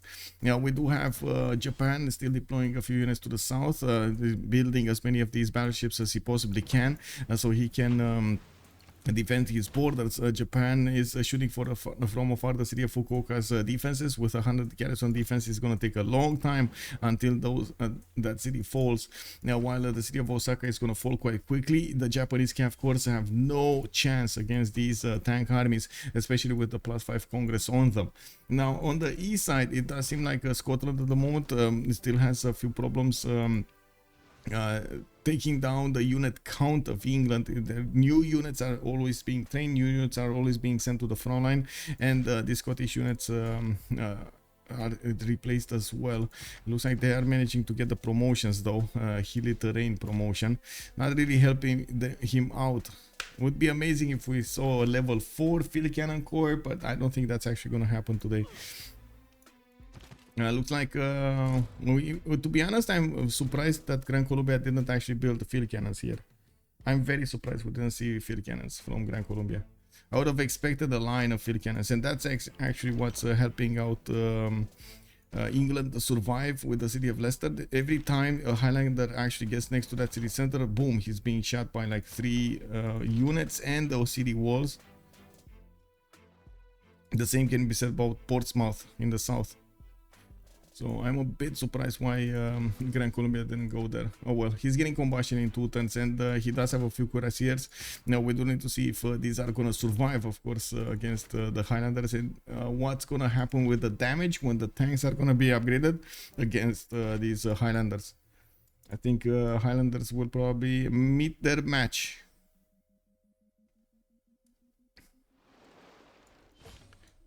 What's going on here? Okay, city of Lincoln got deleted. Mongolia Mongolia got onto the coast to disembark to the south of Preslav. That city is a 92 defense strength. It's a way too hard to actually punch through, even for line infantry corps. He needs to get to Exeter, and I do see a Scottish Highlander is getting over there. It's he can't get to this one though. He might get the city there, but he won't get this one. Also, there is a builder from that city of Exeter that can get onto the forest to help him chop the ancient walls, making it much harder. Now, we do have a level 2 field cannon appearing over here with the Mongolian troops, but it's going to take him so long to get over there. There's a cav coming up from Mongolia, trying to get as soon as possible on that tile of Exeter. And of course, the Highlander is also going to disembark on the salt. Mongolia repositioning getting on the east. We do have Scotland still fighting over here with Gran Colombia and the English units. I do have to point out that he did get to 231 science. He does have more science than Nearbird in the total tab. He did manage to overtake him in the total acquired science in the game with 6800 versus 6400. Sabuga is quite far away from everybody else with 7100 and 9000 culture. He has almost double the amount of culture that Scotland did get, not to mention 11,000 faith generated during the game. Kick W.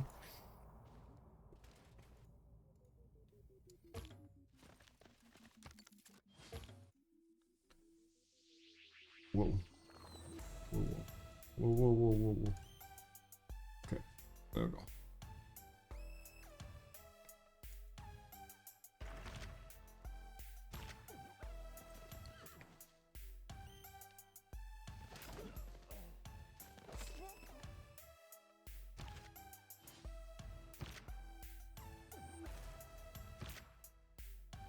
Okay.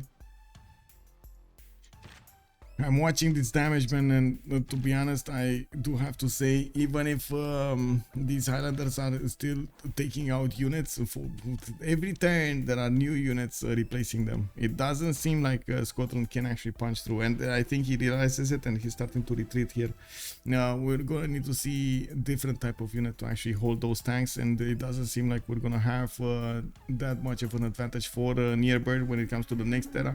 Hannibal is on 182 science. We got 156 culture on him. SND does have more science than Nearbird on 231, and he also has better culture. Now we do have Sabuga also arriving at totalitarianism in 2 turns. He's getting scientific theory in 1, and he's gonna try to go for labs afterwards. Now we do have him also starting to chew through the defenses of the city of Osaka soon. He's first taking down the units over here, very far away from actually the battleships of Japan. Japan did get an Inquisitor, so he can defend himself against the takeover of the conversion of the city of his capital.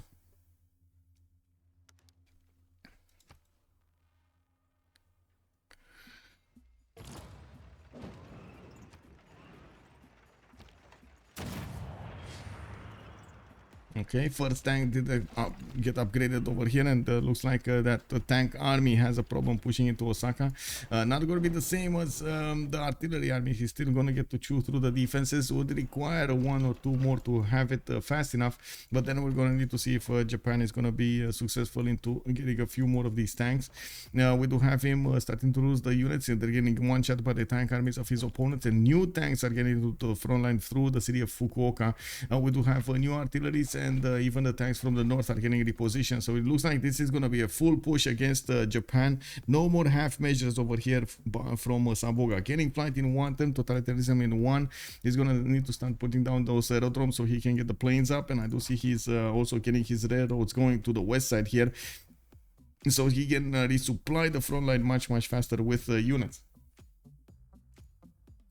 Turn 88, no nuke. Yes, Marco Diabolo, that is true. That is very true. It's over 9,000. Wait, what's over 9,000? Did I what, a Sabuga's culture or something? Or what's over 9,000? 9,000.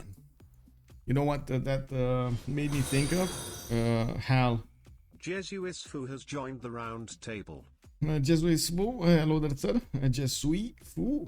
Ah, hello there, Fu. ¿Cómo ça va, monsieur? Bienvenue sur la stream. Thank you so much for the follow, sir, and welcome. That made me think of Hell. Wasn't that Hell what, 6,000, 8,000 or something like that? From wait, there was a big movie back in the day with the big computer, the big meme computer. Merci beaucoup, l'ami. Ruined all CWC game city from Japan.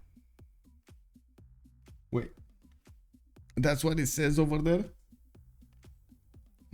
2001. Yes, exactly. Mirabel knows. How are you doing, my friend? Oh my god, so long. No talk. Where have you been, bro? Where have you been? 2001 Space Odyssey. Hell, 9,000. What are you doing? Why are you touching buttons? You space astronaut, do not touch buttons. The buttons are mine. Yeah, exactly. Yes. The nerve of this astronaut touching my buttons everywhere, handling my wires. What is this? I was not born in 2001, sir. No, I was 86. I'm from the 80s. Oh no, I'm actually close to being a boomer. Well, some call us boomers. Haha. I heard it. It is what it is, man. It is what it is. We, for some reason, people are being called submarines. Do you know, by the way, that people are being called submarines? Does anybody know about that? You know that boomers is actually a submarine? Bing, bing, bing, bing. It is what it is, man. Okay, let's see. Mongolia, west side, still moving on. Exeter did get the walls, so that makes sense. We do have another safety center keeps on moving to the west side, and I do see outside over here did manage to get over 200 signs. Near Bird and NilocC still need to get there. Now we do have the gold pattern starting to stabilize quite a bit. Opera 357 is gonna start losing the city of Osaka, especially since the artillery army is there. More are on the way, and well, it looks like Japan is not gonna have the production necessary to defend this. Mr. MatPat02, does anyone know how to total gold over the game are counted? No, the total gold is not good. It's not good at all. It's very bad. It's actually very bad. It doesn't work. So don't look at that number. We don't know exactly what happened. Also, Dr. Goa, boomer ballistic missiles. KW. Yeah. It's not good, man. It's not good. It's fine. This is definitely not working. I don't know who is gonna need to fix it, but I think the only one that can fix it, or at least knows the code of MPH, the spectator mode, is Jack the Narrator, which, to be honest, we haven't seen him in quite some time. So I have no idea. I don't know where he is. I mean, I know where he is. He has other stuff to do over there, other priorities. 3 kids, moved house back, and so on and so forth. A lot of stuff to do. He's actually building a house, if I remember correctly. Big projects. And we have artillery armies coming up here towards the southwest, and I do need to see what's gonna happen over here with Byzantium pushing into the final cities of Japan. We do have Osaka getting under siege, and it does look like it's not gonna get the heels popping off. We do need to see if Sabuga is going to be fast enough. It looks like he's going directly for nukes, combined arms coming up in 2, capitalism in 4. He did manage to get the fascism bonus on his units here, the extra +5, while Hannibal is going for Merchant Republic. Let's actually see. Okay, there we go. We do have Scotland retreating into his borders. Now Opera 357 get into sterilization. Hannibal did get the tanks, and now we get to see the tanks. Oh, they attack into the parking shots and do a lot of damage. They can handle the Highlanders. I mean, yeah, you know, tank armies, bro. They do that. They tend to do that. They just stomp. Elephant Guy from GBL has a script that he developed that he can run after a game to see who spent how much gold versus how much they have away. But didn't Wazabaza do that? If I remember correctly, it was Wazabaza that did that. And also the trades. I'm pretty sure it was Wazabaza who did that script. No, I haven't seen him run it for a while, but it is a cool script that he sometimes runs after CPL pickup games. Yeah, it is cool. We do have encampment training projects coming up from Edinburgh. Looks like Scotland is trying to put back his religion to his cities here, and we do need to see if he's gonna have enough strength from these units. He's going for scientific theory in 3 and natural history in 6. Doesn't look like, oh, he does have tank upgrades, but he didn't upgrade that much. Nor does he have a lot of pre-builds over here to handle the upcoming attack from Gran Colombia. We might actually see SND go for his planes. Sanitation coming up in 2 turns, mobilization in 3. He's getting neighborhoods, and I'm pretty sure there's more tourism appearing here with 107 tourism per turn. He's still quite far away, very far away from actually having this as a win. How is the Roxburgh choke being held by 1 scout? Roxburgh choke. Oh, this one? I don't know. I guess SND never cared about this. And the battery ram. Don't forget the battery ram, bro. The hamburger. This is so basically we have all English units that are vegetarian, and the hamburger is carrying them off. They don't want to handle that. It's too much. It is too much. We do have coal power plants coming up over here, and it looks like they're calling out victory or death in the city center, in the capital city. We do have archaeological museums coming from Ulaanbaatar. Looks like Iria is gonna get the monuments out. Apadana looks like we do have outside trying to get the culture up. He's also gonna discover labs chemistry coming up in 1 turn, and he's quite far away from his next opponents. It's 576 production. He's keeping up with SND's 581, but he does need to catch up significantly in the science screen. We do have Sabuga with 10,000 culture, passing that magical number. Is he did manage to discover first fascism, and now he's probably gonna be first on nukes. He does have 408 production with 281 faith per turn. Thanks. Thank you, thanks. Okay, no attacks coming up here on NilocC. I gotta say, NilocC did try to stabilize his economy, but it doesn't look like he's growing. 131 is not gonna be enough. In the era score screen, we do have let's see, golden, dark, normal, dark, and going next, Sabuga is gonna be golden, SND is gonna be heroic. We got Legenden going for a normal, the dark age, sorry, another dark age. Outside is normal age, Opera 357 dark age. We do have near bird or dark age, and the NilocC is dark age. Okay, we do have Osaka falling over here. Byzantium is pushing through, and it looks like Japan still has a few more battleships up his sleeves, and not doing any more damage against the tanks, especially with the +5 with and defenses on the extra defenses on the Byzantium tank armies. These battleship fleets are 95 against the tanks 133. With the artillery is also joining the fight soon from the cities of Byzantium. We do have these units starting to appear into the front line. These units are going to have the necessary damage to handle the battleships, and they're going to smash through that defense of the city. We do have Japan with the settler on the west side. Looks like the Mongolian units are having a bit of a trouble to get to Exeter, and yes, we do have a Mongolian unit that was trying to figure out if there is another English settler moving somewhere, and yes, there is. He will probably settle in these waters so he can be safe for the remainder of the game, right behind, snugly behind SND's defenses. We do have Battleship Armada able to actually reposition over here and start shooting down the Mongolian units from afar.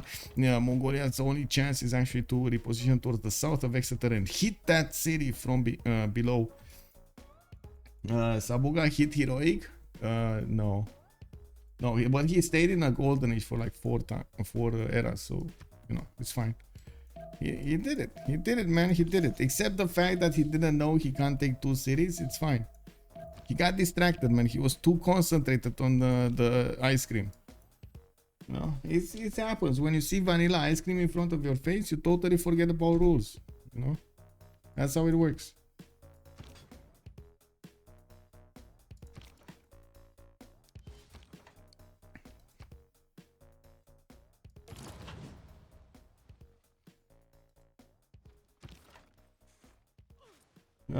Oh, SND. Yeah, SND. Yes, SND did hit heroic.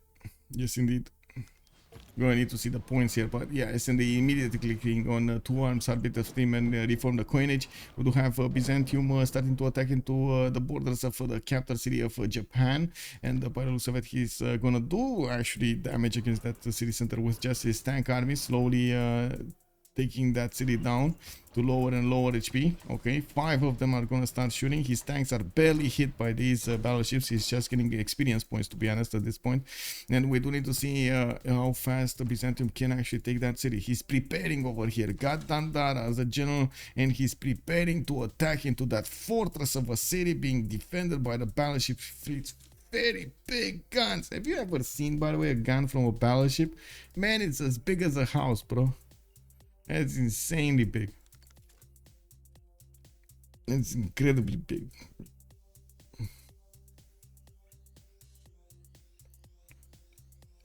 Okay, 2 attacks, 3 attacks.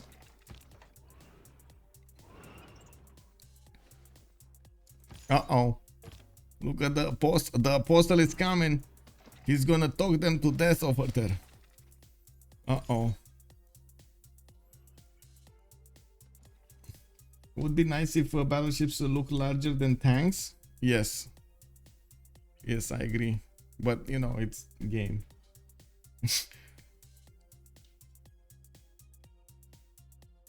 They need to fit into the tile, you know. No, it's not your bread, Feli. It is not your bread. I feel like C units should be 2 tiles. Ah. I mean, yeah. Yeah, I can't fault you there, but you know what, I would love to actually see how to say for example, on aircraft carriers, you kind of need, usually they're not deployed all alone, right? You kind of need to get like groups of them for the aircraft carrier. It's a aircraft carrier group. You have like battleships, you have destroyers, you have like missile cruisers next to them, and so on and so forth.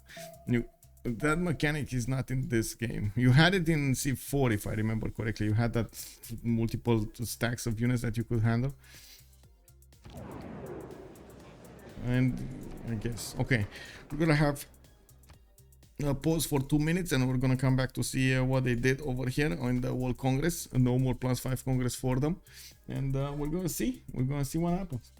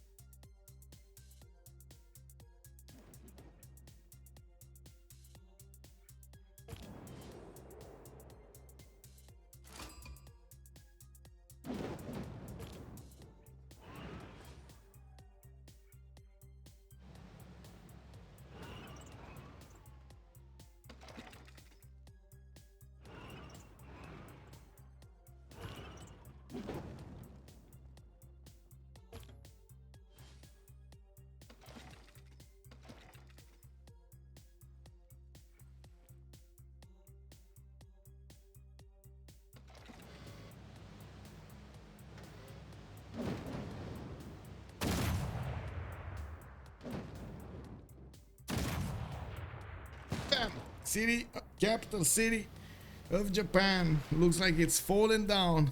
We do have the apostle that is not even getting in, but he's gonna get to convert that city. Whatever happens over here, he's gonna get an extra +2 on his units from the taxi straight. And I gotta say, guys, we need one more knight, one more follower to join us at the round table for 6,600. Who's gonna be that one who's gonna click that follow button to get us to 6,600? Let's go. We do have, by the looks of it, also Byzantium that needs to move to the south over here, and we do have the battleships that unfortunately don't do enough damage against the tank armies. On the west side, we do have England setting up quite a few units to handle this attack of his opponent, while the battleships from Japan are being deployed in the south of his cities. And we also have a few tanks from Byzantium just scattered around Trebizond, not really a massive attack doing over there. On the west side, we do have research labs from Korabal-Kasun. Xanadu gonna get that research lab going. 234 science, still under Sabuga's 270. In Sabuga's territory, we do have a war department getting ready. The aerodromes are getting built, and it looks like he's getting his tank armies going on the west side. We do need to see how this is going. Rule Valley did get placed down. I think it's actually England that's getting Rule Valley, but let me actually double check that. No Rule Valley here. Is it here? I don't think so, but I guess I gotta check. No, not here. Okay, Gran Colombia maybe? No. Come on, where is Rule Valley? And wait, did it get finished or something? Did you guys see it somewhere and I didn't catch it? I don't think Byzantium has it. He doesn't have industrial zones. Where is it? Where is it then?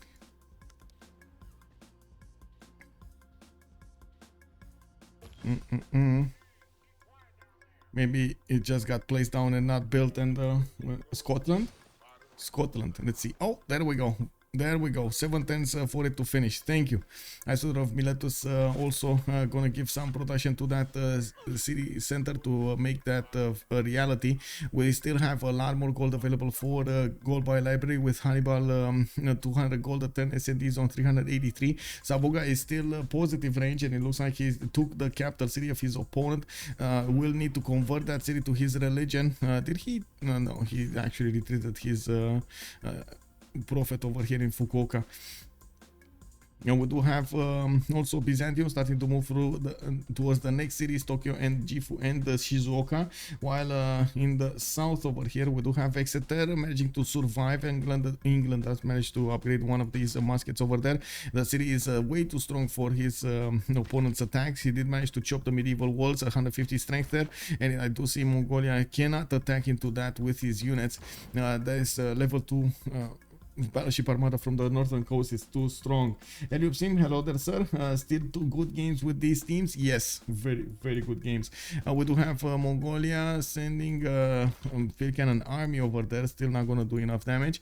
Now we do have Japan sending a safety settler also to the west side, trying to get under Scotland's wings. We do have Scotland getting his tanks up, and I do have to say he only has 2 encampments over here, not a lot for the end game war. Now we do have Gran Colombia upgrading his tank armies. He doesn't have enough of them to actually push into the Scottish defenses, and I'm pretty sure he's going to need to wait for England to get something going with him. Now I do see the military engineers are starting to get the railroads on the trade route that these Grand Colombian units are getting here. In that case, death, lol. Okay, I mean they're talking with each other through city names. Okay, through their capital cities, KW. Aerodromes coming up in Trebizond. We do have Sinopon tanks. Gav armies coming up in Malaysia. We do have tank armies from Nicaea. More units being built up over here from Sabuga to go against his opponent, and it doesn't look like they're phased out from these battleships. A lot of damage is being done, but not enough to take down the tank armies. Artillery armies, so the new wave of artillery armies are going to get in there. He does have a balloon with them, so he can shoot from 3 tiles out against these units on the coast, and he's going to do massive amounts of damage against these battleships. Not gonna allow them to do any more damage against the tanks. Low coal on Japan, that is a problem. We do have the military engineers building up the railroads. Now these artillery armies are gonna start their attack run soon. And the battleships are feeling the pain over here. Bam! One died. One shot. They're getting out. They're getting out. He knows. He knows he cannot stand there. And he's converting. There we go. Another +2. That should be another +2 on these units. Let's actually see. Check it out. Check it out. Check it out. Can I? Why can't I see that? Oh, okay. There we go. +6 combat strength. Okay. +6 combat strength on those units.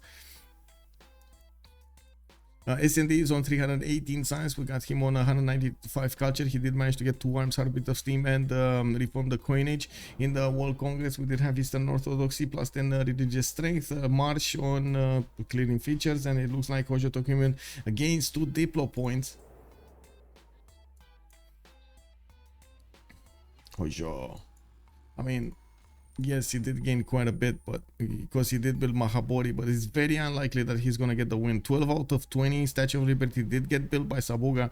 8 out of 20 over here for him. They do need 2 more congresses, and well, you do see there's still quite a bit of favor available for both teams over here. Japan does have a safety settler out, so we'll see. We'll see if anything is gonna happen. Tank armies are getting redeployed to the south. England did notice Roxburgh has a weakness over here. Oh no!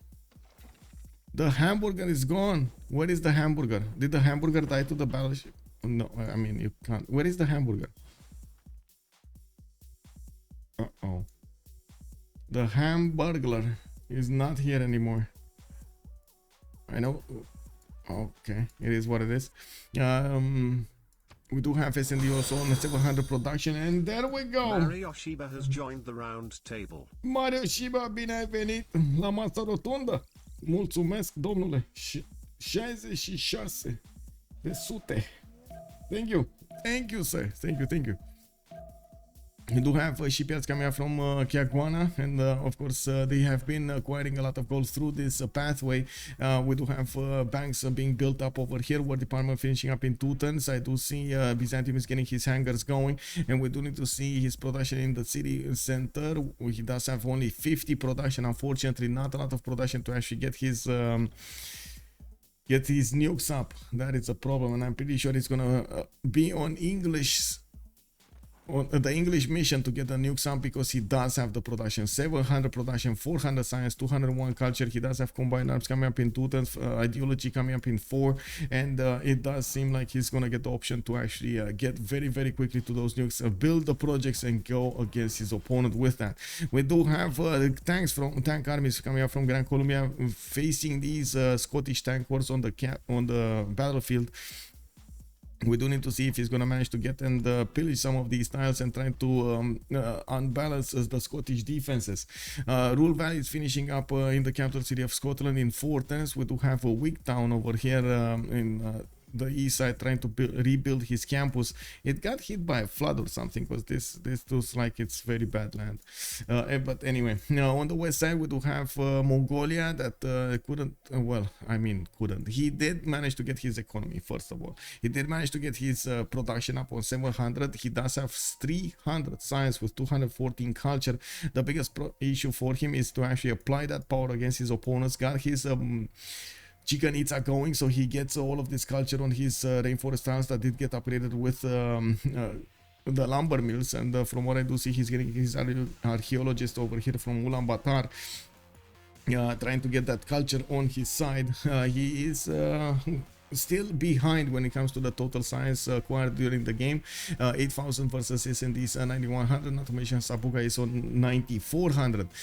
So he still has a long way to go. Also, he hasn't been applying any kind of military anywhere, unless you take into account the southwest, where he already had those units built.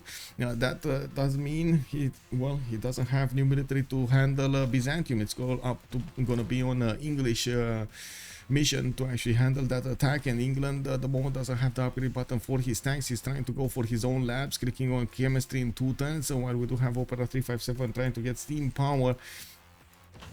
Now we do have English units trying to defend the city of Canterbury with their bodies over here, and looks like there is also a cav being deployed so he can foresee what's going to happen over here. Bryce Bricks 2030 has joined the round table. Woohoo! Welcome to the round table. Thank you so much for the follow, sir. There is a safety settler from Japan that might get hit by a hurricane. Is this gonna hit the settler? I know it's not gonna die, but still, it's gonna be funny. Oh, look at that! Look at that! Look at that fan, man. Oh no. Okay, no, the hurricane actually went west. We do have military academies coming up here. It's definitely looking like Mongolia does want to keep his options available on the table to get military going against his opponent. We do have England actually using his battleships from the coast to attack into the units of his opponent. He's doing quite a bit of damage against those Highlanders with his battleship armadas.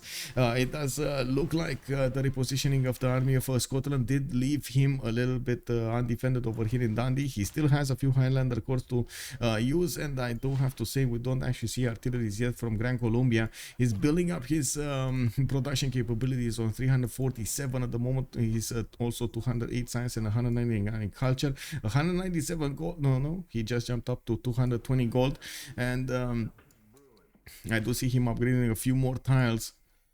But that's about it. That's about it. Not building that big of a military over here. He's definitely wanting to get the coal power plants going before he does anything like that. Rule Valley finishing up in 5 turns in Nottingham, while it's 3 turns out from finishing here. It looks like Isidore of Miletus is gonna put those points in. He does have one more charge available. Yeah, the capital city of Nearbird is 74.7 production, while for example Birmingham is 136. We do have Nottingham on 97. Sheffield is 180 production on England. Much better cities when it comes to the production.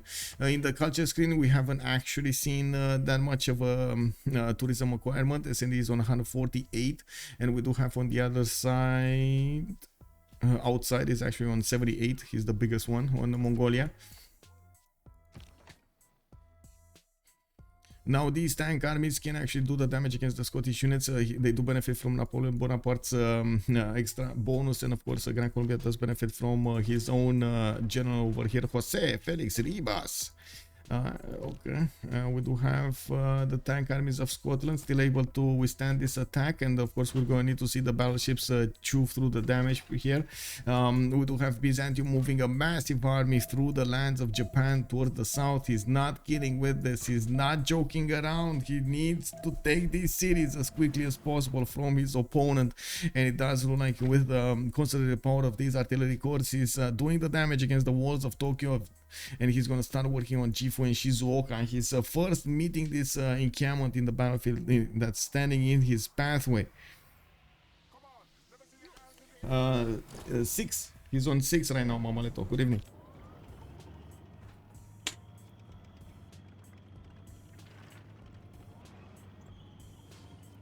He's so big right now. I would say, if you're asking me how big it is this big. Sabuga's taxi straight.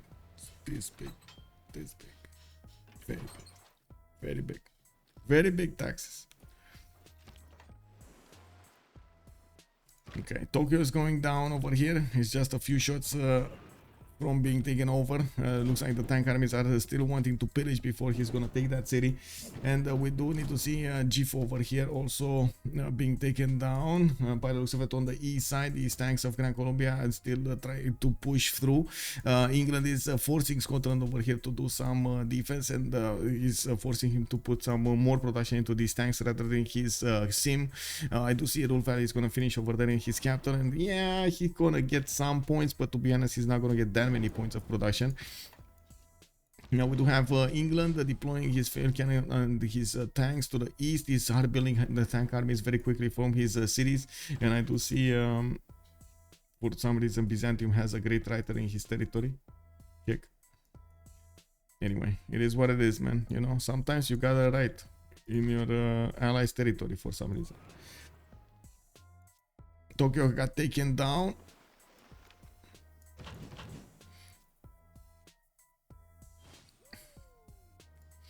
Gifu also almost taken down. It looks like there were enough artilleries with this army, so Byzantium can do the fast damage against these cities. It's gonna be a bit harder on Shizuoka, but not that much.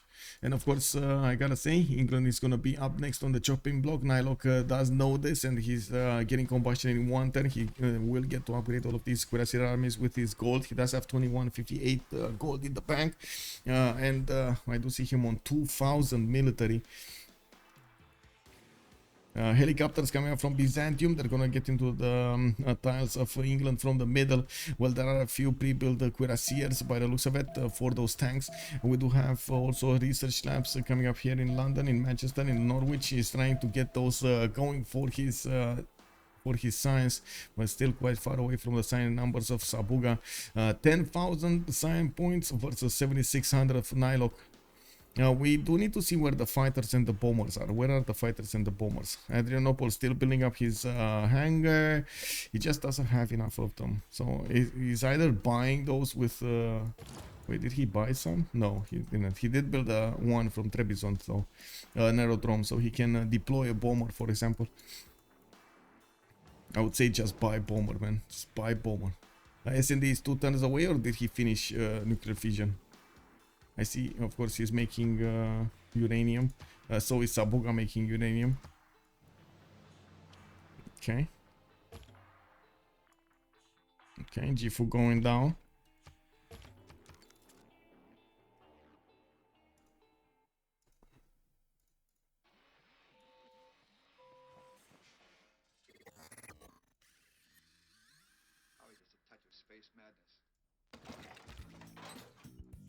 Oh, these battleships, man. They're just dying. No match for the artilleries of Byzantium.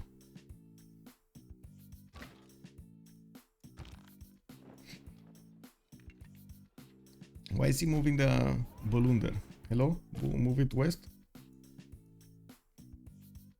Okay, sure. Yeah, you do you, bro. Anyway, east side, let's actually see what's going on over here. We do have more English units figuring out their way towards the front line. He's starting to pillage the encampments of Scotland. Nearport is trying to get his chemistry. He did manage to finish Rural Valley, which did give him, okay, did beef up his capital to 93 production. We do have him also ideology coming up in 8 turns, while SND is going to finish it next turn. We do need to see also 100, oh, minus 69. They're starting, oh my god, they just ran out of gold. They just ran out of gold. Pillage economy is the way. NilocC 6,000 gold. Did he finish Big Ben or something? Oh my god, that's a lot of gold. I think he finished Big Ben somewhere and we didn't see. Oh, he's the one that got mausoleum. Where is Big Benus?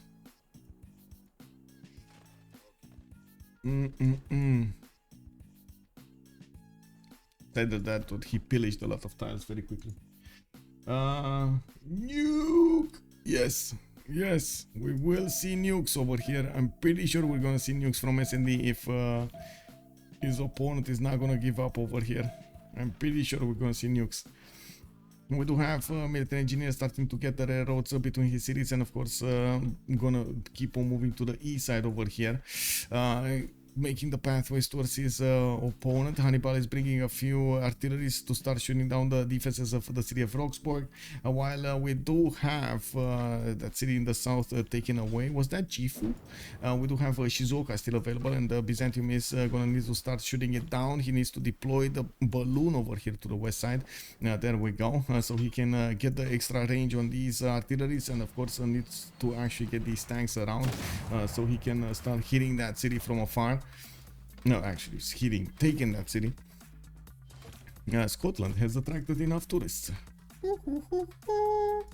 We do have an attack on the city of Dundee, where of course we did have the Scottish units being repositioned to the south. We do have only one single tank army that actually 3 tank armies that could attack into that city center soon. One single one is full HP. We don't have artillery though with this army, so unfortunately they can't take down the cities fast enough.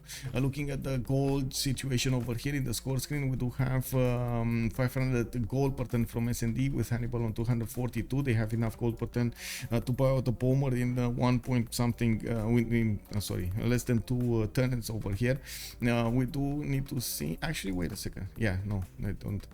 We do have a major problem when it comes to the gold per turn in 12 plus team. They're starting to lose a lot of gold, and by the loose of it, because of the loss of the trade routes over here between Japan and England, they're gonna have to actually reposition all of those trade routes through the northern seas, and that's exactly what's happening over here. We do have Byzantium sending his helicopters to try to attack into the English line of defense. There is a Mongolian cav over there trying to see what's up and how he can help, while we do have 80 crews coming up from England to handle the defense here, upgraded from his anti-cavs. The helicopters do have a problem attacking into 80 crews, but it is what it is. These artilleries are not going to be phased. Now we do have battleships also getting out of the city of Leeds here, and we do see more research labs getting online. A bit too late though in the total tab. Is still a major difference between him and Sabuga science, while in the south nothing's happening with the city of Exeter actually. We do need to see if Mongolia is going to do something about it. No, he's not. Oxford University coming up from Plymouth, and I gotta mention Cinguetti is still alive. We do have Shizuoka falling, but then Cinguetti is still gonna be alive. We do need to see the units of Byzantium try to take that city somehow, and yes, he does have 3 coasters that he did manage to take from Japan. Now we do need to see if he's gonna manage to actually use that against his opponent here. So many helicopters getting to the borders of England. He's going to be forced to actually get going. NilocC did spend most of his gold on these upgrades. He's on a 2581 right now, and yes, you do see these helicopter corps do have the extra pluses from the taxis, and oh my god, the tank armies, man, taking no prisoners over here, wiping the floor clean with a helicopter army. We do have Sabuga moving through the south, trying to figure out exactly what's going on over there in the lake between the mountains. If he can do something, he can attack into the tanks if he wants to, even if those tanks do benefit from a general. No problems, man, no problems. Now I do want to actually ask, when is the moment that you're actually gonna buy bomber? Radio in 2 turns. It looks like Sabuga still needs advanced flight to get there. He's trying to hard build a few biplanes over here, very slow, 5 turns to build one. Scotland looks like he's starting to lose his grasp on the city of Roxburgh and Dundee. We do need to see anti artillery is getting into the borders over here of Dundee to dwindle the defense of that city center. There's only one single artillery, is not even a corps, but there is a machine gun army coming up to the fight over here, and I gotta say, man, I must say we might see some missile silo action over here with the machine gun army, giving that extra boost in attack strength to the nukes. What is the nuke project though? Nuke project 4 turns away from finishing in the city of Sheffield. Now we do have a few battleships, a few more battleships actually appearing on the front line here to the southwest of Roxburgh, while they're starting to shoot down that Highlander. Did the artillery, machine gun army did get the 2? Yeah, it did get the 2. This was so weird, by the way. A machine. Starbuck, hello there, sir. Yes, we can see yields. Yes, there we go. We do have outside 800 production, nearby 415. NilocC is 539, but then on the other side we got 670, 440, and 400. In the science screen, in the total tab, actually, you can see there's quite a bit of a difference in the total science acquired. Not to mention the culture between the 2 team members, teams.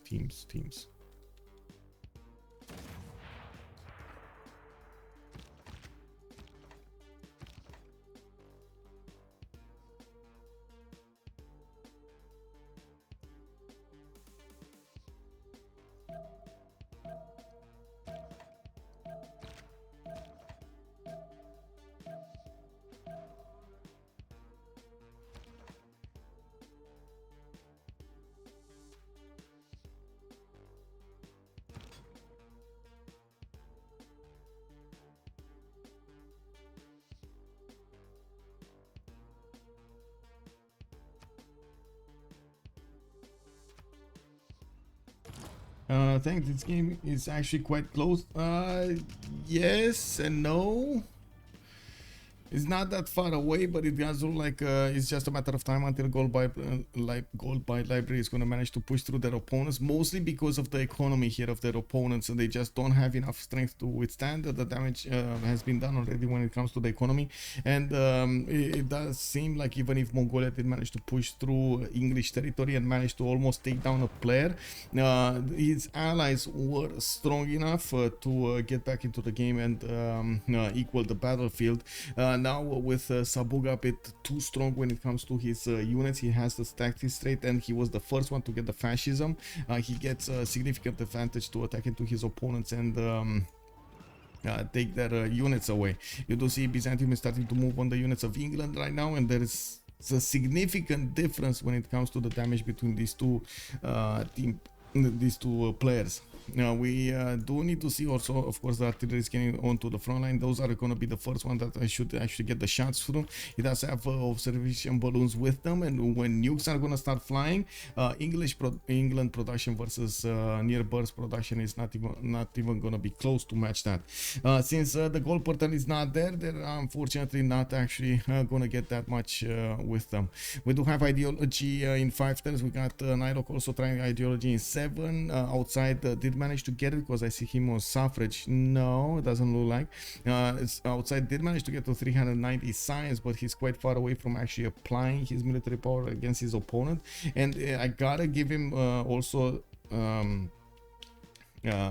the fact that if he did start to build armies, as in tank armies, and send them to his opponent, not only he wouldn't have been here, but he wouldn't have made that big of a difference on the front line to the west side of Scotland. I don't think it would have mattered that much, because by the time those units actually got to the front line, well, not that much would have happened. So he did try to get the economy. He did need to actually build up his industrial zones. He did need to get his science up to actually be competitive in the next part of the game. Unfortunately, there's something happened over here with the Scottish defenses. He just couldn't be competitive enough versus England Age of Steam, nor did he get that competitive against Gran Colombia.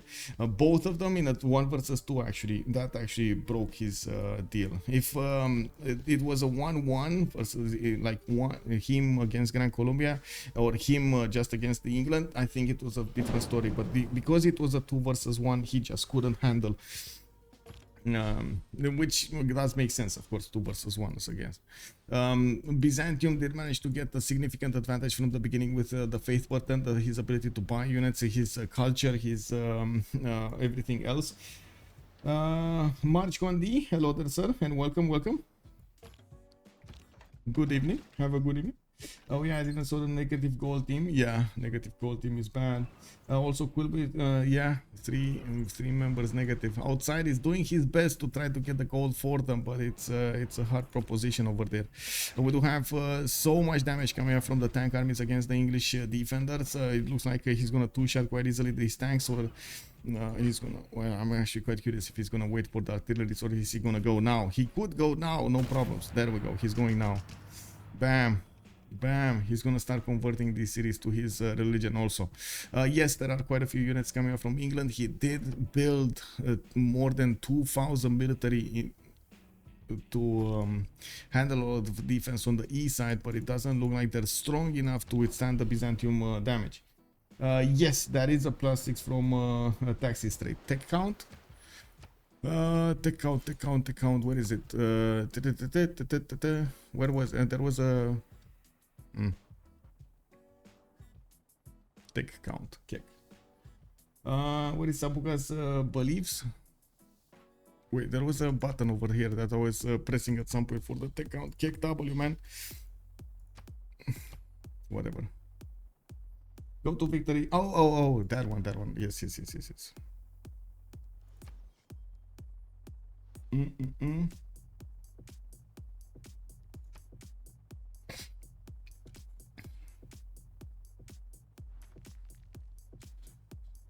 Year birth 52, 55 for SND, 53. So, but to be honest, you can see that in the total tab. This is much easier. He's getting the 1200 science, 12,000 science. You can easily see this here. You don't need a tech count. But anyway, with pleasure. We do have by the looks of it also Byzantium coming up here. We do taking down the cities of England soon. His artillery will need to get into position to shoot against these cities. He can actually shoot from the coast, no problems. And it does look like he's gonna get the biplane. No, please, buy bomber. Yes, 2 turns for advanced flight coming up in 2 turns. We do have him in score screen 322, 328, and so on. Sabuga for the war. Yeah, Merovingian man. Good evening, sir. Yeah, we do have 2 turns for tanks, and it does seem like well, it's not enough production for Scotland to reposition his armies to the west side. And by the looks of it, we do have machine guns coming up over here. Okay, all that machine gun is doing God's work to take down the units of Scotland. It can tear a hole in these tanks, and we do have a few more of these Gran Colombian tank armies that need to appear into the city of nearby to the west side, because yeah, it doesn't look like he's punching through at the moment. We do need to see also the nukes. Manhattan project coming up from Sheffield. Looks like he's gonna move to the east side over here towards well, he's gonna need to build the nukes first. Is he gonna get, wait, tech side SCD going laser suffrage? Yes, he should actually have how to say silo. No, he doesn't have the silo. Come on, man. He does need rocketry for the silo, so kick W. He does need this missile silo. He can do it with a plane, but to be honest, with his machine gun, is just much better with the silo than the plane. He might have gotten 2 biplanes for advanced flight boost. Yeah, I guess. Yeah, I mean, you can still buy those, but sure. Yeah, I guess. Yeah. We do have Sabuga actually getting quite close to, and too close for comfort to the city of Hull. Looks like his tanks are way too strong for these English defenders, and even with the helicopters in the north and his artillery is behind this is overwhelming damage against the English defenders. We do have aerodromes being placed down over here from Mongolia, and it does seem like we do have Theatre Square festivals coming up from Kokiakota, art museums in Newcastle upon Tyne, new workshops over here, and I do see Ferris wheels for a few more amenities. Sabuga next turn is gonna get advanced flight, while outside it's gonna get his nuclear fission in 1. Not gonna help him that much though, even if it gets nuclear fission and makes the project and gets the nukes. He's not gonna be fast enough to help both sides. He needs nukes for the east and he needs nukes for the west, while for example, well, Japan is only on 2 remaining cities. His ally over here, England, is gonna be chewed to pieces, and it's not gonna be enough fighters in the air to actually help him survive this. bonsoir, monsieur. Diplo merchant, to be honest, at this point of the game, with what happened, it's really useless again. No, I don't see it. No, we do have actually Scotland getting the science again, not helping him at all, and no, it was not recruited. We do have John Rockefeller for the next one, and it does look like Robert Goddard is gonna be the one. Okay, the 20% to the space race projects probably not gonna happen. I'm pretty sure nukes are gonna finish the job. We do have Byzantium getting in here with the units, and it looks like with his taxi straight +6 is way too strong for England, and the artillery are starting to shoot. He's getting a few more shots from the tanks, and bam, that city is opened. We do have on the east side over here again Byzantium moving on with his units. We do have him, we do need to see him buy out that bomber. No, still biplane. Oh my god, bro, 3 biplanes over here. Sure, man, play with planes instead of bombers, because that's gonna be the way.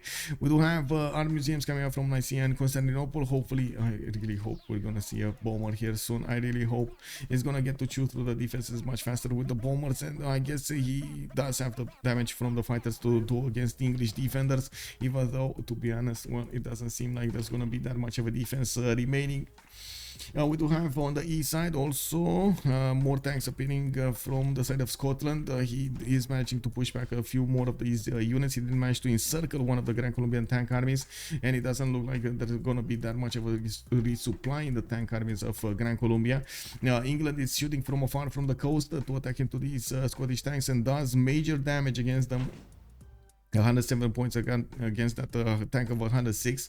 We do have missile cruiser upgrade available also for these units. SND at the moment is not cheap, not clicking on that button. 3 turns for the first nuclear device coming out over here from Sheffield, Birmingham on 4, and I do see broadcast centers are getting built over there for a little bit more culture.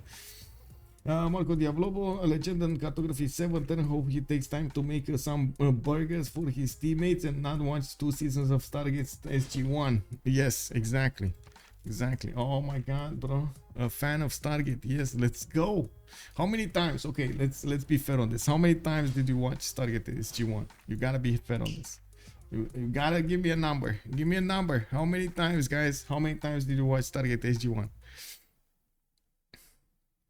I do have to point out that Scottish cities weren't really ready for war when it comes to encampments and military academies for them.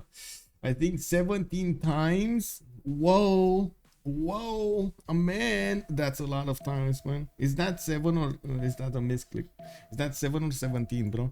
Oh my god, 17 times is amazing. I think I barely got to like 7. Like, I don't think actually maybe no, maybe 8, maybe 8 times. Oh my, yeah, man, I'm slacking. I need to watch them again. I just finished another wave. Like, I'm at Stargate Universe right now. How to say, the final episodes. Just passing through like season 2 or something. Right? Yeah, season 2. I don't know which episode though. The one right after the girl from the Lucian Alliance got killed.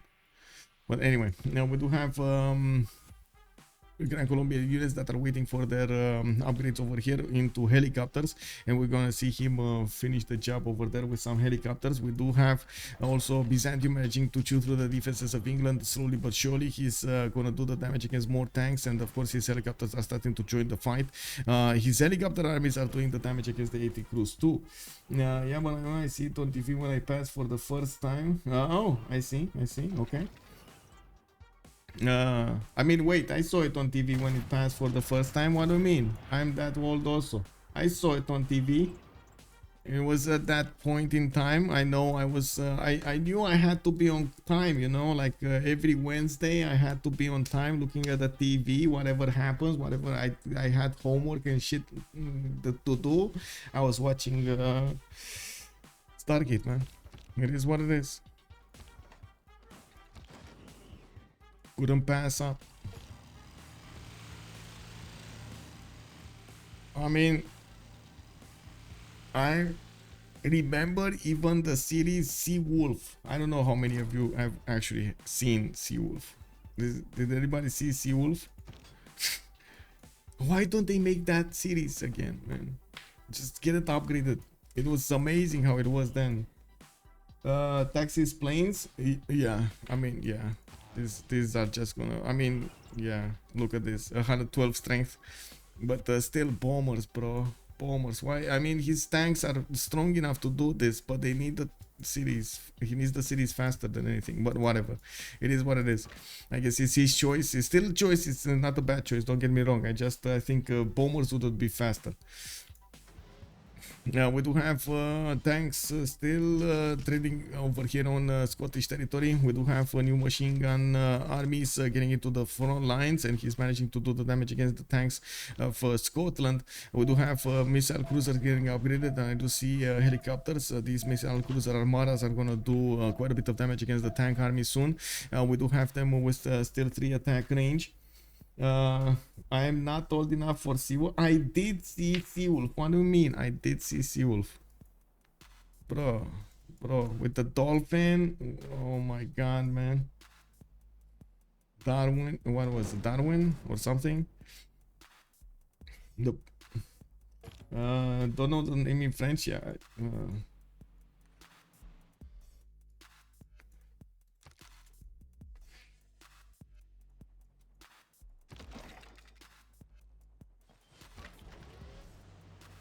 Well, I guess we got the series a little bit late, you know.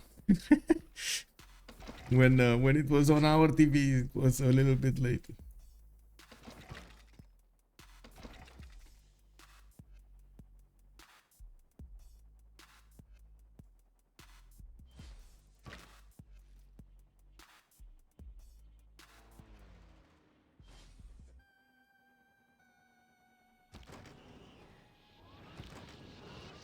Well, when nukes, that's what we're waiting for. 2 turns for Birmingham. We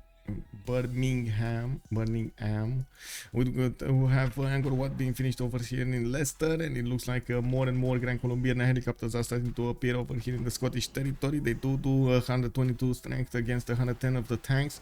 While yes, new tanks are coming out, they're not armed up, and that's actually going to put them in a disadvantage. The city of Scotland, the west, is not really, how to say, attacked over here. It's more about the units, it's more about the other things. And yeah, well, it got attacked, but it's not doing anything. It's still new. It needs a nuke. It needs a nuke. That's what it needs. 2 turns, and we're gonna see the nuke. Do we have nukes? 3 turns from Xanadu to get built. I have the project, then he's gonna need to put the nukes into production over here. Now on the east side, he's starting to lose his ally. We do have a few biplanes getting out from Mongolia cities, and Byzantium is starting to take down Urwich over here in the south. Outside, he's gonna get advanced flight next turn. He does have 949 production with 420 science and 326 culture. Now we do have in the tech side, okay, not that much. Gold per turn is actually getting stabilized. Now NilocC did get to reposition all of those trade routes to the north, and slowly he's starting to get the gold per turn. Not to mention, he also lost a lot of army. Wait, what's the name in? Oh, what do you mean the name in French? Which one? Which?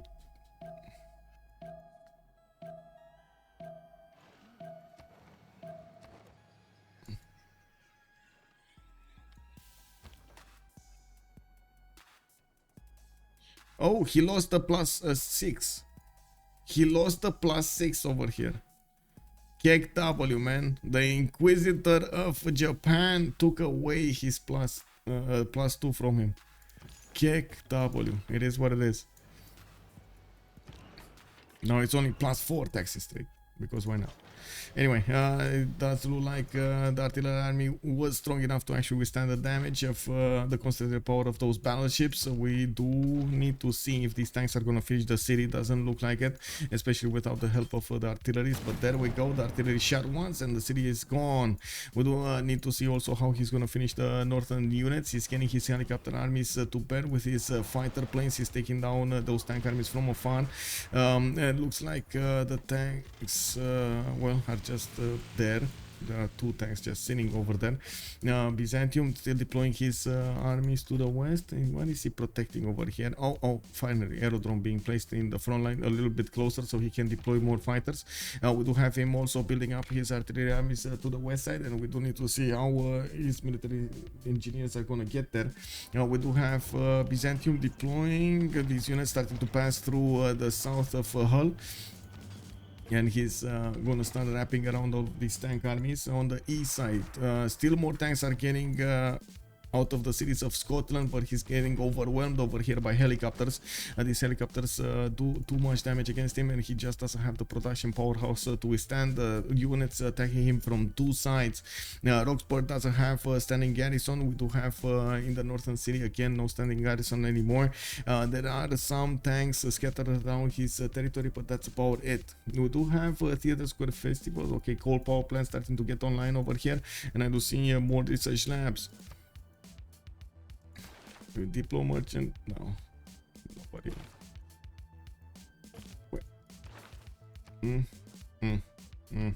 A lot of musicians got picked up over here actually. 1, 2, 3 from the same team. 3 musicians from the same team.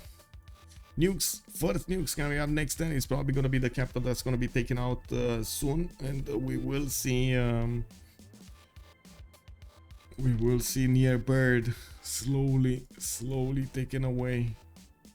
And we got Mongolia with machine guns getting deployed to the west side. I do see Scotland is actually moving to the east as well. Nukes coming up from Xanadu, and Mongolia is going to try to get a defense going. Okay, I mean, we're going to need to see. Byzantium attacking into Hull. We do have to see his next moves here. He does have his artillery armies being deployed in the south with that balloon that he can start shooting down the city center. Now 1, 2 of them going down here.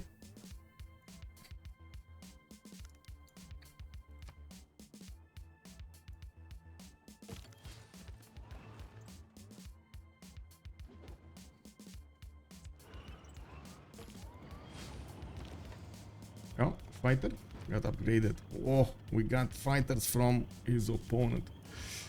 We're bombers, bro. We're bombers. Anyway, no bombers. No bombers. That's what's happening. No bombers. We do have the first nuke, right? We do have the first nuke. Where is it? Why is it not shooting? Come on, shoot. Shoot it. Military engineer. Oh my god, don't tell me he didn't get rocketry. SND. Does he have a bomber at least? No? Oh, yes, he does. Yes, he does. He does have a bomber. Did he just buy it? Because it's grade off. Anyway. I guess there's gonna be another nuke coming up next turn. Still, there's another advantage, by the way, for missile silos. You can shoot as many nukes as you want from them. Just level an empire with the missile silo. It's much cheaper also. Finally, rocketry coming up in 2 turns from SND. Let's go!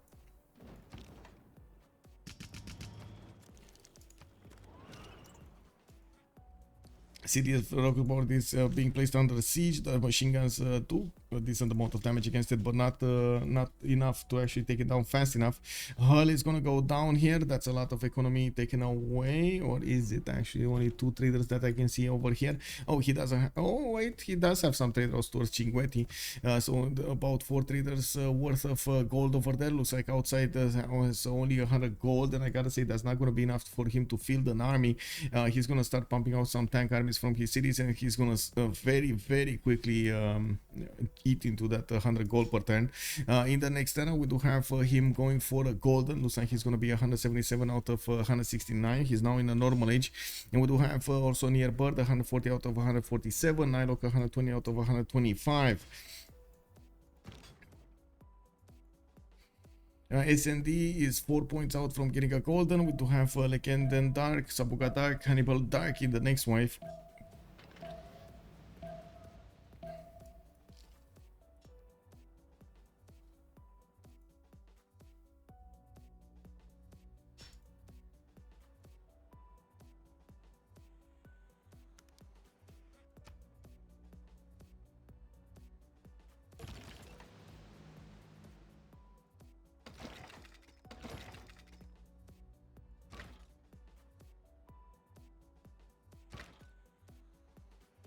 Well, Hull is gonna go down probably this turn. There are enough artillery armies to shoot it down, and we do have the balloon over there giving them that extra range, and it does look like the tanks are deployed properly. We do have tank armies appearing from Mongolia, and looking at the gold per turn here, immediately after he got the tank army, he went down 23 gold. So you can imagine that's gonna just go lower and lower. Looks like, okay, there we go. Byzantium repositioning a little bit and starting to shoot the city of Hull. And that should be 2 shots from taking down. The tank armies should do the final damage. Some damage over here from Byzantium. Now we do have a battleship appearing in the city of Bristol, getting some anti-air guns, some anti-air defense for that city center. He still has units to attack in the north if he wants to, for example that tank army over there, and we do see some 80 crews also that he could attack into. Yeah, there we go, starting to shoot on that. Still no bomber here, and we do have a bomber here that, don't tell me it moved. It moved here. Okay. Oh, it nuked. Oh my god, we didn't hear the nuke. I didn't hear the nuke, sorry. So the capital city of Scotland got nuked.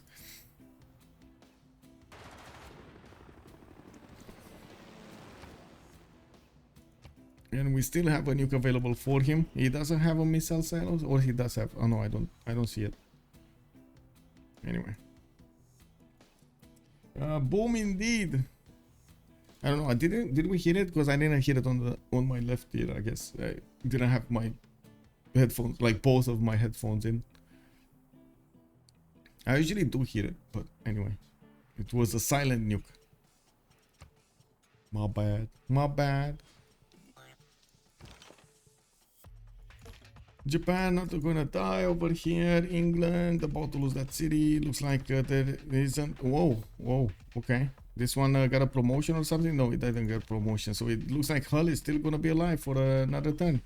Now we do see new helicopters getting into the north, and I do see them still not doing enough damage against these English tank armies without the fighters support and of course the artilleries. But new artilleries are making their way forward, and finally a bomber.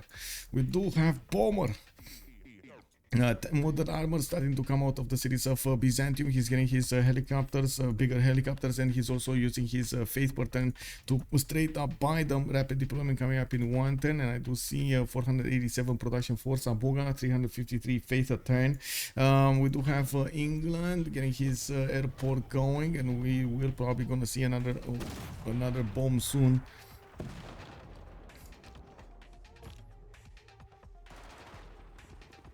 Okay, finally this city is gonna die.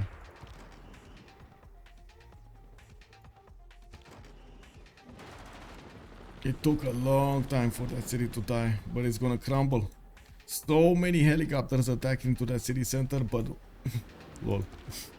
Bomb, bomb, bomb, bomb, bomb, bomb. Where is it going? Here in the air? Yeah, it's in air.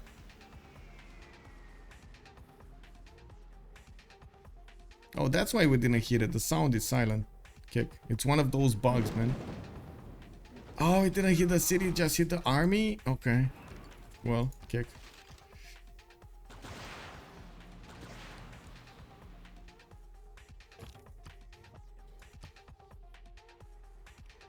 It's happening, man. It's happening.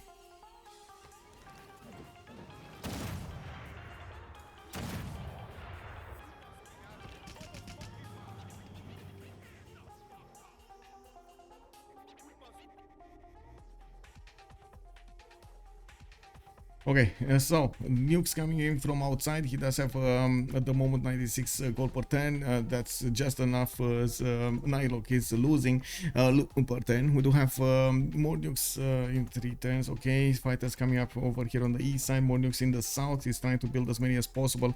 While I do notice Byzantium did manage to get to buy an anti-air gun on the front line here. He's starting to chew through the remaining defenses of England.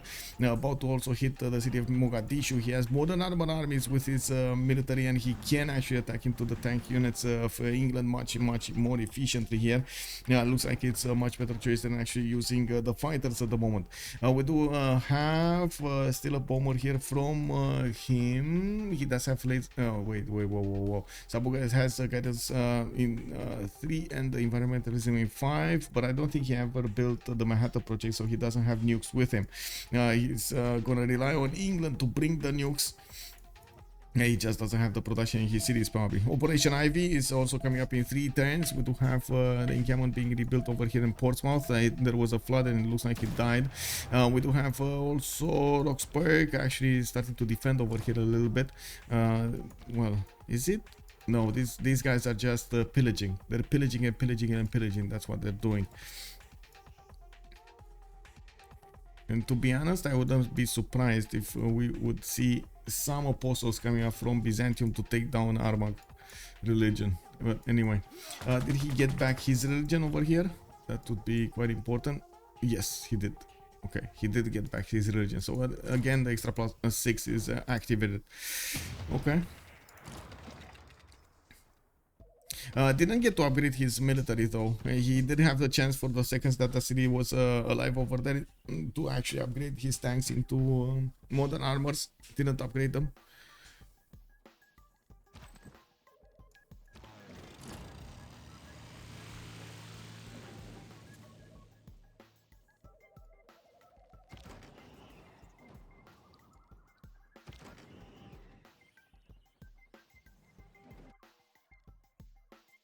Oh, what?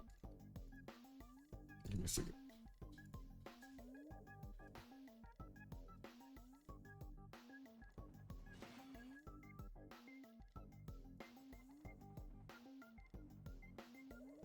Okay, another city has fallen. Nuke has done the job over here. His capital is gonna fall soon. Roxburgh is also gonna fall soon.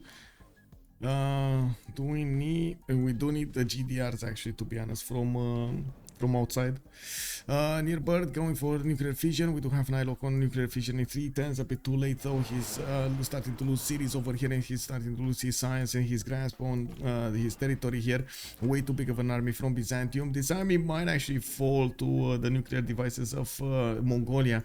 I do have to say that he actually needs to get something done over here. I think he did get rocketry. Yeah, he has a military engineer next to Mogadishu to actually put down a missile silo to start to attack into Byzantium. Immediately when you see nukes, or I should say missile silos being deployed against you, you kind of need to scatter your army around because you don't want to get hit into a clumped up space. Don't lose that many units, so you don't lose that many units when you're gonna get nuked. I'm pretty sure he is gonna get nuked here. Not a lot of anti-air defense with his military to make a difference.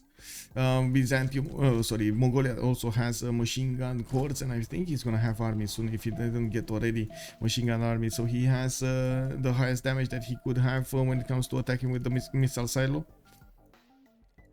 On the coast, Roxburgh is there we go, is gonna go down at the same time.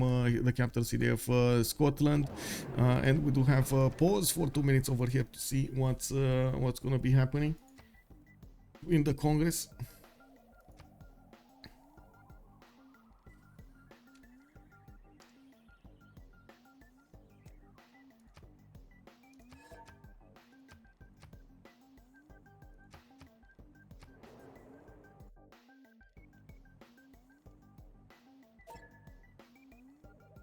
What is it? You? This is...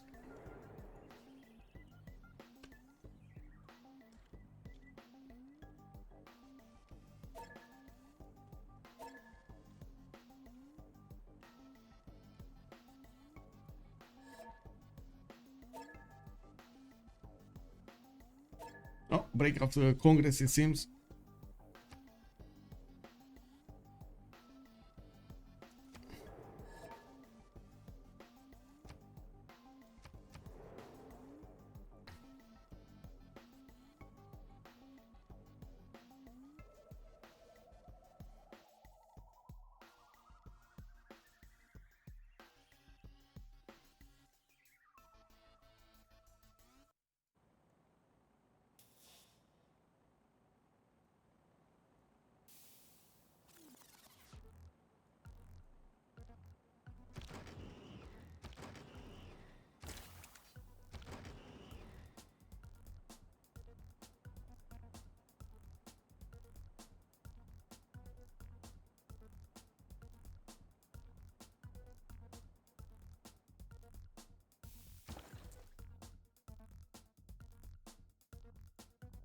Well, let's see.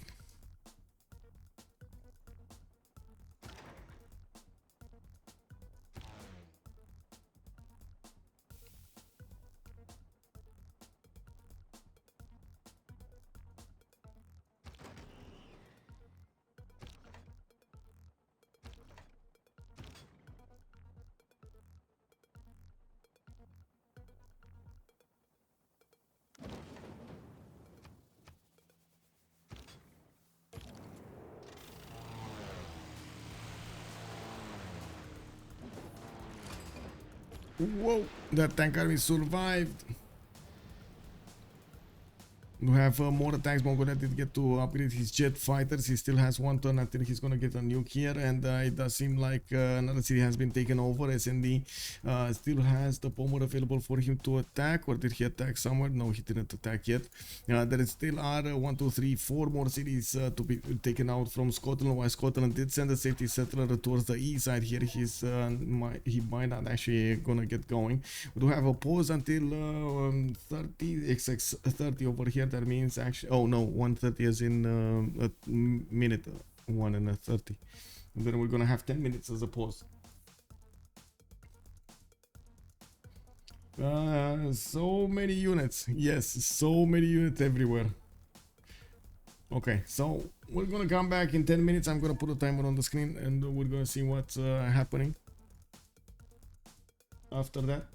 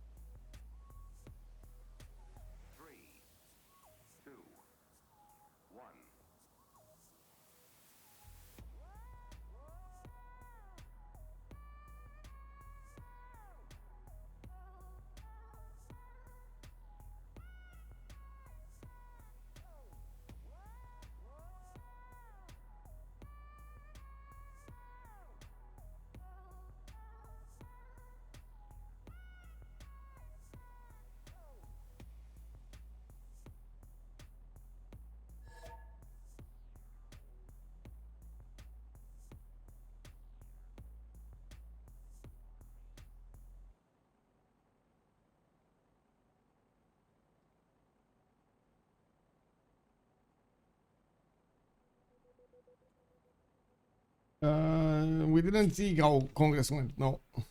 But to be honest, at this point, it doesn't seem like it's gonna matter that much. We're gonna see the gold, but yeah. Gold per turn is already quite bad when it comes to 12 pluses income over there. It's going to be very hard for outside to actually sustain a big army. And we do need to see if he's going to get some pillages from his opponent. It does seem like his opponents will benefit from a lot more production over him. It's on 947. That's a lot of production, but his opponents do have 786, 461, and then 481, while you do see only NilocC does have 371 remaining. Near Bird is down to 138, and he's losing his cities quite fast. It does seem like Opera 357 is way out of the game over here, somewhere in the southwest. He's not going to be effective doing anything other than trying to take away the two Texas straight damage from Byzantium. We got a minute left, and we're gonna need to wait for the players to actually get ready here.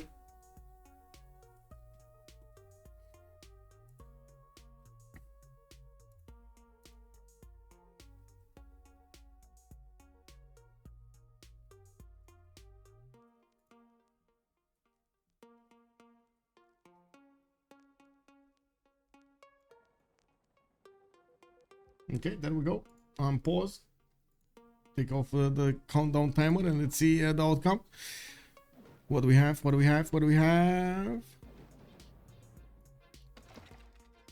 Some more tanks that can army up. Byzantium is starting to reposition his units. Kublai Khan, plus 4 gold to the center. Okay, that will help them out a little bit. Plus 1 trade out capacity also. Dies no more amenities. And we do have actually a decent amount of gold on outside with Reform the Coinage Golden Age. Now let's see if this will allow him to get his military up and running. Oh, yes, okay, there we go. I got sorry, I need to say sorry. Opera 357 loses also 2 diplo points, and we do need to see what's going to happen with the nukes. We did have over here a few more villages from Gran Colombia getting into the borders of the city of Air, which might get nuked. Now we do have in the army tab 1 nuke available for SND, while it does seem like he's pouring through towards Armagh, where there is Manhattan project being built. 39 turns until completion.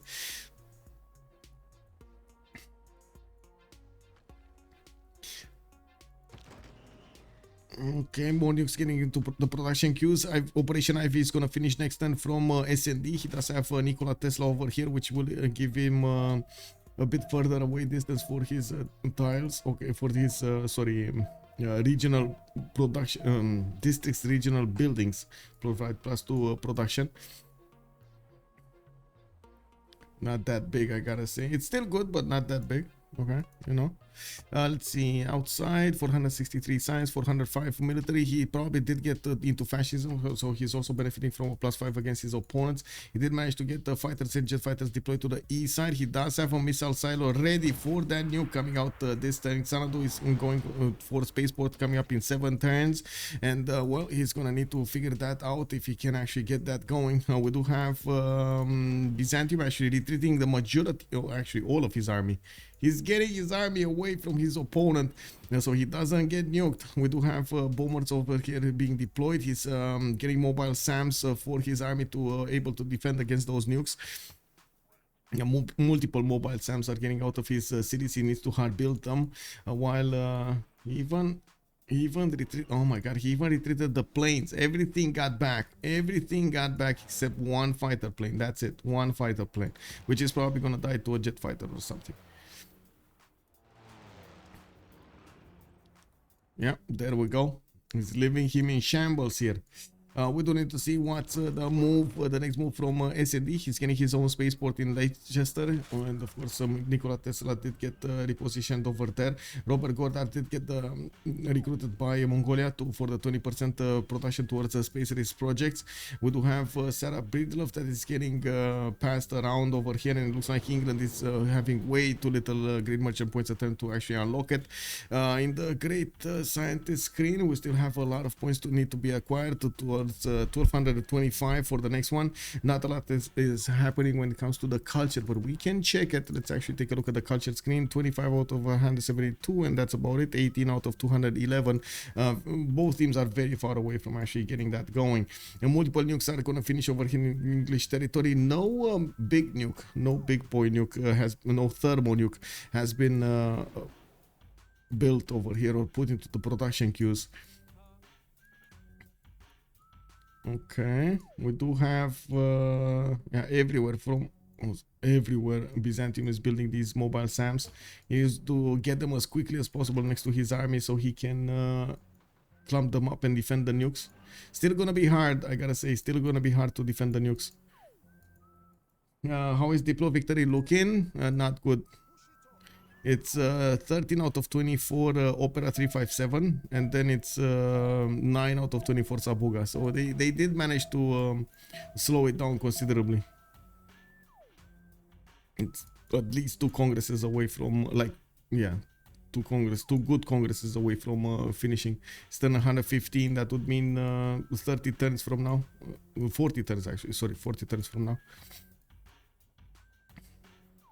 Okay, Gran Colombia getting a lot more helicopters, trying to put them on the east side. He did manage to chew through the defenses of Scotland, and of course with the next wave of nukes coming up from SND, he is gonna take these cities out also. He doesn't have the, I don't think he has the range anymore. Where's that nuke that got moved? Oh, I see. Never mind, the bomber got moved in Roxburgh. He's putting the city of Armagh under siege, and it looks like Gran Colombia will push through that defense soon. It does seem like also Gran Colombia, well, is taking out these units here slowly. Okay. Come on, SND. Let's see the bomber. Jet bomber did get available for him. He does need to spend a little bit of gold. They still have gold per 10 on their side, no problems, even if Sabuga is losing 84 gold a 10. We do have Hannibal on 291 and SND on 134. I do see universities coming up over here from Gran Colombia, and I do see 4 more cities for Scotland available to be nuked. He only has 1 though. He needs to be very, very careful. When is he gonna shoot it? Okay, helicopters from Gran Colombia moving to the south. Looks like England did put his battleships to the east, as close as possible to Preslav eastern side, so he protects the cities of Legenden in the south.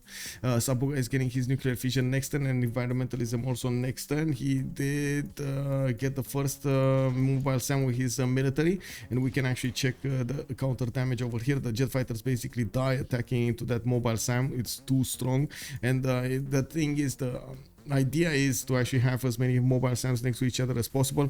Ideally, you want to have triangles of 3, one next to each other, so you can actually push into an opponent and not get attacked with nukes or bombers or fighters. We do have spaceport coming up from Sanadu. That city is how much production is that city center? It's 150. Not bad. He's getting actually spaceports from the Al Malik and the Korabalga soon. And I do see Scotland did manage to get a safety center over here. I gotta say, these helicopters are gonna start running very, very quickly through this territory over here, getting in 4 or 5 turns directly to the borders of Mongolia, not getting faced by the land, and they just need numbers, and that's exactly what Gran Colombia is trying to do over here, getting as many helicopters as possible. Unfortunately, he didn't build as many encampments as he would need right now to actually get all of those into armies directly, nor does he have a lot of production to benefit from. Hannibal is on 487 production right now, so how are Theodora's tactics? Is still +6, or let me actually check, but I remember it was +6, so I think it's still +6. Wait, jet bomber actually just attacked the city of Air? Sure, why waste a nuke?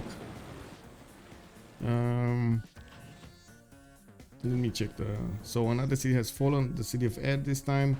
What is Gran Colombia? Oh, okay, Byzantium units +6. Yes, +6 taxes straight. It's +6. Or is it +8? No, it's +6. Deniadov Good evening, sir. Also, thank you for the question. Because he didn't send apostles to Armagh. If he would have sent apostles to Armagh, yes, that would have converted the religion here.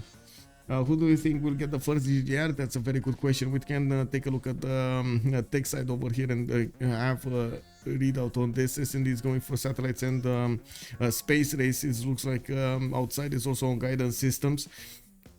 It's not that far away, and neither of them are actually far away from actually getting to robotics. They don't need satellites and guidance systems and lasers for the robotics. Not to mention they do need computers. Was still +6. It did not get to +8. No, it's still +6. It did drop down to +4 at some point because Japan kept on converting the city, like it did deconvert it actually to his religion with the Inquisitor, but then Byzantium did manage to get a defense here.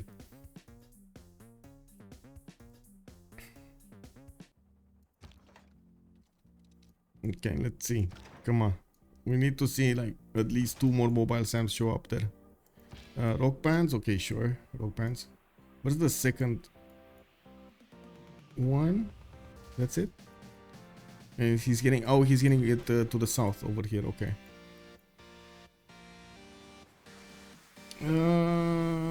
The Giving Tree, hello there, sir. I'm so tired. Hopefully game is long. Yes, game is actually long.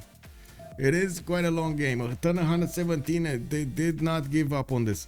We do have a settler coming up from England. I'm actually very curious what is he gonna do with it. 2 settlers actually. I do see tier guns coming up from London. He's trying to prepare himself for an attack over here. And we do have mobile SAMs from Byzantium. Really necessary to actually defend against a possible nuke attack from outside. We do have 2 nukes available for outside, 4 nukes available for SND. He's starting to chew through the remaining cities of his opponent here. It looks like he took Armagh as well and liberated Armagh for 100 diplo points. We do have Hannibal on 207 diplo points at the moment. He has to take the capital, and he has to take Scone and Wigtown. We're going to need to see oh, SND did actually chop that, did raise that city. We do need to see the jet bomber attack probably once in Wigtown, and that's about it. Or did it attack Armagh? One of the two. Anyway, it lost movement. That's the important part here. We do have another jet bomber here in Portsmouth. He's getting his thermonukes available in 4 turns and 3 turns. It looks like 2 of them will be built over here. And we do need to see who's he's probably gonna try to shoot Mongolia with them. If he wants to get there, he definitely needs these military engineers to build the pathway and to get the airstrips going and then reposition. He needs a turn, he needs something he as a defense so he doesn't get nuked back, and well, we're going to need to see if that's going to be an option.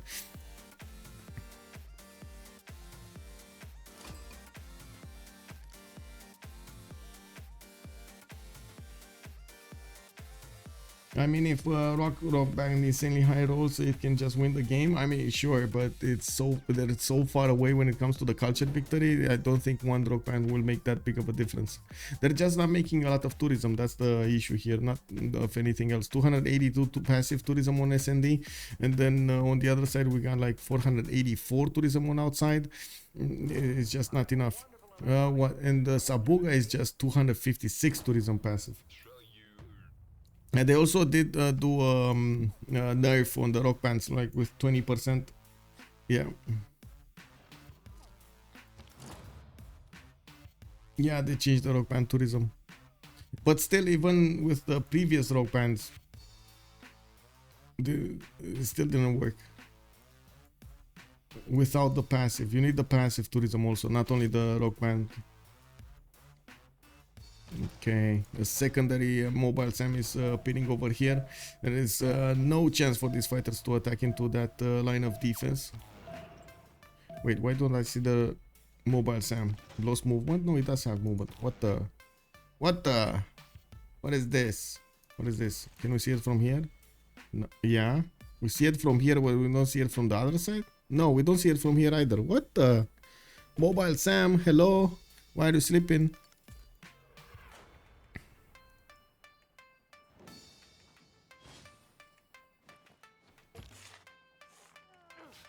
Instead of USA versus Russia, it's Mongolia versus England. Mongolia. Yeah. Well, England is deploying a few tanks to the west side. He's trying to bring some support units so Xanadu can actually finish that spaceport going. I do have to mention, it's one thing to actually get the spaceports, it's totally a different thing to actually get the projects in. You need a lot of time to actually get the projects in. That's why most of the time the players are staying away from that option unless it's the only one. There's gonna be also, I guess, a space race between England and Mongolia here. He's getting more of these factories going on the west side, and he's preparing his spaceports in Leicester and Portsmouth while he's getting his thermonukes going. I do see also Nottingham is getting one of these spaceports. While we'll see probably the first spaceport being built in Xanadu, but not by a large difference, only 1/10 difference. I'm very curious if we're gonna see the Byzantium units start moving now that they do have mobile SAM support. They should actually start moving. We do see more of them. He's getting a lot of rope bands going to the east side, and he's gonna try to acquire that tourism with them. He did deploy a mobile SAM in the south. He's probably worried he's probably worried he's gonna get nuked, and I can understand why. Okay, another jet bomber has been bought over here, and I gotta say, he's also SND is trying to prepare himself as much as possible to go on the offense over here with as many jet bombers as possible. He doesn't have the opportunity. Actually, does he have? No, he doesn't, because Mongolia has destroyers in the water. I was thinking maybe he has an opportunity to get some nuke subs, but no, unless he puts them in the north.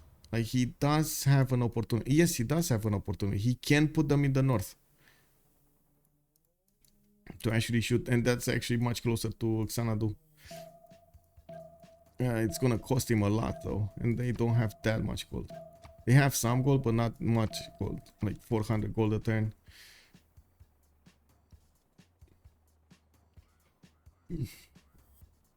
256.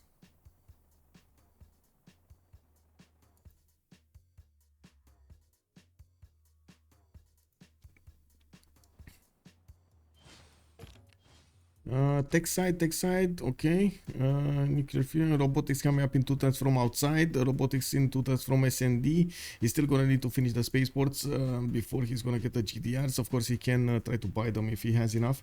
He's getting the puddle jump airstrips over here, so he can reposition his jet bombers a little bit closer to his opponent, and he's gonna keep on doing this until he actually hits the cities of England from afar. We do not have yet, or at least I don't see a submarine over here in Plymouth. Okay, I guess we can take a look at the rock bands here, and what are they gonna do? The big castles, and some of them did get into the borders of Leicester here, and I do see one over here that did get 40 album sales. This one got 80, this one got 80. Not a lot of tourism, but anyway, we'll see. Sabuga is on 20 out of 189 tourists.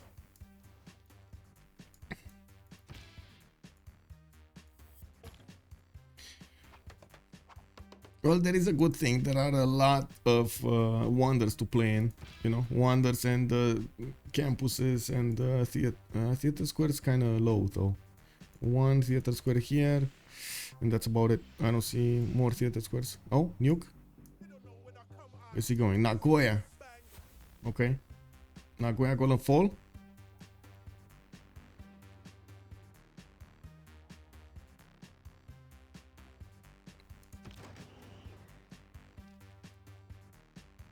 I have no idea what happened, but I think he actually destroyed it, right? Or the destroyer armada defended. Did he defend? I guess he defended. Yeah, looks like he defended. Jet bomber, man, not good enough. Oh my god, look at how damaged it is. Destroyer armada too big.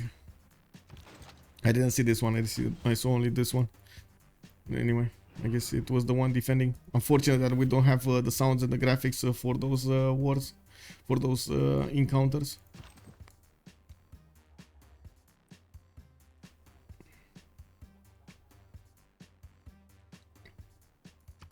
Well, that's not gonna stop the thermonuke. It's gonna stop the nuke, but not the thermal nuke. He can't just shoot it over here and delete all of the units in a 2-tile radius. That's gonna be more than enough.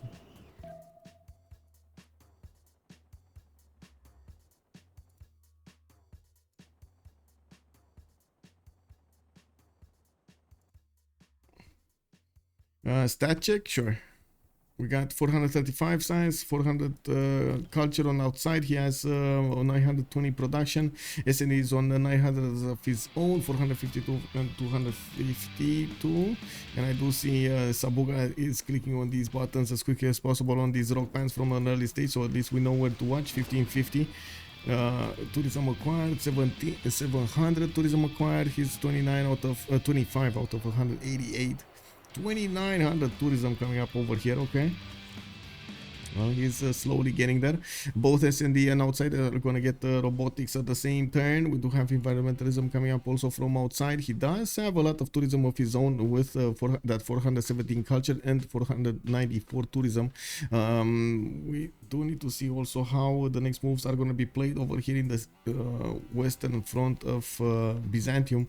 If he's going to keep on pushing, he does have multiple of these mobile SAMs being deployed, but I gotta say he needs more. Yeah, he's building more, but yeah, he needs more. Very curious if he's gonna start moving soon, but I think he definitely needs at least 3 more. Good thing is we don't have that many nukes coming up from outside, only 3 of them, but still I'm pretty sure Byzantium is going to want to clump up his units. We do have a line of fighters defending the city of Mogadishu, while there are a few English fighters also defending the east of Bristol. New cities did get placed over here by England. He's trying to get his Manhattan project going. 12 turns to build it in the city of London. Golden Gate Bridge is also getting built. Where is this getting built? Hello? Where is this getting built? Is it here somewhere? So weird. Wait, kick. I don't know where this is getting built. Is it? No. Oh, I see. It's getting built here? What the? Lol. This is so weird. Such a weird Golden Gate. Anyway, new nukes coming up from India. It looks like next time we're gonna have the spaceport. Looking at how Gran Colombia is starting to move there. He's gonna face the English tank armies on the battlefield, which are gonna try to defend the city of Scotland. Another city has been taken down. Looks like they are not really wanting to take the capital city of Scotland, so they don't lose Diplo. As in, they don't lose Diplo favor. We do have England able to take it if he really wants it, to be honest.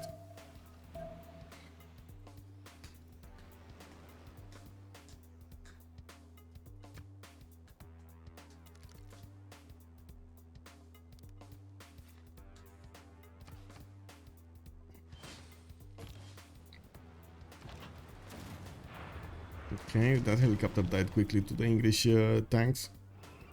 Mongolia has a tank there on the front line as well. Okay, rock band time. Let's see. 1 died. It's 34 out of 212.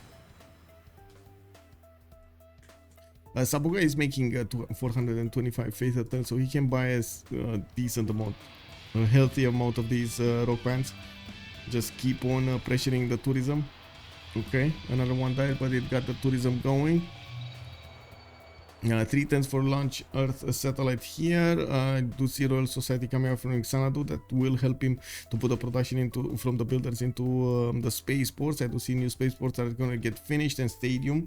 He is on +3 happiness level, while we do have England on, let's see over here. Hello, there we go, on 0 or -3 in some cities actually, +3 in some others. That's a very high pop city though. So we see capital 18, but Portsmouth it's 18 also, and it's positive. Kek. Anyway, I guess he lost a few more units than necessary on that city center. Now we do have Jet Bomber getting a promotion over here, another one here, and oh, there we go. He actually got the city of Scone to deploy a Jet Bomber. He's probably gonna nuke the units of England to make himself way towards the Mongolian defense. He just needs the movement on the Jet Bomber. It's gonna be 15 tiles anyway to shoot, so it's gonna be fine. He can attack from afar. So I'm uneducated at this game who's actually looking like they're winning. It kind of looks like Gran GBL, Goal by Library. They have 3 players that are still kicking and alive, while on the other side there's only Mongolia outside kick that is able to put up a fight over here, a significant fight against them. And we're going to see how England is going to get the infrastructure going, how he's going to get help from his allies to put the pressure on Mongolia from multiple sides, so they can actually stop him from building those projects for the space race. There are 4 projects that he needs to do for the space race. Launch Earth satellite, moon landing, Mars colony, and exoplanet expedition, and then he needs to wait for the exoplanet expedition to actually reach its destination. You do get to boost that with other projects, so that you need to build every 10 from your city, or at least try to do the projects every 10 from your cities, which does require quite a bit of production from your cities to build them efficiently. Okay. On another side, we do have Byzantium trying to do a culture victory. Let's put pressure on this. He's on 41 out of 216, and it does look like he's starting to acquire more tourists than his defender is acquiring, but he's starting to lose also his rock bands. He does get some promotions on some of them. For example, this one, he's gonna get there we go, a level 2 promotion. It is an arena rock with album cover art, and this one did only get 250 tourism, but it is what it is. Did he get a promotion? I did see another. The text was a bit too fast to actually read. Goober Dragon is turned into a 2 versus 3. Only 2 people on 12 plus are relevant, and 3 people on are relevant. Looks like they are winning, but Mongolia can probably get science victory before GPL can do. So it depends on if Gold by Library can get culture victory.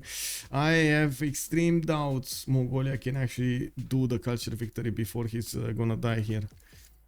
I have doubts. Looking at England's production into these thermonukes and how he's placing his infrastructure, he's definitely gonna get closer over there, and that is gonna be a significant problem. There we go, nukes coming in. Wait, did that get defended also? Did that one jet fighter that just got deployed there got defended, or did it go in? Oh my god, it got defended, boys. Jet fighter wins the day against the jet bomber, and that's why you use something else. Well, it is what it is. He chose jet bombers. It is what it is, man. That's a problem. That's a major problem. Yeah. Well, let's see. I mean, to be honest, at this point, I have doubts about everything here. 2 turns for launch satelliting Xanadu. Of course, we're going to need to see also if Gran Colombia has level 2 spy, or is that a level 2 spy? That's a spy. I don't know if it's a level 2. It's going to be successful into disrupting the rocketry, pillaging the district. More nukes coming in. I do have to say that Byzantium did not get to push into England anymore because nukes, and he doesn't want to lose his army. Even though he didn't get mobile SAMs, he's worried that he's gonna get attacked over here. We do have the first GDRs also getting into the production queues of Korabalgasun, getting out in 6 turns, while in English territory I didn't see a single one getting produced over here. We're probably gonna start seeing them popping up. We do have thermonukes coming up here in Birmingham. I do see Byzantium did manage to get with the perfect wombats about 4,000 tourism. Sabuga is 44 out of 220. The city of Japan is still alive. I don't know why he didn't thermonuke this. Oh, well, I guess now he has thermonukes. Never mind. Can we see this? Can he get the thermonuke? Hello? Okay. Next external launcher satellite. Where is this? This rock band is gonna get to play, right? Oh, he does have a promotion, so he wants to promote before playing.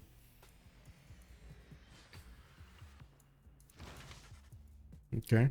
Okay. It upgraded. The culture victory is possible. Yeah, everything is possible, man. Let's see. let's see how it goes. Usually if you do get the projects for the space race, you do roll a lot of tourists on your side, so that's another thing that you need to take into account. Another GDR is coming up from Korabalgasun. Outside is going for his synthetic materials and environmentalism. He's also going to need to discover the text for better GDRs, by the way. These are baby GDRs. We need to see level 4s. I do also have a big question if England does actually know how the defense of the other England is being placed. Mongolia's jet fighters. I mean, he should have been focusing this on the culture victory, you mean, or what? Oh, finally, man, finally. There we go. That's why you use nuclear silos. Bam. Jet bombers are good, but not always. Not all of the army got deleted. Boom, kaboom. Yeah. But Sabuga should have made this passive tourism higher. I mean, he should have been. Oh, I mean, he had other issues, other priorities. He needed to actually take down Japan. He needed to force England to not actually build a big military for his. Sorry, not build economy for his teammates. And he was the only one that had a higher military for some time now. Now, while there was a 2 versus 1 war against Scotland over here, his allies were busy somewhere else. Since one of his ally also almost died, he needed to do something to get back into the game. Is he projecting culture? Holy site prayer projects. He's getting holy site prayer projects, so he gets more faith per turn, which is good. I mean, that's what you want to do at this point. You don't want to project. You don't really need actual culture. You do need how to say, tourism, and I'm not that convinced he does have the population numbers to get theater squares from everywhere, improve them, and everything else. He does have some. He's getting the amphitheaters, he's getting his art museums. I saw also books and things that are upgraded here in Gran Colombia. I think he's actually feeding right now Sabuga, so he gets his tourism from that. It's 466 tourism right now.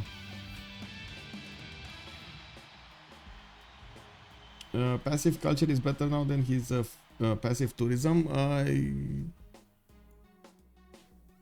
Yes, on paper. In this particular situation, I think he's doing well because he needs the rock bands. He's acquiring more with the rock bands. You gotta take into account outside has a massive defense over here of culture. He's 226 points of domestics. It's very big. That is very big. One project gives him plus 20 faith per turn. Yes.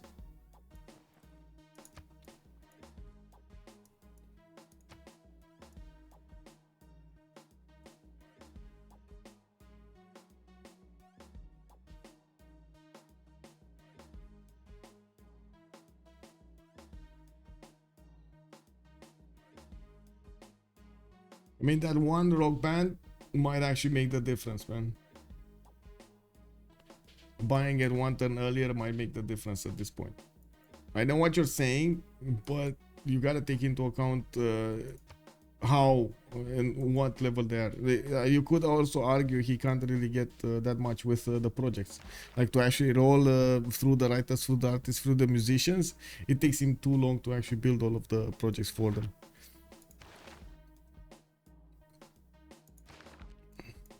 And get the passive up.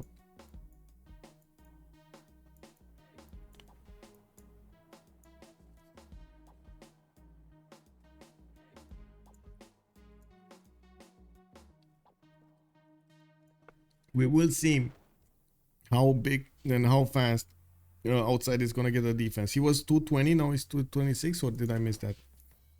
He's 3 turns away from moon landing, and I do see Hannibal's this writer is also finishing in 2 turns. Space scientist. Wait, was space scientist? Oh, it is the space scientist. Oh my god, this is gonna be a race. England and England and Mongolia. Where is Mongolia? 53 scientists a turn. England, you gotta get it, bro. You gotta get this. And we got 3 of these GDRs coming out next turn. It looks like 4 GDRs coming out next turn. The Mordok bands are playing. And by the looks of it, another one died. That's unfortunate. It is what it is. Is there another one alive? Yeah, there's another one alive in Leicester. That's it. Commercial hub investments. Check. Okay. Did they get the thing? Okay. Mongolia did get the trader one for the tourism. No.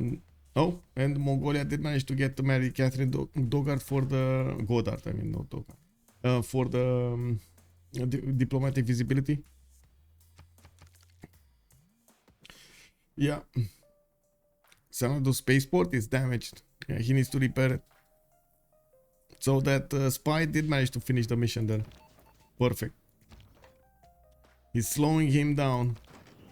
Oh, Gran Colombia has a few helicopters in the northern waters. He's gonna try to get into pillage. I do see England is gonna try to settle a city on the western coast as well. Wait, can he? Yeah, he can settle there. He doesn't really have a lot of production there to work. We do see a new English tank armies deployed to the west side here, and we do need to see if these helicopters are gonna manage to do something, especially with the GDRs coming around. I doubt it. And we do need to see also England getting closer and closer with new cities. I don't see a settler here, but we might. Oh, GDRs, by the way. We do have a GDR from the side of England, from SND. There is a level 3 quiet country rock band with 240 album sales, a space rock, reggae rock, and pop star.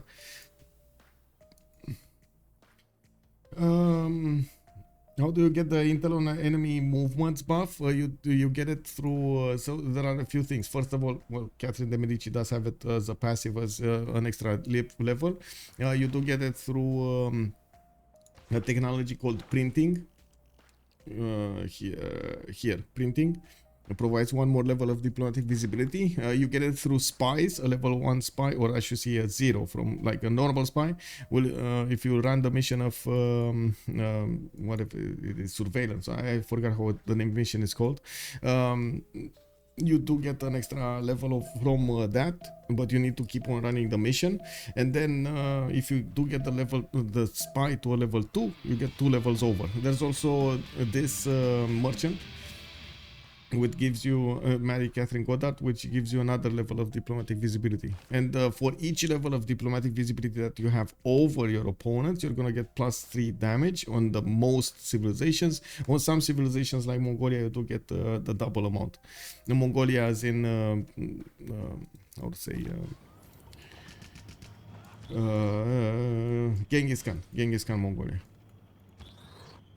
I do wanna say these levels of diplomatic visibility can be countered. Most of them can be countered. Like you can put a spy in your opponent's land to equal out the spy that he has in your land.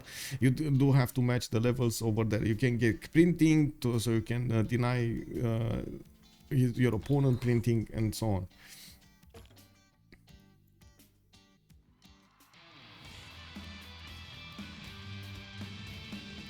Oh, level 1 GDRs. More rock bands are playing. Oh, that was a lot of tourism. 66 out of oh my god, no, it's too big. Wait, I hear nuke. I hear nuke. Where is the nuke? Oh, counter nuke coming up over here. Okay. He got a missile silo on the west side. He can shoot all of his nukes. He does have 5 nukes available. SND still has 2 thermos, and I gotta point out the thermos do take out the GDRs.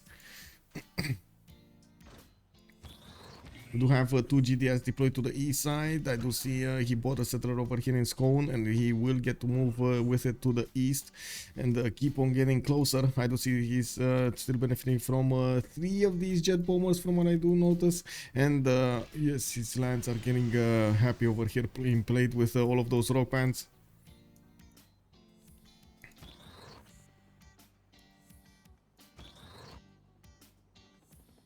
Oh my god, look at the... Bro. +18 intel on opponent's movements.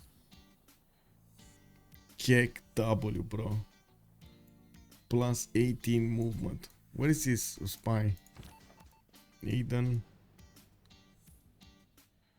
Oh my god. Oh my god. Sorry, have to go. Thank you so much, Marco Diablo, for actually joining. Yeah, a small significant buff. Yeah. Can you show S&D's cultured victory? He did get the flood. Yes, he did get the flood in Leicester.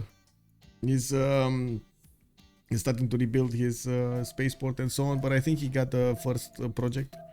Yes, he did. He worked on the second one for a little while and then stopped. Outside also stopped, I think. Let me actually... Yeah, he was forced to stop because of the spaceport. He's also putting a spy to defend the city of... the spaceport from upcoming attacks. Plus 18. Whoa. Whoa, whoa, whoa, whoa, whoa. That is big. That is big. Oh, this is Mongolia. Kublai. Oh. Mongolia does have this, right? Never higher visibility than their opponent. Boom. Double.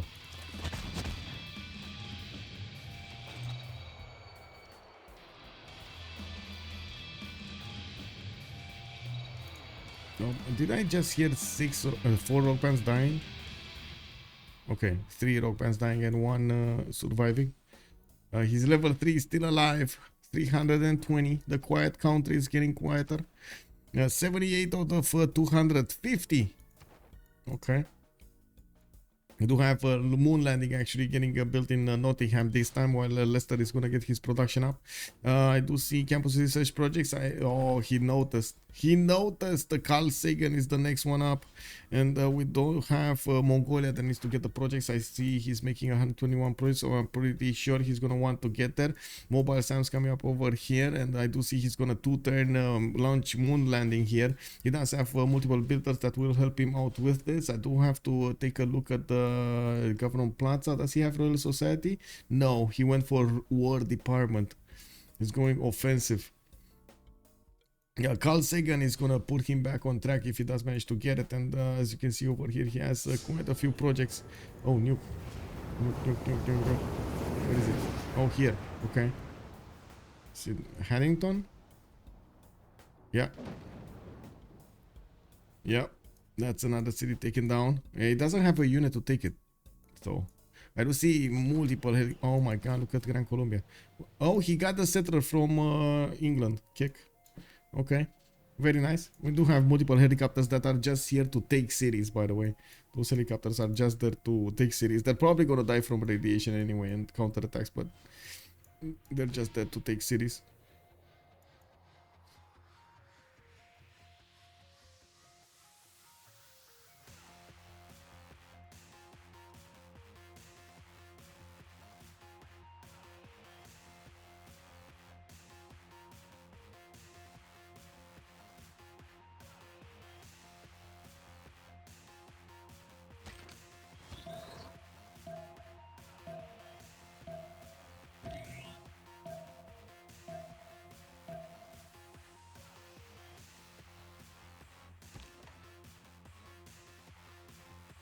Oh my God.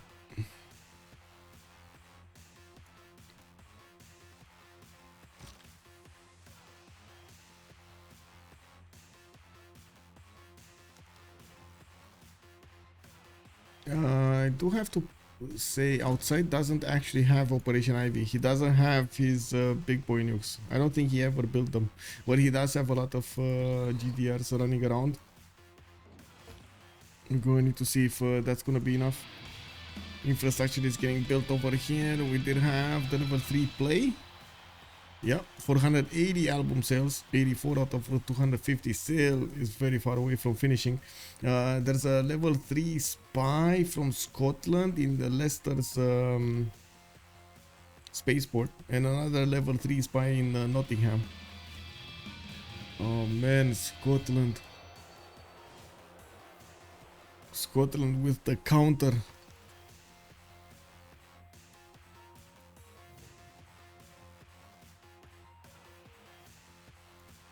Can he get city?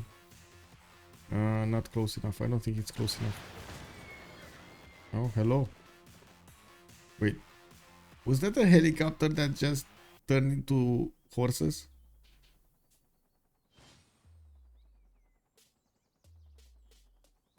Kick.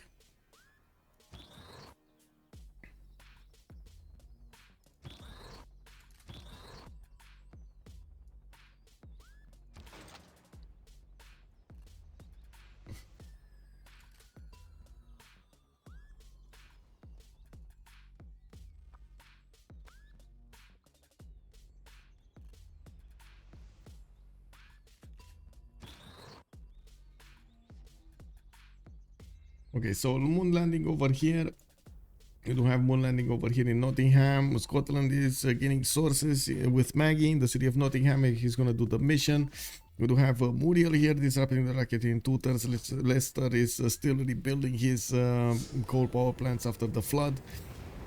And we do have Sabuga with 868 tourism, and the nuke is flying. This time it's from Hannington. It got intercepted by the GDR. Another nuke is flying. No? Is this a counter nuke or what is it? What is it? Hello? Oh, I see. Oh, this one got in? Yeah, it got in. I said, man. He only got one single mobile SAM. That wasn't enough. He needs 3. Unfortunate. Really unfortunate. Byzantium got hit. Really unfortunate. England got a vision on that with this, and oh my god, he's still gonna lose units. Yeah, another one taken down. How many nukes? 2 more nukes available for outside to use. We do still have 2 thermos on SND, and he still has 2 normal nukes. We do see he stopped building more, but he's gonna finish that moon landing next turn, and I do see he's charging ahead to get Carl Sagan. That will give him 1500 production towards Space Race project. I think that's actually on normal speed, on standard speed, so that's gonna be 750. Cutting half for the online speed. Oh, level 3 died. That's a lot of gold, but the level 3 died. We do have Sabuga with a massive income over here. He's on a 95 out of 261. He did get another one water high. What? Water high kick.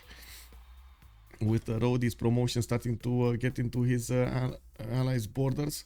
And I do see he did roll quite a few artists over here, getting his Holy Side Prayers project, getting some GDRs going, and building up his broadcast centers. He's being fed books and as much as possible from his allies as well, or at least I hope so. We do have Barinas actually settled right in the face of Mongolia. He doesn't have that much to do with it, and looks like he's wait, is that enough distance to actually shoot a thermo here on the fish? Oh my god, this is the moment that SND needs to shoot a thermal. That should be enough. That should be enough even for the jet bomber. 2, 4, 6, 8, 10, 12, 14, 15. That is just enough. That is bait.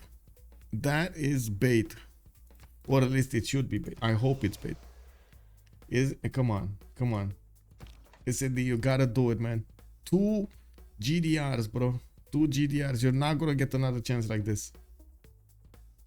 Will they see it though? That is bait.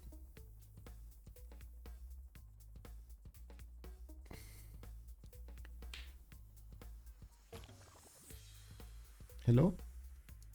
SND 3800 gold. Okay. Is he gonna buy another GDR?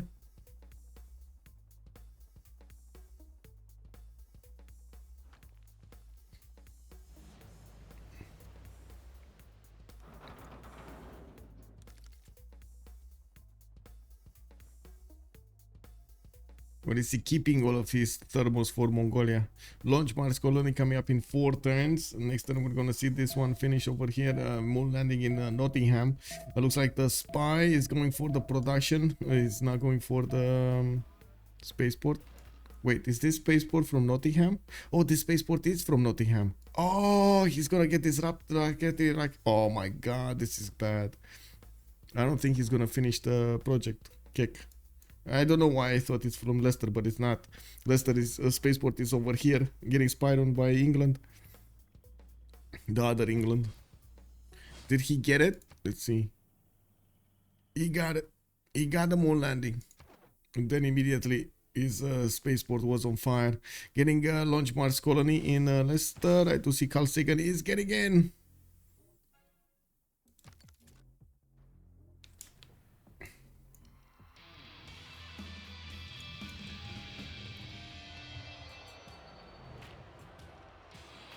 Okay, let's see. Did he get over 100? Finally, Sabuga did get over 100, 106 out of 272. He does have 984 tourism per turn passive, and we do have him on 513 culture.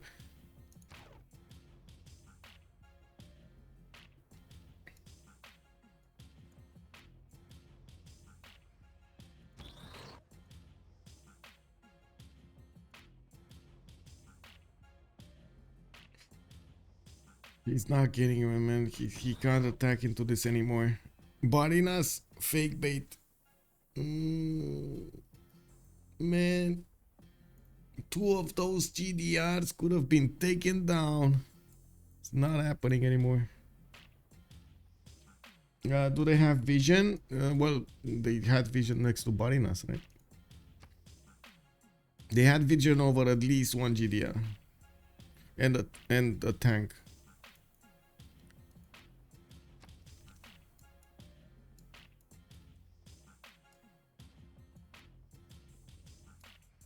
I see military engineers have built railroads into oblivion over here. It's just, man, that train is just gonna go off a cliff.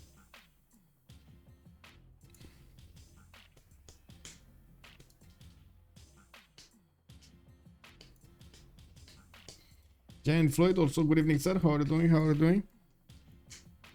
How are you enjoying the game?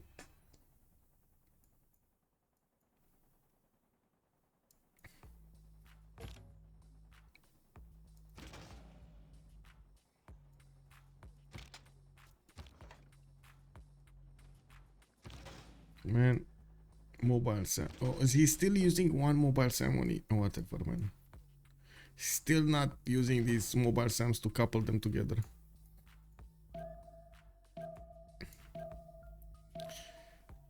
Okay.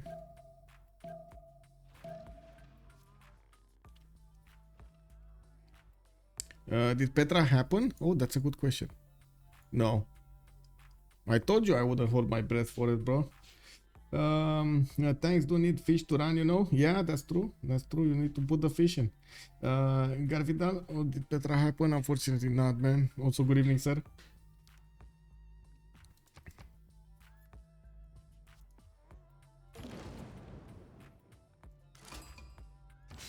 Oh, 3 turns for launch Mars colony. Come on, man. Finish it. Click on it. Is he gonna wait for the last project with Carl Sagan, or what is he gonna do? What's the next one? Do Salam. No. Industrial zone districts provide 50% more tourism. Okay.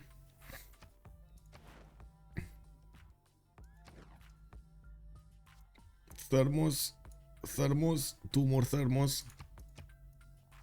Do have a challenge to bring those thermos to bear against his opponents, but he can definitely take Nagoya down.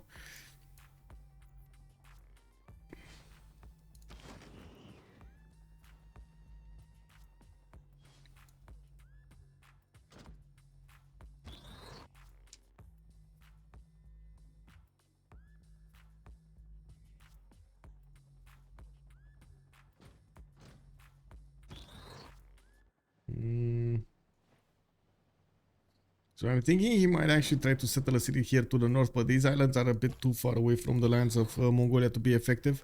The only thing that he might be effective doing is taking Lahore and shooting him from the north with a missile silo and leveling the empire in very quick succession. Shooting the nukes in very quick succession over here before the GDRs come out to play. We do have a launch Mars colony, launch exoplanet expedition coming up in 3 turns, and it does seem like Leicester is actually going to try to finish launch Mars colony. We do have also Spy disrupting the rocket in 3 turns. Nottingham did manage to rebuild the spaceport, but now his workshops are pillaged, his factories are in shambles, coal power plants got destroyed, set on fire. There was another spaceport somewhere. Didn't he have like... Oh, he does have another one here in Portsmouth. And this is... he's defending with a spy. He's counter-spying.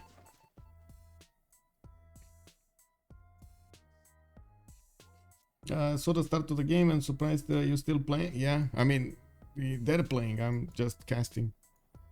I'm just commenting on what they're doing. But yeah, they're playing a lot, man. And I gotta say, this is a hard one. No, they can't get to outside that quickly. It's very hard to get to outside.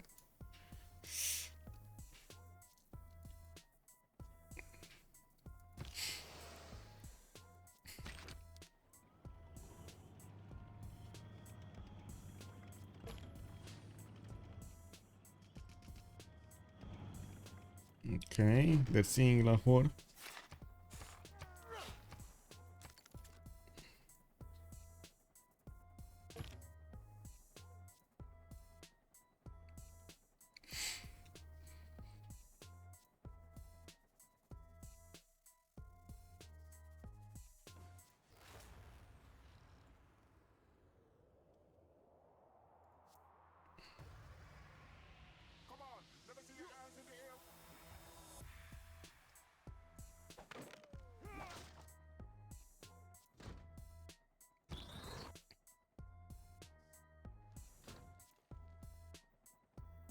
Oh, they're taking out Nazca. Wait, who's Nazca's? Nazca is Sabugas. Okay, well, I mean, that's gonna be a decent amount of face burden taken away from Sabuga. If it does manage to take down the city of Nazca. And again, unfortunately, those Mongolian GDRs are still alive and kicking.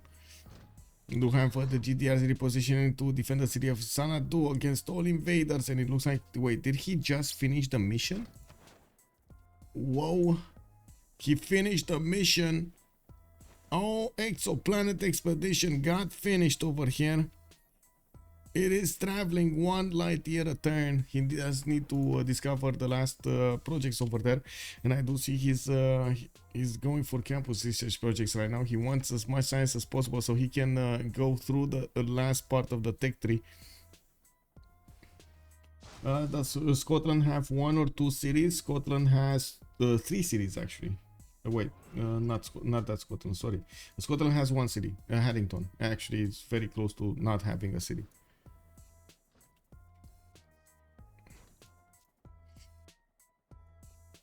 I don't see any other city from Scotland, nor do I see a settler. Yeah, there's like no other city.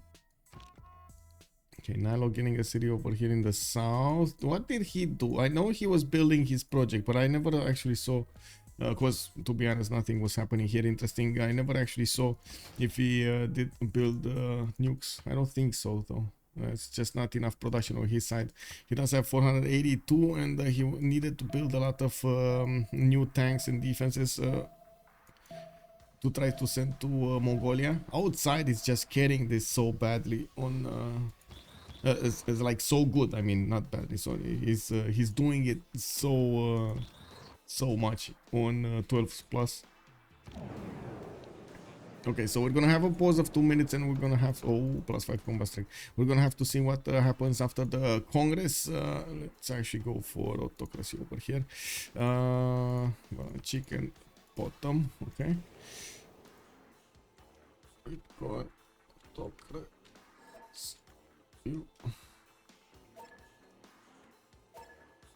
Yeah, 2 minutes, guys, and we're coming back.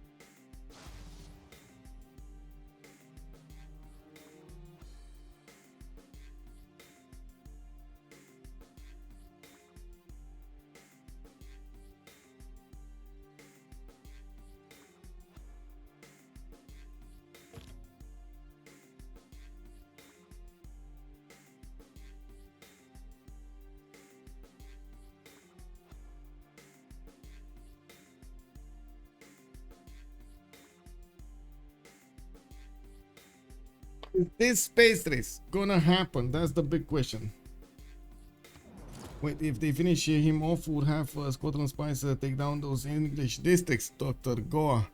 Okay, light caps lose 5 combat strength, so helicopters are gonna be weaker. We do have digital democracy losing a wildcard policy slot. Looks like Hojo Tokumen also loses 2 diplo points. They are nullifying the diplo. And we do have also Mongolia taking down Nazca slowly but surely. There are GDRs coming up to fight over here, and looks like outside is starting to get the vision on them. Okay, or not. The GDRs are getting on the land over here onto the island, and we're gonna need to see if they're gonna get to see this. Well, I'm pretty sure they're seeing the GDRs over here. Yeah. Well, actually, let me see. Are they? No, it's only Sabuga that probably has vision over these GDRs. Let me actually take a look. No, not even him. Not even him. He doesn't know. He has vision over this though. He knows the GDRs are being placed, but he can nuke over there. He does need 100%. He does need missile silos. Is that enough distance? 2, 4, 6, 8, 10, 12, 14, 15. That's enough distance. That is actually enough distance to hit over here. How many does he have? 3 thermos. He has 3 thermos. And you can see how these GDRs are being placed 2 tiles apart from each other. I'm actually very curious if the mobile Sam is gonna get to defend this.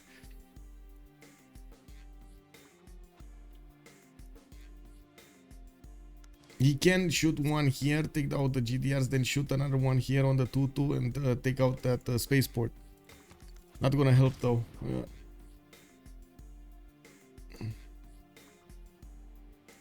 Oh, Gran Colombia GDR. Hello. It's a baby GDR. It's running through the water over here with his little muscle toes. Oh, level 4 GDRs coming up from England.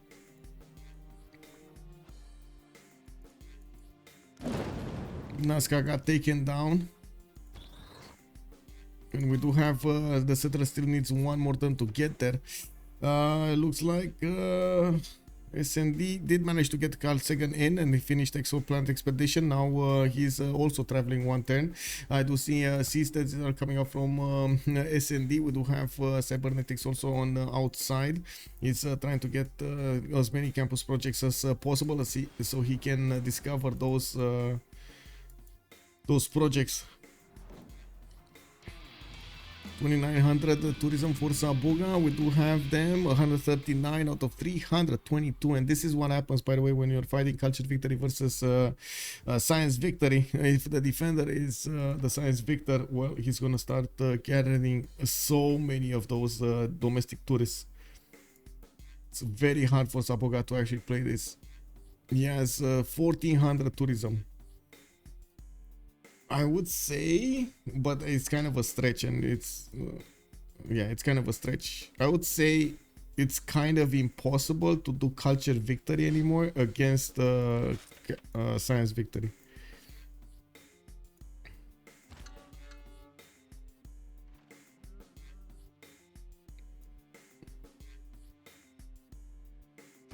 Because of the rock bands, I mean.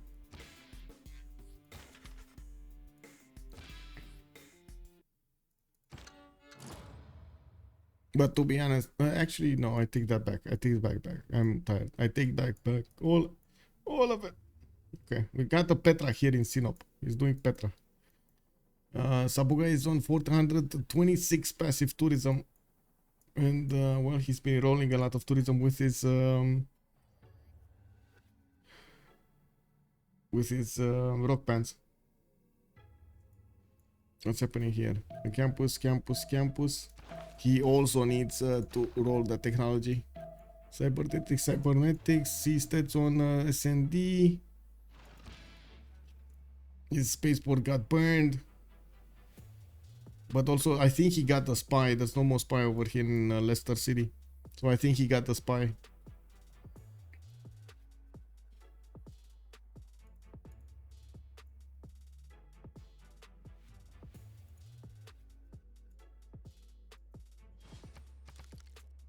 Okay, let's see what's gonna happen here. This is massive.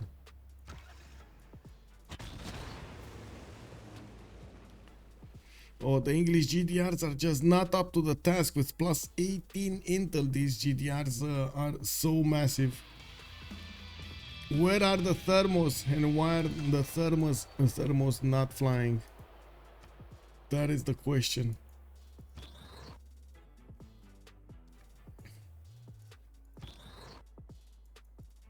These GDRs also have 4 movement. If the city is gonna be placed, it's gonna be immediately attacked.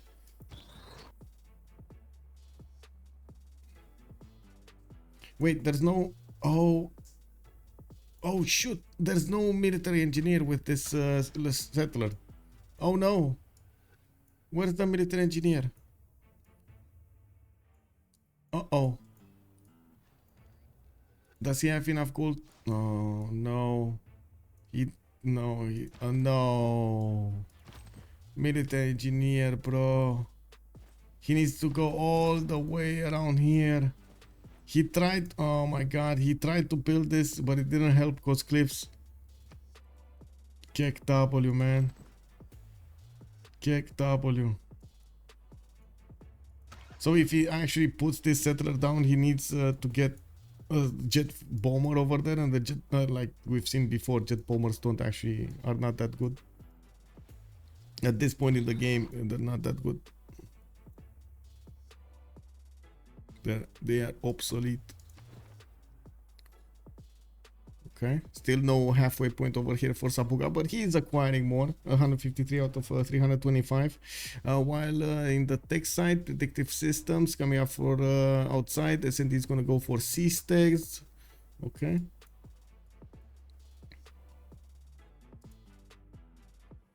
Pompilide, bonsoir monsieur, bienvenue. What we continue on 12.5? Science. Both of them are actually science. She blinded me with science. Yes, it's only 130. Yes, 136 actually, bro. It's 136.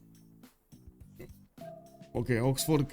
Immediately these GDRs are getting in there. There's a jet bomber that did attack, and you do see the GDRs are repositioning over here. Bro. There's only one nuke available for S&D to shoot. One thermo. He needs to shoot it wisely.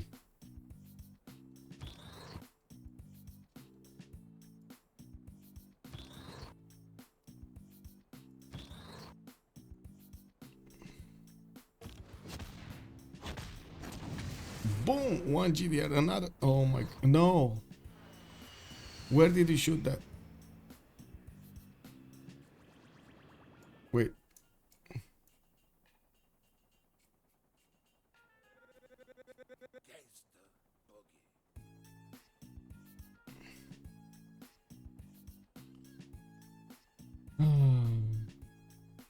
That was a major mistake. That was his one shot. That one shot. And he didn't get it. You saw how much preparation he needed to do over here. Now he's gonna lose the city of Oxford, and he's gonna also be pushed by these Mongolian GDRs because they know they can't get to him anymore. The only way he could have actually attacked into the capital city of Mongolia was if he would have shot somewhere to take out these shoot somewhere to take out these GDRs. Like move his GDR out of the way, shoot somewhere around here to take out these units, or shoot somewhere behind them, somewhere to take enough of them. I think there was a moment when these GDRs didn't move full way, and there was a moment when he could have actually shot this style, if I remember correctly. So he could have taken like 4 GDRs out, leaving 2 alone against 2, which would have made a difference, but this is too late. Oh my god, if outside is gonna get... Oh, S&D is gonna get first to offworld. He has a chance. I mean, he's just trying to slow down outside from... well, yes, but there are more... Sorry, but... So, at this point in the game, when you're both on the science victory and you do get the camp those I would say those projects already done, there's only one project that you can help to actually get going, and that's the reason that you have a lot of cities building up those spaceports, so you can use multiple cities to get the project in.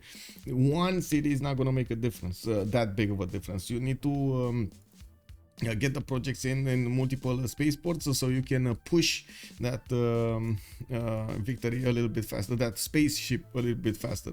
Every time you get going, you add an extra light year per turn to the spaceship when you finish a project. So you gotta take either a lot of cities from your opponent away, so they don't actually get to project anymore, the production. Who got the Intel merchant? Mongolia did.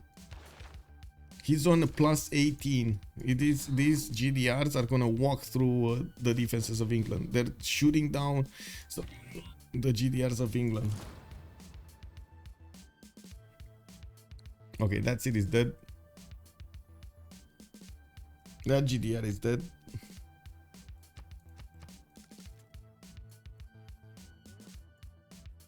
But at least the SND got offered.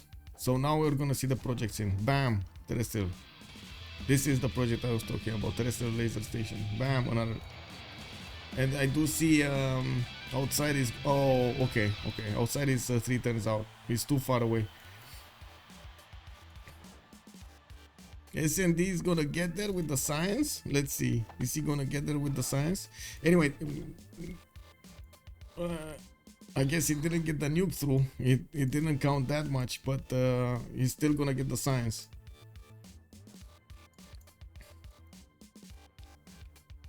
He's still gonna get the science victory. I mean, that's what I mean.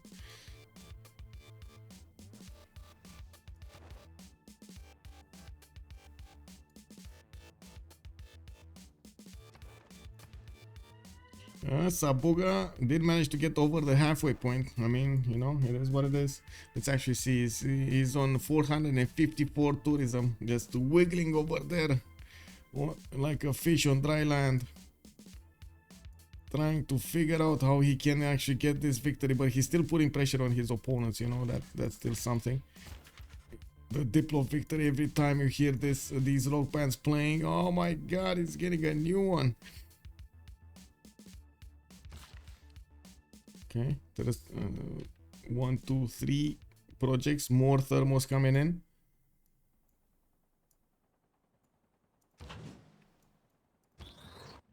I'm actually very surprised he's not. Why is he not shooting a thermo? Like there's a chance to take 3 GDRs. Why are you not shooting it? Hello? Wait, look here. Shoot it here. 3 GTRs. You never know what these GTRs are gonna do to you, man. You gotta take them before they get to your cities. Anyway, these are Scottish cities, so main cities are quite far away. But these GTRs move fast with 8 movement.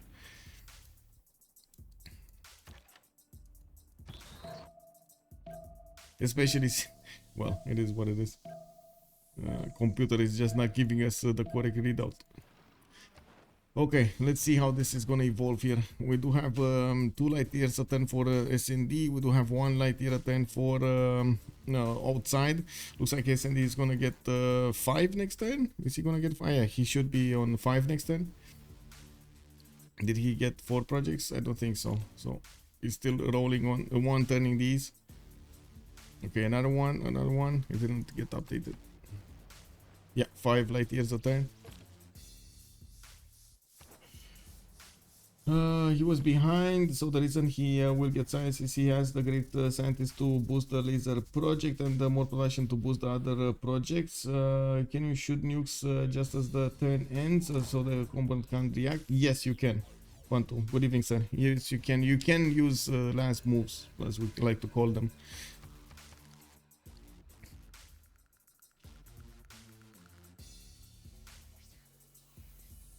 Oh, GDRs are trying to get into the borders of SND. Well, I should say the former cities of Scotland. So many GDRs, 2, 4, 6, 8 GDRs are moving. All of his defensive GDRs are now going to their opponents, to his opponent. I do see outside is still 1 turn away from getting off fault expedition. He's building another spaceport in Kokekota, but it's too far away.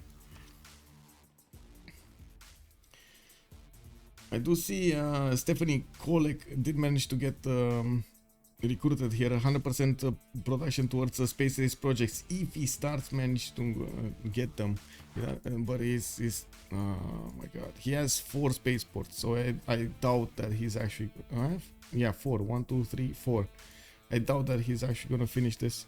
Oh, 5, sorry, 5. Does he have 6? B0 and LeSwat 3R21 has joined the round table. Boneless Water 21, thank you so much for the follow, sir. Can you show victory screen? Yes, Ferrier.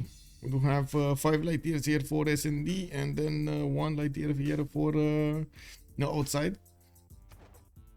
Outside is getting his off-world expedition going next turn, so we're going to need to see if he's going to manage to catch up. I doubt it, but yeah, we'll see. We'll see. Oh, spaceport got demolished over here. Okay, in Nottingham. Another flood comes in and demolishes that spaceport. We do have an English spy over here also disrupting racketing 3 turns, but there still are some projects running over here. There is a chance, a sliver of chance that outside can pull this through with the 5 still alive spaceports. Does destroying a spaceport cancel the program made by the already done project in terms of light year per turn? It does not. Hello there, Sir Arkan. The only way you can actually stop the project, as in stop the spaceship from moving, is if you take all spaceports down. Like take the cities all together. All of them. So if there's one remaining, it's still gonna be up. Okay, halfway through, 7 light years per turn. I mean, this is finishing. This is he's getting it. There's no way of catching up now, unless he like has an insane amount of chops and yeah, it's no way, no way. GBL getting the victory in a science race. Whoa, whoa, whoa, whoa. Is it the leather? No, it's not leather. Thank you so much, by the way. I think it was Mongolia's mistake to not try any offensive with that plus 18 strength. He will regret it. Yes, Circa Session, probably. Hello there, thanks for the answer, with much pleasure. Did Mongolia not have the technology for the project? Yes, he just got it, Dr. Goa. He just got it. And yes, he didn't have it. It took him 2 more turns versus SND to actually get him. And now he's 1 turn in the projects, and he did manage to get the last scientist over there for the 100%. He has the production, he just doesn't have the time. Look, he's 1 turning everything here. He just doesn't have the time.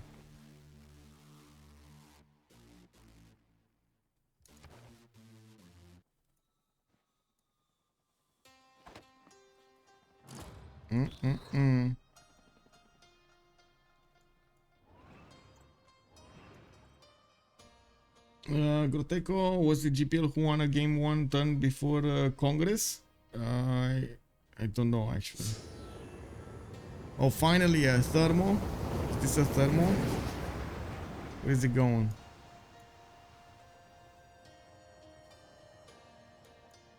Oh, I see. Okay. Why is he not shooting the GBLs? Oh, he's just shooting for the sake of shooting. Okay. Expending ammunition over here. He knows he won. Whatever happens, he knows he won.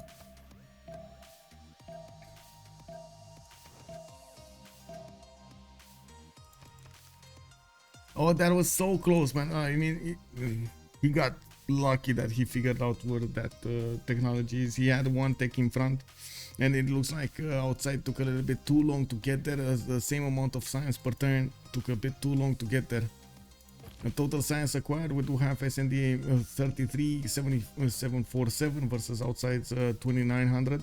SND did have more science, I guess, from the beginning. Psycho Mike, hello there, sir. And yeah, fireworks, man. He's shooting the fireworks. And look at that. We do have Sabuga still trying to get that victory condition. We do have 9 light years per turn. SND should have it next turn. Oh, there we go. Finally.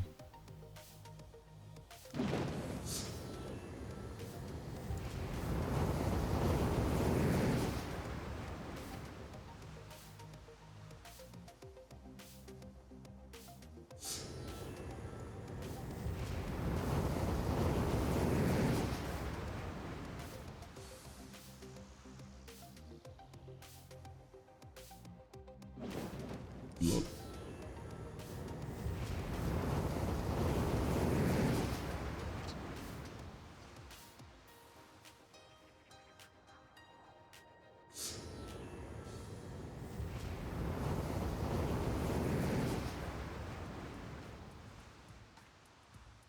Wait. Oh, kick W, man. That was his last spaceport. No more spaceports. Chief, what do now? Oh no, he has another one in Sunderland. Oh, he had another one in Sunderland. Oh my god, man.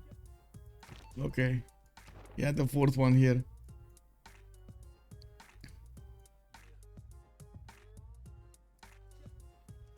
The poor citizens of Samarkand, yeah.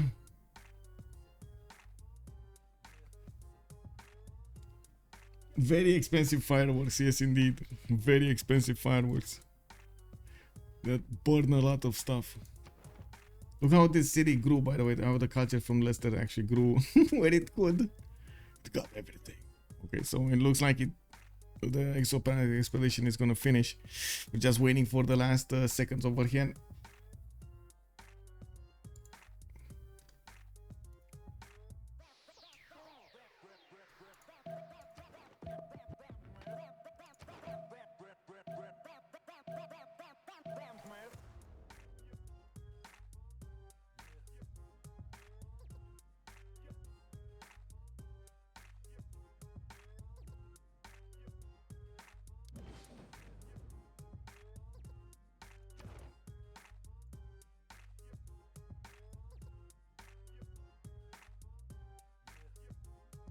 And that's it.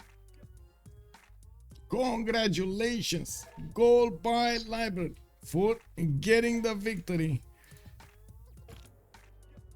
Awesome science victory coming up from SND, pushing that win through against 12 plus. And I gotta say, 12 plus didn't give up until the end.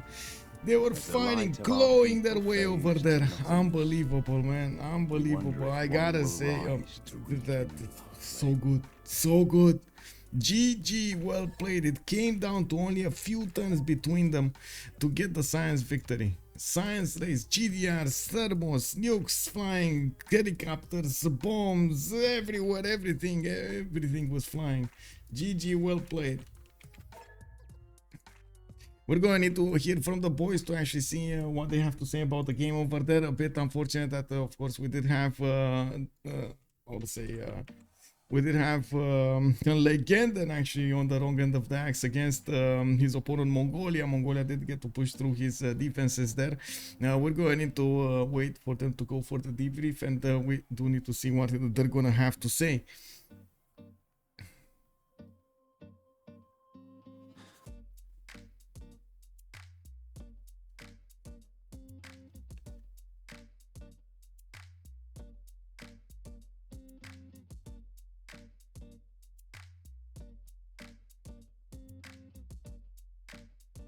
Huh?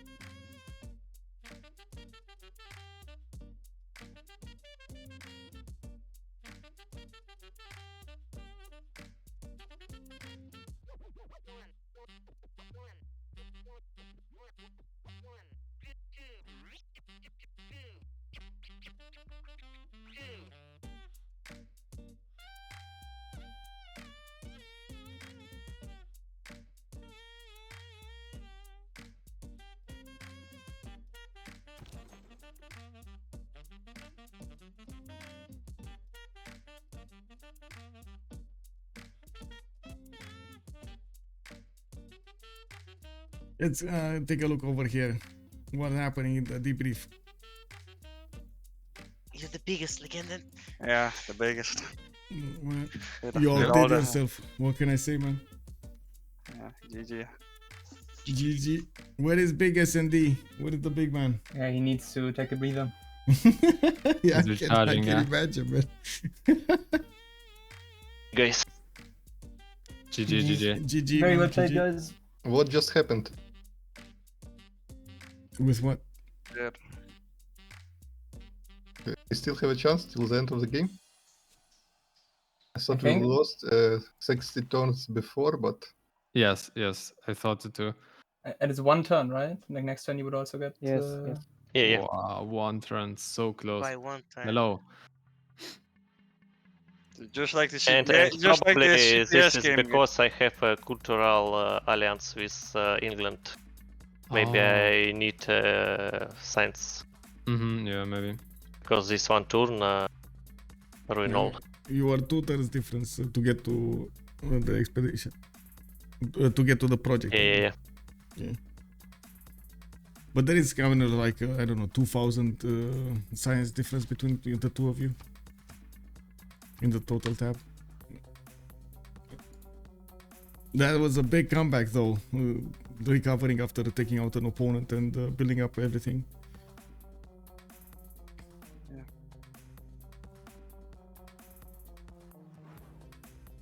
Sabuga. What? Can you explain me the secret strategy of attacking another city-state?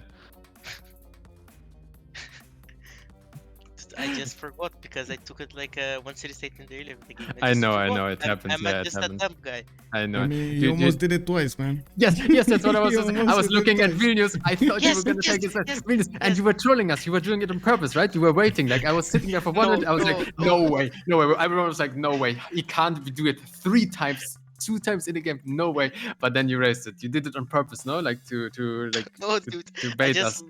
I watching. just focus on another things and Okay. Legend. Also, maybe next time actually put more mobile sims next to each other, not hold one. Mobile Yeah. sense shit units. Anyway, GG, funny game. Yeah, GG, well played, man. Congratulations. Well played. 7 hours of game.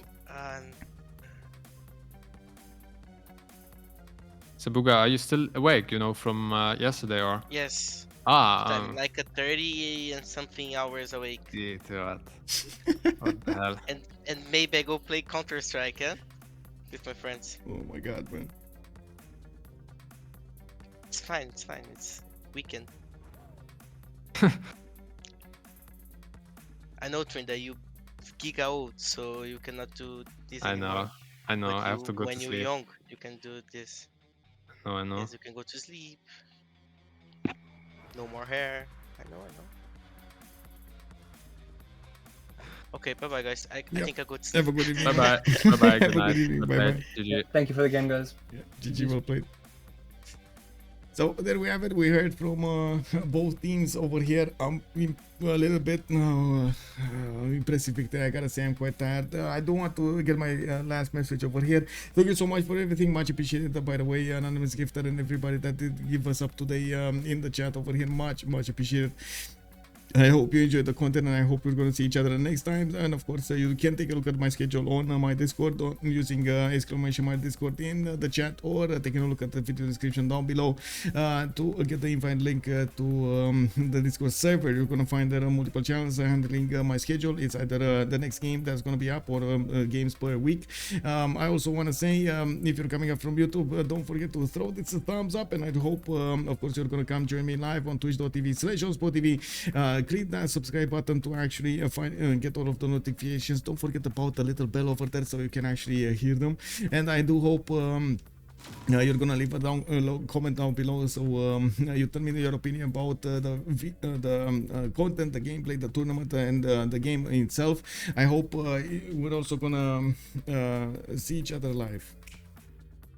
I'm very tired. I'm gonna go to sleep. Have a good evening, everybody. See you next time, and have some fun with some Civilization 6 games. Bye bye.